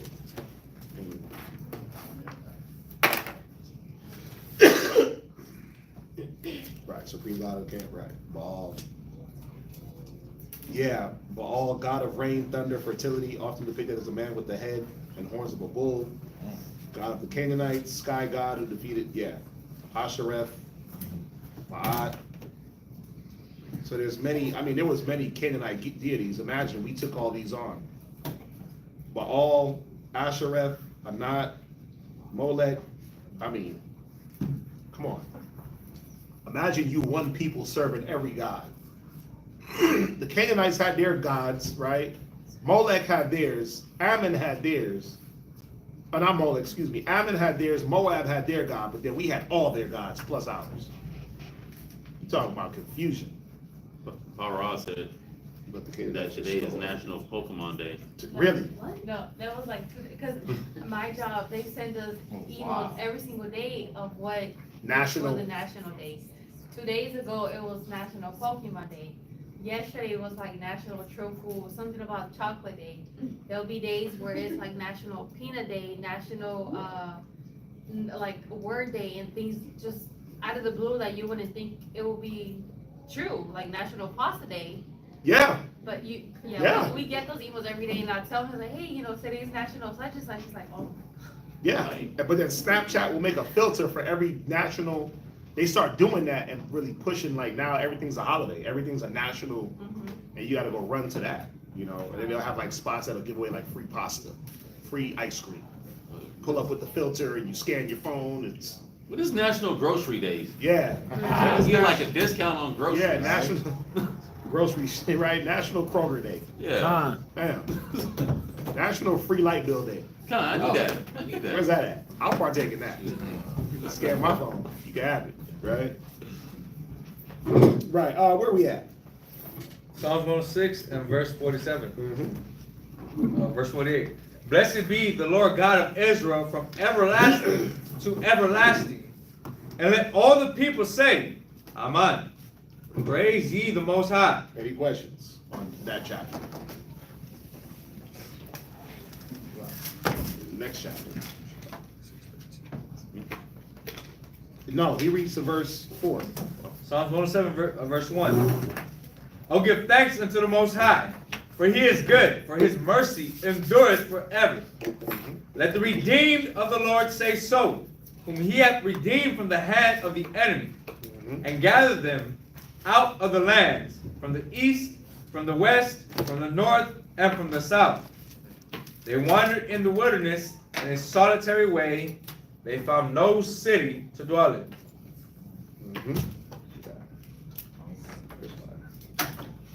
Hungry and thirsty, their souls fainted in them. Then they cried unto the Lord in their trouble, and he delivered them out of their distresses. And he led them forth by the right way, that he might go to a city of habitation.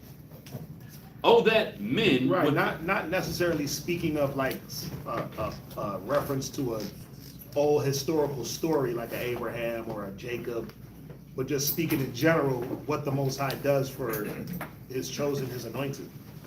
Right, you'll be going through these desolations with no inhabitants, no city, no water, no this, no that, but he already got it set up for you.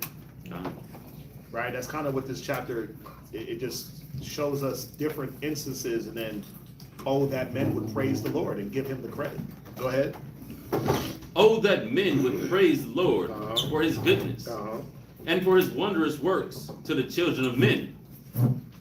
For he satisfieth the longing soul and filleth the hungry soul with goodness. Such as sit in darkness and in the shadow of death, being bound in affliction and iron, because they rebelled against the word of the Most High, and contended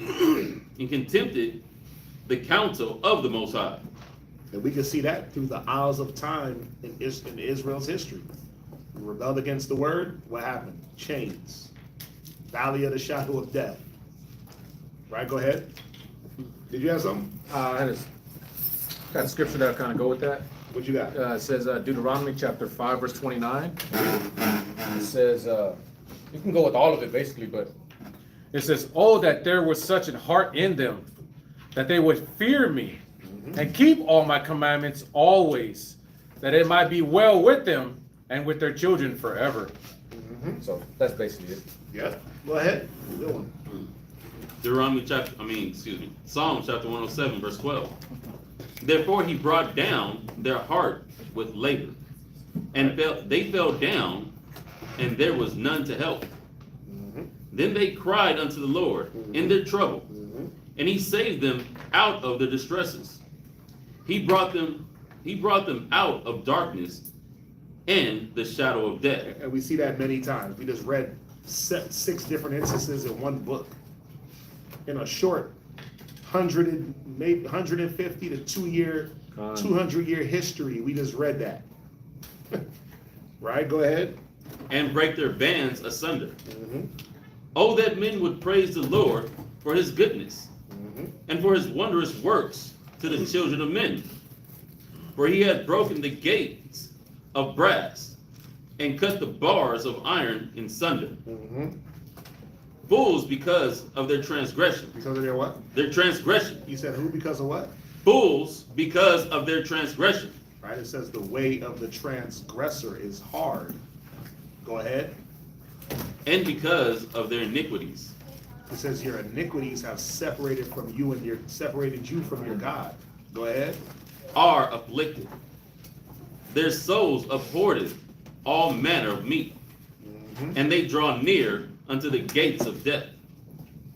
Then they cry unto the Lord in their trouble, and he saveth them out of their distresses. He sent his word and healed them, and delivered them from their destructions. Go from there real quick. Go to Daniel 9 and verse 5. Read that real quick. Daniel chapter 9, verse 5. We have sinned and have committed iniquity, and have done wickedly, and have rebelled, even by departing from thy precepts and from thy judgment. And we know that this is the Babylonian captivity, deep in the heart of it. Right? When you read the book of Baruch, what is he doing? When you read the book of Lamentations, what are we doing? Recognizing what we've done and regretting it. Go ahead. Neither have we hearkened unto thy servants, the prophets, which spake in thy name to our kings, our princes, and our fathers, Right. Go ahead. and to all the people of the land. Right, and that's the point, right? We didn't follow the precepts, we didn't keep the command. But look, we got up out that Babylonian captivity at some point. 70, 80 years later. We got out just to do what? Go right back into Greek captivity, then Roman captivity. Right? Now we're here in America. Read back in Psalms. Psalms 107, verse 21. Oh, that men would praise the Lord for his goodness and for his wonderful works to the children of men. And let them sacrifice the sacrifice of thanksgiving and declare his works with rejoicing. You're reading verse 30. Go ahead. They that go down to the sea in ships, that do business in great waters, these see the works of the Lord, and his wonders in the deeps. For he commanded, and it raiseth the stormy wind, right, which lifted up the waves thereof. They mount up to the heaven. Speaking of the ships, the waves, go ahead. They go down again to the depth. Their soul is melted because of trouble. Yeah, you can imagine like the ship that Jonah hopped on. When the Mosai was trying to fish him out, you can imagine what that boat was going through. Their heart was melted on that boat. Draws all dirty. You said what? He draws all dirty. Oh, dang. Yeah, he said he draws dirty. God, I believe it. Come on, they said their heart melted. Right? They that go down in the seas and ships do business in the great waters. Right? Jonah ran down to those port ships, Joppa, Tarshish. Those were the merchant ships. And it said what? A great storm had hit that boat because of Jonah. Right? And they recognized it. So, you know, you could apply, you could look at these bulk of scriptures and say, man, imagine what those men on that boat were going through where they had to toss this man overboard just to appease the wrath. Go ahead. Wait, is that where Walking the Plank came from? What? Wow. The plank, baby. Yeah, he was gonna walk. I did. They tossed him over the deck. Oh, they They like, let him walk. They were like, nah, bro, you gotta go. Throw him over. Yeah, headlong, head first. Go ahead. Verse 27. They reel to and fro and stagger like a drunken man and are at their wits' end. Yeah, you on that boat and you try to hold on and it's right. The Titanic, all them boats that done been sunk. Go ahead. Then they cry unto the Lord. Oh Lord, save us. Read.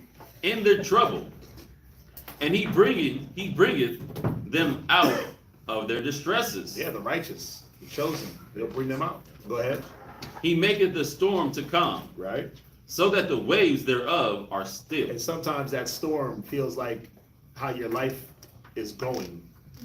It's a stormy time, it's back and forth, it's rocking, the waves is hitting you, you getting brought up, tossed in the air, dropped down into the depths. I learned to surf. It's like, golly. Surf ride. Yeah. You got how to float well, right?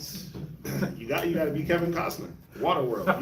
You gotta, hey, you gotta know how to ride them waves. It's fun. They're not gonna stop. Right? They're not gonna stop. You just gotta trust in the Most High. With all thy heart, lean not to thy own understanding. Yeah, man. Correct. Right? Amen. That he's gonna he brought you into the storm, he's gonna bring you right on through it. Go ahead. Verse 30. Then are they glad because they be quiet. Yeah, everything's good now. You be glad. Go ahead. So he bringeth them unto their desired haven. Right, he docks that ship. I'll read 31. Oh, that men would praise the Lord for his goodness and for his wonderful works to the children of men. And that's the point. He's showing you all these things that the Most High is responsible for. And he just praise him. Give him that praise, give him that glory. Right. Let them exalt him also in the congregation of the people and praise him in the assembly of the elders. He turneth rivers into wilderness, dry lands, right? He'll dry up a whole river. And the water springs into dry ground, right? A fruitful land into barrenness for the wickedness of them that dwell therein. Uh-oh. Look at the land over there, that fertile crescent, the land of Canaan or the promised land. It's dry. And you know the white man, he think that he gonna go over there, what do they call it? Trump Gaza? Damn. What? Trump Gaza is Trump put out a whole AI video of him in Trump Gaza. They call it Trump Gaza. That's Not Trump Plaza, Trump Gaza. And they showing how they got hotels and beaches, got Trump half butt naked getting fanned by some little scantily clad AI chicks, sipping a margarita, chilling on a resort in Trump Gaza. They believe that they're gonna go back into that land and restore it to glory. When we know that ain't happening. Wow. well, so they, is that Obadiah? They said they restore the waste places, or Yeah, they're gonna build up the waste places. That's what they got in their mind, and they think that. And it's sad because you look at America and people come here, they leave their whole country, they abandon their whole heritage to come to this old nasty place, thinking that it's the greatest place on earth. When there's other places that are way better, just infrastructure-wise, architecture-wise, even natural resource-wise, way better than America. It's a sham. You see that Trump is selling gold card visas Yeah. for $5 million A a pop. gold card visa. And there's already 250,000 applicants. What? Which me and Haj did the math the other day. It's like already at $1 trillion. And that plan for Trump to do that is to promote a few things. One is to pay off the trillions of dollars debt. Two, it's all these other nations of people outside of America, all the wealthy to come over here. So what that's gonna promote is you can get a visa, but it's also gonna have you online to file for your citizenship. And also there's gonna be some things that are set up in it that you're able to bring businesses over here and stuff. But $5 million a pop. Yeah. People gonna do it, thinking that they coming into the land of the free, home of the brave. Yeah. Right? Trump Gaza. It's crazy. Statues for this guy. Right? Trump Gaza is crazy. But that's what they believe. But we know that the true restoration of these places is when we get back into our land. That's right. It's the only way it's gonna be restored to its full potential. It's not about a resort or a hotel or what type of business you can put there. It's about the people being back in the land. Right? Verse 35, he turned the wilderness into a standing water and a dry ground into a water spring. So the Most High has his way. The Most High has his way when he decides. Right? And there he maketh like the waters of Meribah. That was a water coming out of a rock. Right? Water that came from a rock. That was dry land. He said he watered the cattle. He turned that place into a river. And there he maketh the hungry to dwell, that they may prepare a city of habitation. He sow the fields and plant vineyards, which may yield fruits of increase. He blessed them also, so that they be multiplied greatly, and suffereth not their cattle to decrease. Again, they are diminished and brought low. So again, he can diminish you, bring you low. Through oppression, affliction, and sorrow. He poureth contempt upon princes, and causeth them to wander in the wilderness where there is no way. Right? Didn't he do that to Nebuchadnezzar? He said he was going to wander in the wilderness. 7 years. And that's what happened. Right? And we know, even with us, as princes, as kings and priests, we wandered in the wilderness for 40 years. Right, in the book of Numbers. Where we at? 42. The righteous shall see it and rejoice, and all iniquity shall stop her mouth. Whoso is wise and will observe these things, even they shall understand the loving kindness of the Lord. So shall we not receive blessings from the Lord and curses also? It's balance, but it's really determinant on what you put out there. You reap what you sow. True that. Psalm of David, Psalm 108. Oh Yahweh, my heart is fixed. I will sing and give praise even with my glory. Awake psaltery in heart. I myself will awake early. I will praise thee, O Lord, among the people. I will sing praises unto thee among the nations. For thy mercy is great above the heavens, and thy truth reacheth into the clouds. Be thou exalted, O Yahweh, above the heavens, and thy glory above all the earth. That thy beloved may be delivered. Save with thy right hand and answer me. Yahweh hath spoken in his holiness. I will rejoice. I will divide Shechem and mete out the valley of Succoth.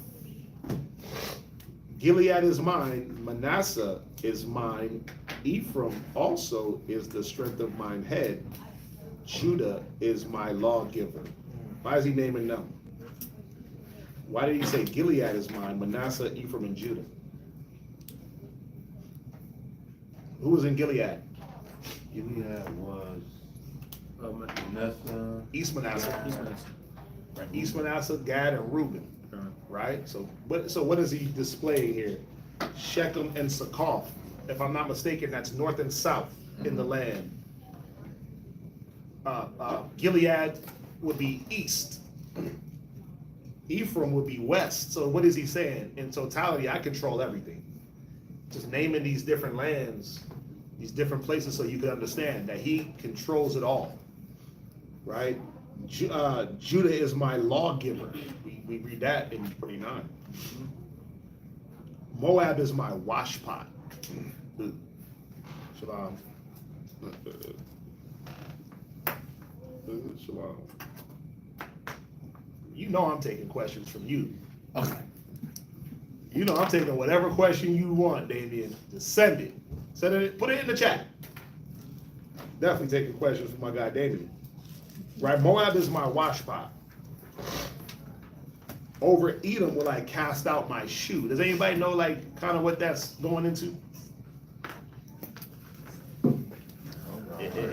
Like you cast out your shoe onto something or over somebody. It goes into more like you my servant. Right? It's like the things they would do in like antiquity in the East. You cast your shoe on something, you claiming it in servitude, right? And we see a lot of different things where the shoe is loosed, Yeah. right? The raising up seed into your brother's name. If he didn't want to do it, you loose his shoe, right? So you see, like it's just like a traditional, but this was more going into Edom being in servitude. Here goes another one for you. It's just idiomatic speech. It's understanding the custom of the day, what things were being done amongst the people, but that's what that's going into. Moab is the washpot, right? You wash your feet in the washpot. That's all you good for. Dirty feet. Dirty foot water. Foot bottom. Foot massages? Foot bottom. Oh, that's why they be doing massages? Damn, look at this guy. Well, who got their hand? Just question. I always thought they meant like it was disgusting it was a disgust to have your yeah, because I saw an interview a long time ago. Elam threw a shoe at George Bush. George Bush, right? Right. And I thought they said it was some kind of yeah. Now watch this. Who you throw your shoe at to get them away? What animal that you got up in your house? Yeah, the dog. Yeah. Yeah. Without her dogs. Oh, okay. You throwing your shoe at the dog, but don't you have servitude over the dog? Get away. You do. First thing you grab, take it up, get the. But then you tell the dog, "Hey, go get my slippers." Right?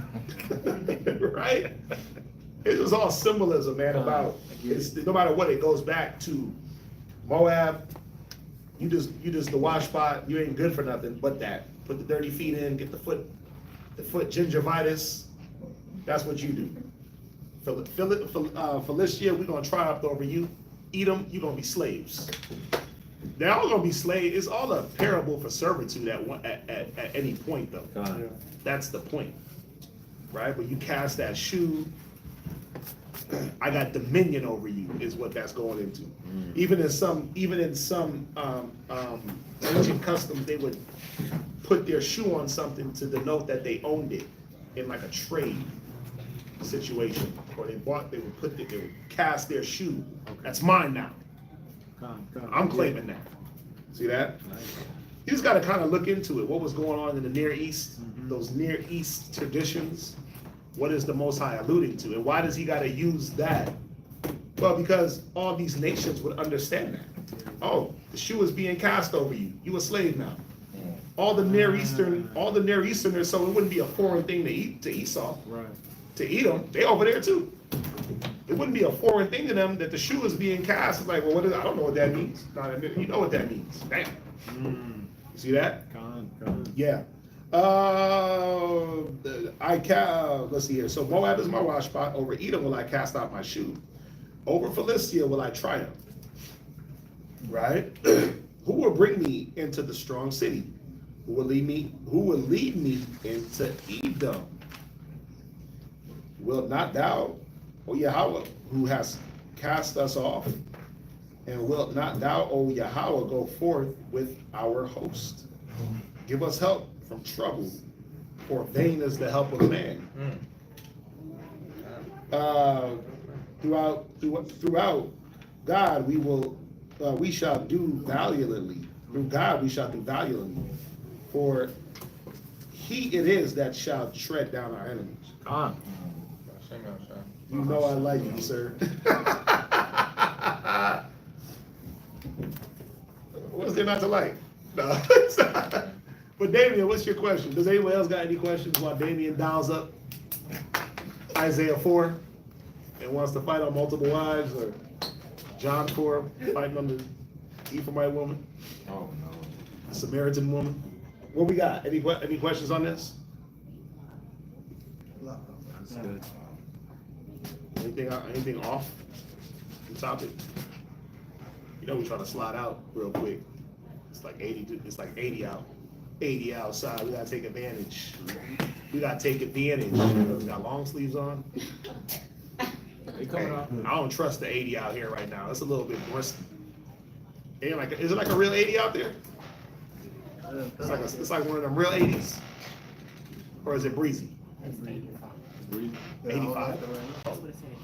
Really? That's the feeling. 81. Take off this take off this thermal. It's spicy. Damon, you got any questions? Or any questions online? Did he send it? You know, I got an Android. Y'all be capping. Yeah, he sent it. Okay, sir, my question, Nehemiah 8, 1-7, and Luke. Okay, what's the question in Nehemiah, though? Nehemiah 8. Nehemiah 8 says 8 and 1-7. It's a hefty bulk of scripture. Yeah. And the people gathered themselves together. Okay, what's the question, though? Pose the question so we can look at it. Read Nehemiah 8. Nehemiah chapter 8, verse 1. Right. And all the people gathered themselves together as one man into the street that was before the water gate. Right. They spake unto Ezra the scribe to bring the book of the law of Moses, Right. which the Lord had commanded to Israel. Right. Ezra the priest brought the law before the congregation both of men and women, and all that could hear with understanding upon the first day of the 7th month. Right. And he read therein before the street that was before the water gate, from the morning until midday, before the men and the women, and those that could understand. So they were out there street teaching. Read. And the ears of all the people were attentive unto the book of the law. The book of the law. Come on, Moses. Mosaic law. Read. And Ezra the scribe stood upon a pulpit of wood. Right, the podium. Go ahead. Which they had made for the purpose. And beside him stood Mattithiah, and Shema, and Ananiah, and Urijah, and Hilkiah, and Maaseiah on his right hand, and on his left hand, Pedaiah, Mishael, Micaiah, Hashum, Hashbadana, Zechariah, and Meshullam. Right. And Ezra opened the book in the sight of all the people. Right. For he was above all the people. Come on. And when he opened it, all the people stood up. And Ezra blessed the Lord, the great power. And all the people answered, Amen, Amen. After they heard the words of the law. Go ahead. with lifting up their hands, they bowed their heads and worshiped the Lord with their faces to the ground. Also Jeshua, Bani, Sherebiah, Jamin, Akub, Shabbatai, Hodijah, Messiah, Kalida, Azariah, Jozabad, Hanan, Peliah, and the Levites caused the people to understand the law. And the people stood in their place, so they read in the book of the law of God distinctly and gave the sense and caused them to understand the reading. Mm-hmm. So in Nehemiah 8-7-1, did the Lord use Ezra to write over the Bible? No, it doesn't say that. Explicitly here, it doesn't communicate that in this bulk of scriptures, right? You would go into you go into the book of Ezra. It doesn't say about Nehemiah himself, right? Yeah, it doesn't say. But remember, they're contemporaries. They're at the same time, right? But let's see here. Speak unto Ezra the scribe, because Ezra was a scribe. It said that he was a ready scribe in the law. You got to read that in 2 Ezra 14, right? So it wouldn't be here, not because you see the word scribe that he actually was writing here. It's just letting you know what his office was, that he was a scribe, right? But then they already had the book scribed and they were teaching from it. Read verse 8 in Ezra. Chapter 8 and 8. Ezra, real quick. Let's just read 8 and 8. Come. No, he's already here. Nehemiah 8 and 8? Nehemiah 8 and 8. Salaki. So they read in the book of the law. See, they did what? So they read in the book of the law. So they already had it. They already had the book of the law written out. Right? Go ahead. Of God distinctly. And gave the sense. Right. And caused them to understand the reading. Right. So what you want to do is go into 2 Ezra,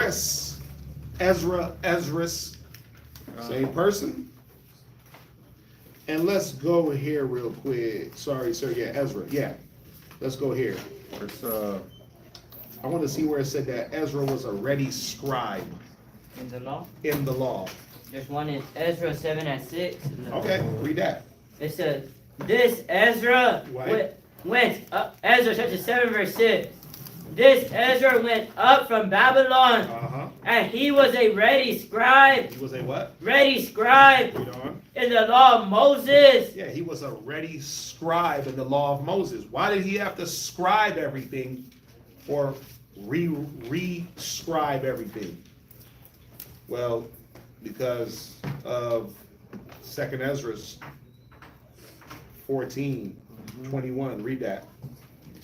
2 Ezra chapter 14, verse 21. Come on. For thy law is burnt. So we know that the Babylonians, when they came through, they burnt the law. They burnt the books, they burnt the history. Go ahead. Therefore, no man knoweth the things that are done of thee. Go ahead. Or the works that shall begin. Read verse 22. Verse 22. But if I have found grace before thee, right, send the Holy Ghost into me. Do what? Send the Holy Ghost into me. What happened with Ezra? Send the Holy Ghost into me. Read on. And thou shalt write all that hath been done in the world since the beginning. What did Christ say about the Holy Spirit? It shall bring all things into your remembrance. It should teach you all things. Right? So he said, send the Holy Spirit into me and I will write everything from the beginning of the world. And that's what he did. Go ahead. Which were written in thy law. Read. That men may find thy path, and that they which will live in the latter days may live. Right, and then we see in the book of Nehemiah what they're doing. They're going out and teaching it with the Levites. What we see is when we read further in this same chapter, Nehemiah 14:44, it tells you that they sat down 40 days and nights and wrote 204 books. Some they published, some they kept discreet, kept secret. Right? So yes, Ezra was a scribe. It says that he rewrote the law, and you can see it when you read. Like, come on, Moses gave his own eulogy.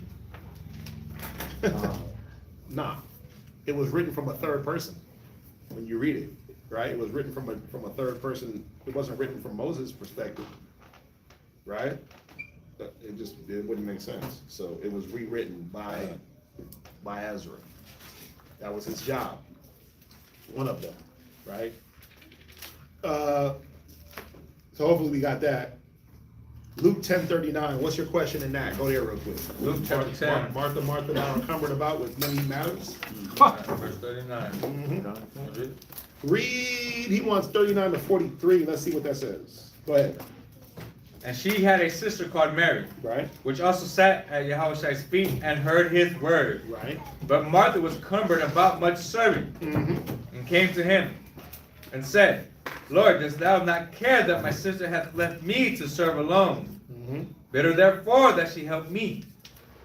And Yahushua answered and said unto her, Martha, Martha, thou art careful and troubled about many things, but one thing is needful, and Mary hath chosen that good part, which shall not be taken away from her. Right. So what's going on here? You got two women sitting at the feet of Christ. Well, technically you have two women in the presence of Christ. One woman is sitting at the feet of Christ learning, and the other woman is cumbered about with many matters. What is she trying? Let me get the water. Let me get the food. Oh, I'm in the kitchen, but he's dropping parables. He's dropping parables. Where shall we go? Thou have the keys to everlasting life. So it said that Martha was cumbered about much serving. She was more occupied in that. Where Mary had chosen that good part to sit back and listen. Ecclesiasticus real quick. Sirach, go there real quick. Book of Sirach 6. All right. You can also get the book of Sirach chapter 8. Let's hit this one real quick. Go to Sirach 8 and verse 8. Read that. You want 6 first? No, 8 and 8, and then 6 and 34. Read that. 8 and 8. 8 and 8. Book of Sirach 8 and 8. Sirach chapter 8 and verse 8. Come on. Despise not the discourse of the wise. Come on. But acquaint thyself with their proverbs. This is what Mary was doing. She was getting acquainted, well acquainted with Christ's words and proverbs. Come on. For of them thou shalt learn instruction. Read. And how to serve great men with ease. Read 9. Miss not the discourse of the elders. Now, how can you get the discourse if you're cumbered about much serving? That means you're only getting parts of the combo. Mary is sitting back chilling. What about this? What about that? Tell me about this. Martha just going back and forth, popping in and out, missing the discourse. Come on. For they also learn of their fathers. Right. And of them thou shalt learn understanding. See that? Thou shalt what? Learn understanding. What part was Martha gonna miss out on? The understanding. What part did Mary get? The understanding. Come on. And to give answers as required. Ecclesiasticus 6:34. Okay. Ecclesiasticus chapter 6 and verse 34. Go ahead. Stand in the multitude of the elders and cleave unto him that is wise. Come on. Be willing to hear every godly discourse. Some of the godly discourses. Every godly discourse. You know what? I'll just rewind it later. Every godly discourse. What was that again? Every godly discourse. Go ahead. And let not the parables of understanding. Because that's what it breaks down to is, go to Luke 24. Go ahead. Escape thee. No. So Martha was complaining that Mary was, no, she wasn't complaining. She didn't have time to complain. She was more worried about being a servant. Serving, running around the house, water, food, dishes, this, that. Right? She wasn't complaining, so to speak. She was more preoccupied in what she was doing, as opposed to sitting down and getting the understanding that was being given herself. Luke 24, 46. Luke chapter 24, verse 46. Is it? 44. 44, read it. Verse 44. Right? And he said unto them, These are the words which I spake unto you Uh-huh. while I was yet with you. While I was yet with, it's like this. It's like this. You sitting down and you're trying to have a conversation with your wife about something going on in the house, but she's more worried about dusting and cleaning dishes and mopping and sweeping in the middle of that conversation.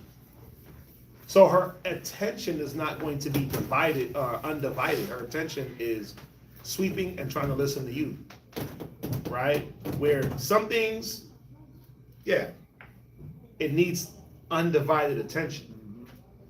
Martha's attention was divided on, watch, look up the word cumbered. She was cumbered about. Look that up. Just look up the Strongs. She was more occupied in that, or her attention was divided, but she wasn't necessarily complaining about Mary learning, right? Because she was more occupied in her servant, in servitude, which it wasn't needful at that time, right? It wasn't needful at that time. It was more needful for her to listen. Undivided attention, right? Read Luke. Finish that, Luke. Which were written in the law of Moses, right, and in the prophets, uh-huh, and in the Psalms concerning me. right. So this is after the death, burial, resurrection. Christ comes to the apostles, and he said, "Look, all these things were written of me. Psalms, prophets, law." Go ahead. Then opened he their understanding. Then what? Then opened he their understanding. Yeah, but your understanding can't be opened unless you pay attention. Unless you give your undivided attention to the information that's being dropped. That's why many of us are not good multitaskers, including myself. I suck at it. Because then I'm like, oh, say that again? Wait, say that one more time? Let me, oh, you know what? Never heard you say that. I'm trying to rewind. Yeah. Nah. You've never heard me say that. God. I try to multitask, but then I'm like, wait a minute. Okay, I can't try to read the text, listen to what a person's saying, and think at the same time. What you got going on? Close the phone. What? I hear, I process, and then you go about it that way. For your understanding to be opened up, you got to give your attention to what is being said or what's being shown. That's all it is. What you got for cumbered? Cumbered, to drag all around, that is figuratively to distract with care. See that? So she was distracted with a care, but it wasn't the needful thing right then and there. Like, Christ didn't need no water. He didn't need no food. He didn't need a kid prepared. He didn't need cakes baked. He needs you to sit and listen. What you got? This Ecclesiasticus chapter 38, verse 24. Come on. The wisdom of a learned man cometh by opportunity of leisure, Mm-hmm. and he that has little business shall become wise. See that? Because now you're able to focus in on that wisdom, on that knowledge. It's hard to try to multitask, man. Mm-hmm. Not that we can't do it and that we're not supposed to, but you got the Christ, you got the Messiah in your presence. God. It's no different than the apostles. They had to drop their professions and now become apostles. They couldn't be fishermen trying to walk with Christ, because a fisherman is on the seashore, but we going everywhere. Well, you know what? Y'all go ahead and take the journey, and then when y'all slide back this way, I'll get y'all can catch me up. It wasn't gonna work like that. I'll get the notes from you. Yeah, I'll get the notes. Yeah. Peter, write them notes, huh?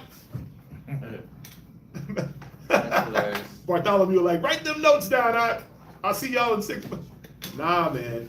You know, you got to really look at what's in front of you. What it's showing is like, it's not bad to be a servant, but all things in its moment or in its time or in its season. If it's about listening to parables or sweeping up a mess, listen to the parables. Listen, get the understanding, and then sweep or clean or do whatever else is there to do. Right? That's all it's showing. It's nothing deep. So Martha was good. Yeah, but she wasn't complaining. So Martha's saying, I'm serving alone, Lord. Right. Well, I see the part that you're saying. Okay, Salat. Let me go back and look at it. The part where you're saying that, okay, I see what you're saying. What is that, Luke 10? Luke 10 verse 40, it says, but Martha was cumbered about much serving and came to him and said, Lord, dost thou not care that my sister hath me to serve alone? Right. Bid her therefore that she help me. Right. Okay. Yeah, you're right. So she was complaining. Salakia. Hey, I'm the only one serving. Well, what did Christ say? Go ahead. And Yahushua answered and said unto her, Martha, Martha, thou art careful and troubled about many things. Be careful for nothing. Thou art careful. Be careful for nothing. Yeah. What does that careful mean? Doesn't it mean anxious, anxiety? Remember, be careful for nothing, but in all things, supplication and prayer. Yep. So you say you're careful, you're a little anxious. You're a little apprehensive. Right? And troubled about many things, meaning you're worried about the wrong thing. So, yes, in that instant, you're correct. She went, hey, look, you're not worried about her not serving? No, because she's doing the right thing. You're anxious and troubled about the wrong things, but Mary has chosen that good part. You see that? The good part was to sit back and listen. What's that, sis? When I think about this scripture, Yep. about Martha and Mary, like, I'm going to think about it more when it comes feast times, because we could be so lost into getting the food together, getting everything together, and it can get so lost in there where you forget why we're doing this. Like the spiritual, Mhm. it's like, okay, we can be moving and moving, but what's the spiritual behind of what we're doing? Mm-hmm. You become like a robot, right? You just become like this, I'm just cooking and cleaning, it's good, but where's the spirit behind it? Even in that sense. Oh, I'm just doing garments, just sewing. Where, good? You got it? Oh. Feeling it? Feeling it? Mm-hmm. Right? Let's see here, they are careful. Mm-hmm. Right, careful. It's the same word in that Philippians, to be anxious, to be troubled with cares, to care for, to look out for a thing, to seek to promote one's interest. Uh-oh. To be anxious about. You see that? To be anxious. So he was showing her you got anxiety and troubles about this serving, but it's the wrong moment. Sit back and listen and learn. That's all it's saying. So yeah, she did complain, and Christ did what? Checked her. Checked that situation. Pretty straightforward. Anything else?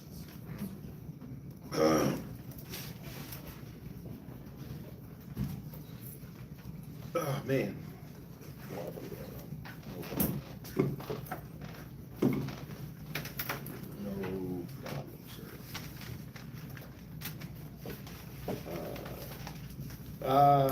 So what we got coming up? So you need to come back and just ask some questions. Who said that? Yeah, bruh. We right down the street from your house, sir. We right down the street. What we on? Texas Parkway? I know you close. You closer to the, from what I understand, I think you're closer to this school than you are to the old school. Right? Come on, man. You know we need you. You know we need you in class, man. You know what I'm saying? But more than we need you, you need to be here. Right? It's a Shabbat. Remember, it's about gathering. Online, remember, being online is for people that don't have the accessibility. But if you're accessible and you're just down the street, brothers and sisters gotta pull up. Because Leviticus 23 tells us that we're supposed to gather. It don't count as gathering online. Now, what we got gathered online? No. You're supposed to gather face to face with a brother. Touch him, hug him, salute him. Get more in that practice and more in that habit. You know what I'm saying? So yeah, you're right. You do need to pull up. You know I got you on these questions, man. We ain't gonna fight every time. You know you my guy. We from the same neighborhood. And then, you know, like Aaron, that we ain't from the same neighborhood. No, you from up the street. You ain't from the same, right? But yeah, come through. You know you're always welcome, bro. You're always welcome. Speaking of, we got Purim. March 12th to 14th. right? March 12th, March 14th. Let's get it. We gotta work out the menu. We got one day set up. I mean, you know how we get down. Media. You know how we get Yes, down. media. We come up with the menu the day before and it'll be popping. Yeah. Use my Right. spaghetti. Nah, we ain't doing that. I think if we did that, the sisters will all divorce us. We'd all Hey, be- hold on. We'd all be single, huh? My spaghettis, that wouldn't happen. I need some, another question? Oh, wait. What is the next one? Ecclesiasticus 8 verse 5. One scripture for Ecclesiasticus 85. Read that. 85. Ecclesiasticus chapter 8 verse 5.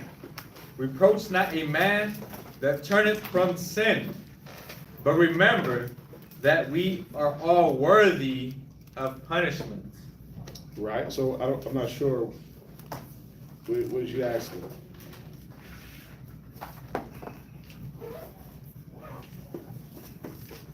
Are you giving that, are you just throwing that out? What you asking? Are you asking something about it? Right?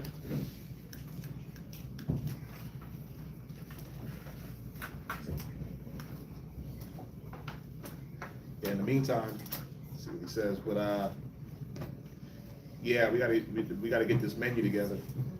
If we do spaghetti, the sisters will, they'll get rid of us.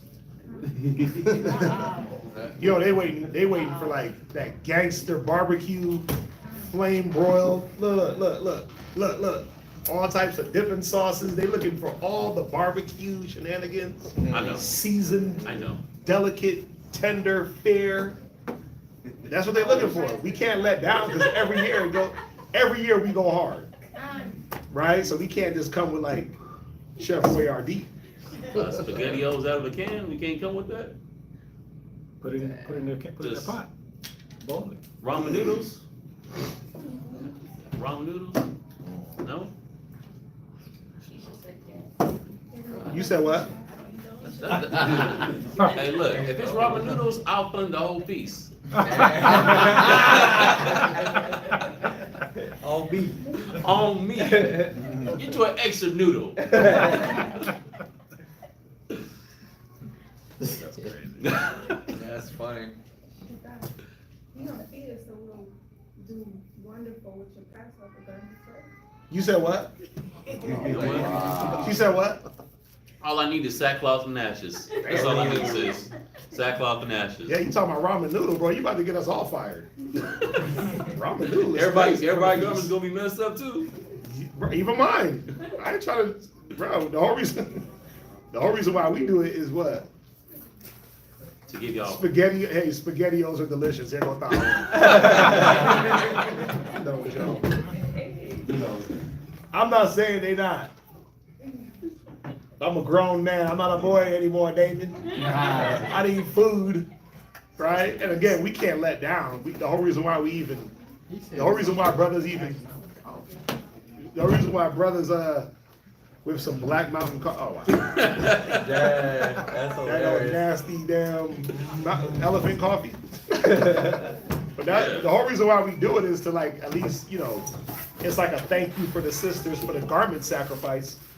But that's a crazy week. That actually is on spring. Remember, that's on the spring break for the kids, right? The ones that go to school, so that's good. It's on March 12th. Yeah, spring break is the 9th through the 8th through the 14th or something like that. So that's good. It's that week. Huh? Everybody's favorite, it'd be kind of different. Oh, well, at least y'all get to not have to go to school. Y'all can party already, right? the mall closed that week too? Nah, Oh. nigga still gotta get there. You still gotta get there. So, but we do it, right? We do it here for the sisters to save the water for the garment work. So that's like a little tradition that we started here in Houston, right? So we can't disappoint. You know, we got Abishai on the team. Yeah. We got bread bakers on the team. We got Cast Abbey bacon, all types of soft muffins. We got Listen, grillers. we got grill pit masters. We got salsa makers. We got salsa makers. Right? We got all types of fun stuff happening. We got a So, squad, huh? Yeah. you know, so I mean, hey, We gotta put up to the rodeo and challenge them on the cook-off. that's what I'm saying. But they want to cook pork in like a whole half a pig. We ain't doing that. We'll show them the excellency of beef and lamb. What do you call it? Righteous smoke? That's how Righteous right? smoke, Righteous yeah. smoke, right? So I mean, we just do it for the sisters. If anybody wondered, right? We do it to we cook for this feast. It's 2 days, right? We're gonna probably need some decoration help depending on where we at.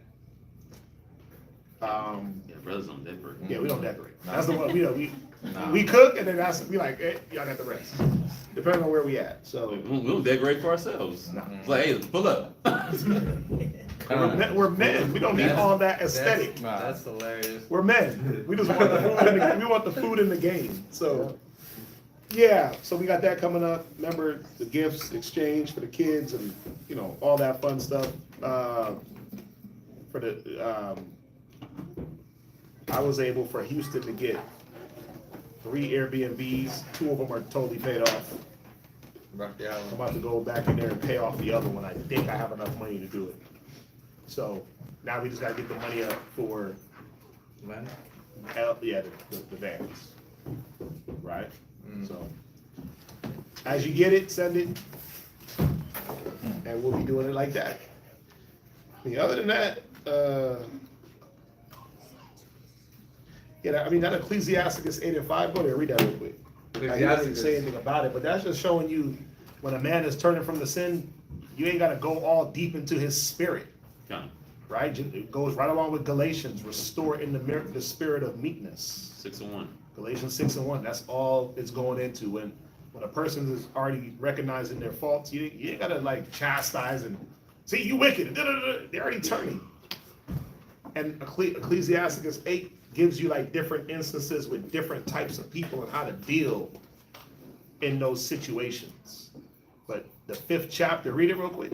Ecclesiastes chapter 8, verse 5. Right? Says, reproach not a man that turneth from sin. Right. He's already turning. You ain't got to go all deep into him.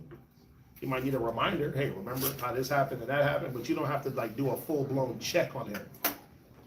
Right? Go ahead. But remember that we are all worthy of punishment. Right.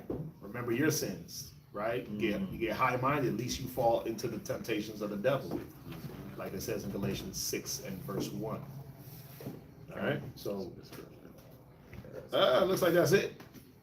Let's close it out with these prayers so we can go continue to do the things that we need to go do as kings and priestesses of the law. See, that man went on to change. Got a smart son. I got a smart son. I thought I wasn't real. Huh? I thought I wasn't real. This morning you weren't a real person. No. There was no way. This man had on all white. Pants and shirt. Like where you going in all white? Wow. I was like, yo, it's 8 a.m. You're not a real person. He's feeling righteous. He's ready to read. They can bring the kids in. Oh. They can bring the kids in. It's that time. Bid the children to come on to me. Bid them to come on to me.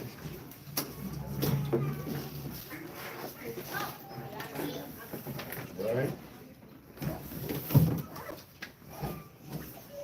You ready? I'm going to do this. English. Yahweh. Yahweh. Yahweh. Yahweh. In the name of Yahweh Shai. In the name of Yahweh Shai. Please listen to us right now. Please listen to us right now. Send Michael and the archangels. Send Michael and the archangels. To watch over. To watch over. Bless. Heal. Protect. Make strong. And make strong. People of Israel. The people of Israel. Also send unto us. Also send unto us. Much wisdom. Much wisdom. Much knowledge. Much knowledge. Much understanding. Much understanding. Much patience. Much patience. Much faith. Much faith. Much brotherhood. Much brotherhood. And much love. And much love. Spiritual power. Spiritual powers. And forgive all of our sins. And forgive all of our sins. Yahweh Shai come quickly. Yahweh Shai come quickly. For in thee is our hope. For in thee is our hope. Always and forever. Always and forever. Amen. Amen.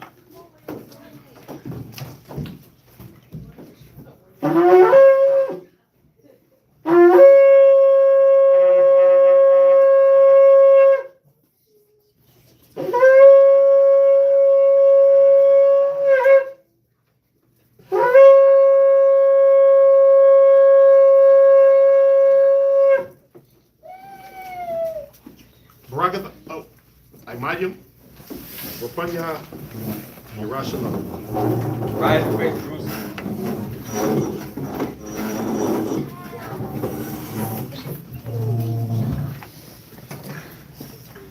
Yeah, sick now. Strike him back. Suffered an injury. You don't need that. Barakatha Yahweh. Barakatha Yahweh. Bahashem Yahweh Shai. Bahashem Yahweh Shai. Hawa. Hawa. Talanawa. Atawara. Hatawara. Blessed are you, Yahweh, in the name of Yahweh Shai that gives to us the law. Barakatha Yahweh. Barakatha Yahweh. Bahashem Yahweh Shai. Bahashem Yahweh Shai. Hawa. Hawa. Talanawa. Award. Laura. Blessed are you, Yahweh, in the name of Yahweh Shai that gives us the light to see. Barakatha Yahweh. Barakatha Yahweh. Bahashem Yahweh Shai. Bahashem Yahweh Shai. Hawa. Talanawa. Ayol. Korah. Ha'aim. Blessed are you, Yahweh, in the name of Yahweh Shai that gives us the ram's horn to call the people. Barakatha Yahweh. Barakatha Yahweh. Bahashem Yahweh Shai. Bahashem Yahweh Shai. Hawa. Talanawa. Shaman. Zayat. Lamashah. Yashral. Blessed are you, Yahweh, in the name of Yahweh Shai that give to us the olive oil to anoint Israel. Which can be done at the end. Psalms 92, it is a good thing. It is a good thing. To give thanks unto the Lord. To give thanks unto the Lord. To sing praises unto thy name. To sing praise unto thy name. O Most High. O Most High. To show forth thy loving kindness in the morning. To show forth thy loving kindness in the morning. And thy faithfulness every night. And thy faithfulness every night. Upon an instrument of 10 strings. Upon an instrument of 10 strings. Upon the psaltery. Upon my psaltery. Upon the harp with the solemn sound. Upon the harp with the solemn sound. For thou, Yahweh. For thou, Yahweh. Has made me glad through thy works. Has made me glad through thy works. I will triumph in the works of thy hand. I will triumph in the works of thy hand. O Yahweh. O Yahweh. How great are thy works. How great are thy works. And thy thoughts are very deep. And thy thoughts are very deep. A brutish man knoweth not. A brutish man knoweth not. Neither doeth a fool understand this. Neither doeth a fool understand this. When the wicked spring as the grass. When the wicked spring as the grass. When all the workers of iniquity do flourish. And when all the workers of iniquity do flourish. It is that they shall be destroyed forever. It is that they shall be destroyed forever. But thou, Yahweh. But thou, Yahweh. Most high forevermore. Our most high forevermore. For thine enemies. For thy enemies. O Yahweh. O Yahweh. For thine enemies. For thy enemies. Shall perish. Shall perish. All the workers of iniquity. All the workers of iniquity. Shall be scattered. Shall be scattered. But my horn. But my horn. Shalt thou exalt. Shalt thou exalt. Like the horn of a unicorn. Like the horn of a unicorn. I shall be anointed with fresh oil. I shall be anointed with fresh oil. My eye also shall see. My eye also shall see. My desires of my enemy. My desires of my enemies. My ears shall see. And my ears shall hear. And my ears shall hear. And my ears shall hear. My desire of the wicked. My desire of the wicked. That rise up against me. That rise up against me. The righteous shall flourish like the palm tree. The righteous shall flourish like the palm He trees. shall grow like the cedar in Lebanon. He shall grow like the cedar in Lebanon. Those that be planted in the house of Yahushua. Those that be planted in the house of Yahushua shall flourish in the courts of the Most High. shall flourish in the courts of the Most High. He shall still bring forth fruit in old age. He shall still bring forth fruit in old They age. shall be fat and flourishing. They shall be fat and flourishing. To show that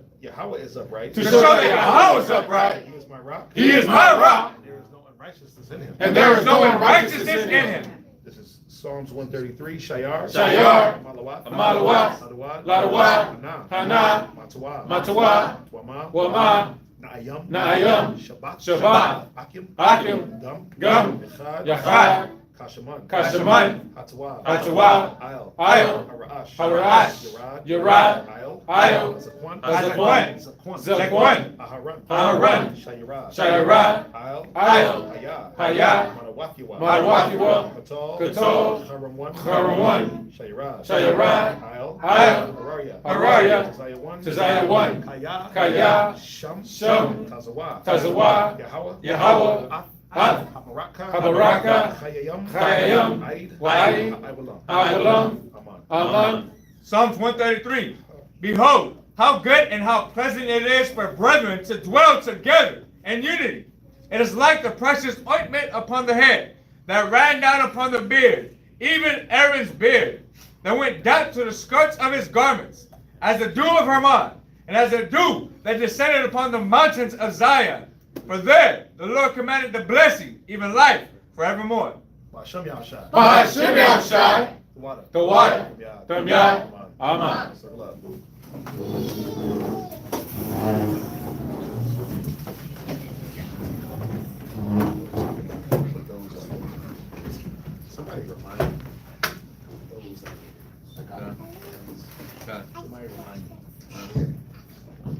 Call it. Members, I'm ready. Barak. Yahweh Shem Yahushai Barakatah. Kwame Sherelle. Kwame Sherelle. Kwame Sherelle. Kwame Sherelle. Kwame Sherelle. Kwame Sherelle.